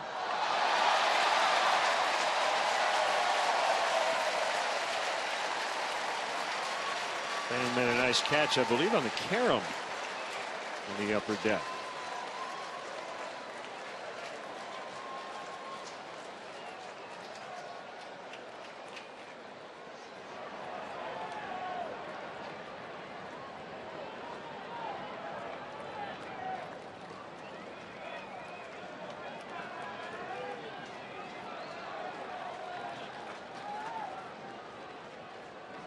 Sweeney at second, representing the winning run.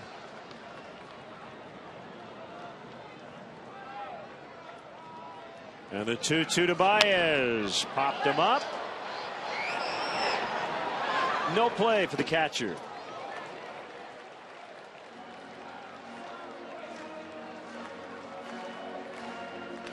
This is where, when the wind blows in, you do maybe get an extra shot every few plate appearances by hitting a foul pop that normally would be caught.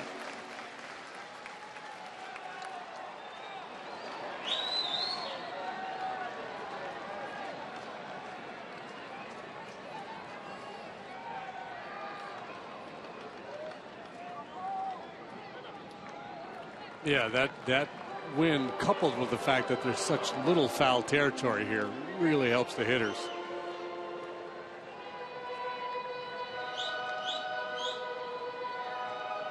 I think is why ultimately you would consider it slightly tilted toward the hitters, even when the wind does blow in. And the overall, it's a good hitter's park, just not a very good home run park when the wind blows in like it has all weekend.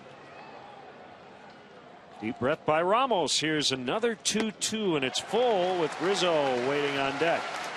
I don't think we're going to see a challenge fastball here. He's probably going to go back to that breaking pitch. If he throws a fastball, I'm guessing it'll be way up. See if they can get him to chase. I would be surprised to see a fastball in the strike zone.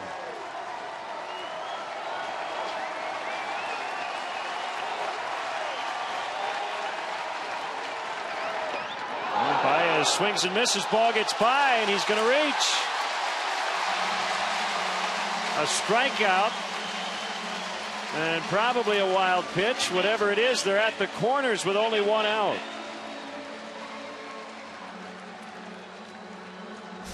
Well, we've talked about all the strikeouts in this series. Here's one that may play to the Cubs' advantage. Yeah, and I just got done talking about how good Casale was on that previous curveball here. The technique not good at all. Tries to backhand that ball in the dirt as opposed to just blocking it.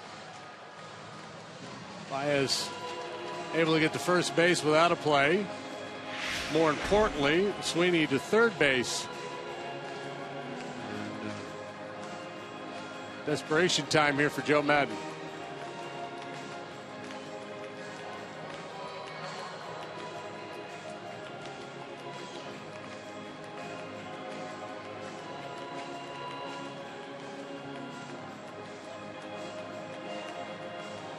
Gary Jones, a third base coach, over chatting with a manager.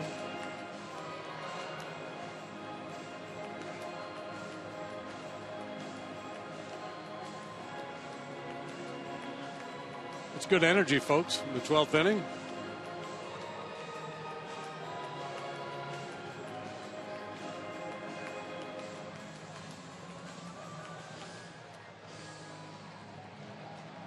So Rodriguez was playing right. I think he just went and grabbed his infielder's glove. Yep. We got they play with 5 on the infield. So the right fielder is playing near second base.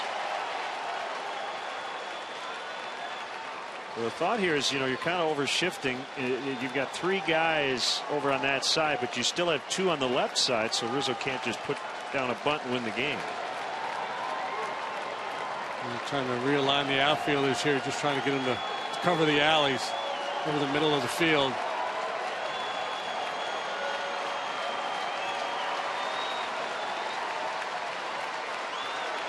Lefty versus lefty. Here we go. Knocked down. Baez is going to take second, and that will force Joe Madden, I think, to walk Rizzo.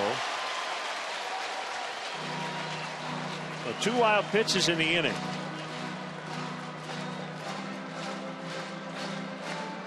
Are they still going to pitch to him is the question.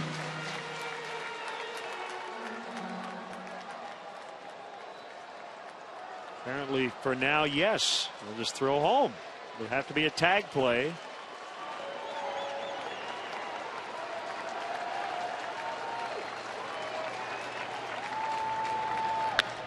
Cubs win! Cubs win! Rizzo comes through. 3-2 the final.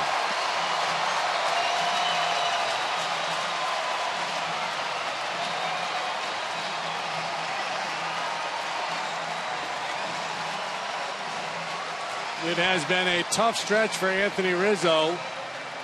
Really the first such stretch he's had to endure this year, and that has to feel awfully good. A long single to win it. You surprised he didn't walk him? I mean, you're kind of in a corner either way, right? Yeah, and I don't know what his instructions were, and how they were going to go about it. It looked like they were trying to pitch around, and he just wouldn't let him do it. And that's the thing about Rizzo. He's so close to home plate. Breaking ball, it's intended to be off the outside corner. He's able to go out and hit, not only hit it, but hit it with authority. Yeah, that's a tough call. When you get in that situation, it's kind of just do or die for a manager. So the Cubs avoid the sweep. They take 1 of 3 this weekend. And let's send it down to Kelly Kroll. Thanks a lot, guys. Wow, Anthony, that one has to feel pretty good for you. Just walk us through that at-bat there at the end as you watch the Rays, of course, move 5 guys in on you. Well, base open with Javi. Kind of wanted to tell him they were going to probably throw him off speed there. But luckily the ball got away, and that's a tough situation for them. And just trying to put the ball in the air right there. And fortunately enough, I got him in the air. There haven't been many tough stretches for you this season, but you were kind of going through one here as you came into today. How good does this feel just for you? Yeah, it's part of the game, and everyone knows that. You're going to have your highs and lows, but just to end the game, no one wants to really play extras, and to get the win is nice. Speaking of playing extras, you've done a lot of that over the past couple. What was the difference today to get this one? Well, we always want to get the win, and the lead off there with the hit, the bunt, Colin got the bunt over. Javi found a way to get on, and No, I was just in the right guy in the right spot today. All right, well, go enjoy this one, Anthony. Appreciate it. Thank you. There you go, guys. Big extra inning win for the Cubs today. Anthony Rizzo making it count there at the end. Kelly, thank you. And he is our GMC player of the game. Again, tough pitch by Ramos off the outside part of the plate, but no problem for Anthony Rizzo. Went down and got it. Sweeney comes home with the game winner. And the Cubs able to salvage one here against the Rays this weekend. We'll send Tampa Bay on its way to Texas. Cubs with their 50th win of the season. And for JD, Kelly, and our entire crew, and Dwayne Stats, great to have him stop by. And Casper saying so long from Wrigley. We're back with you tomorrow. Brewers and Cubs, 7 o'clock Central here on CSN. They'll take over in the studio when we return. Blue Cross Blue Shield Cubs post game live is next.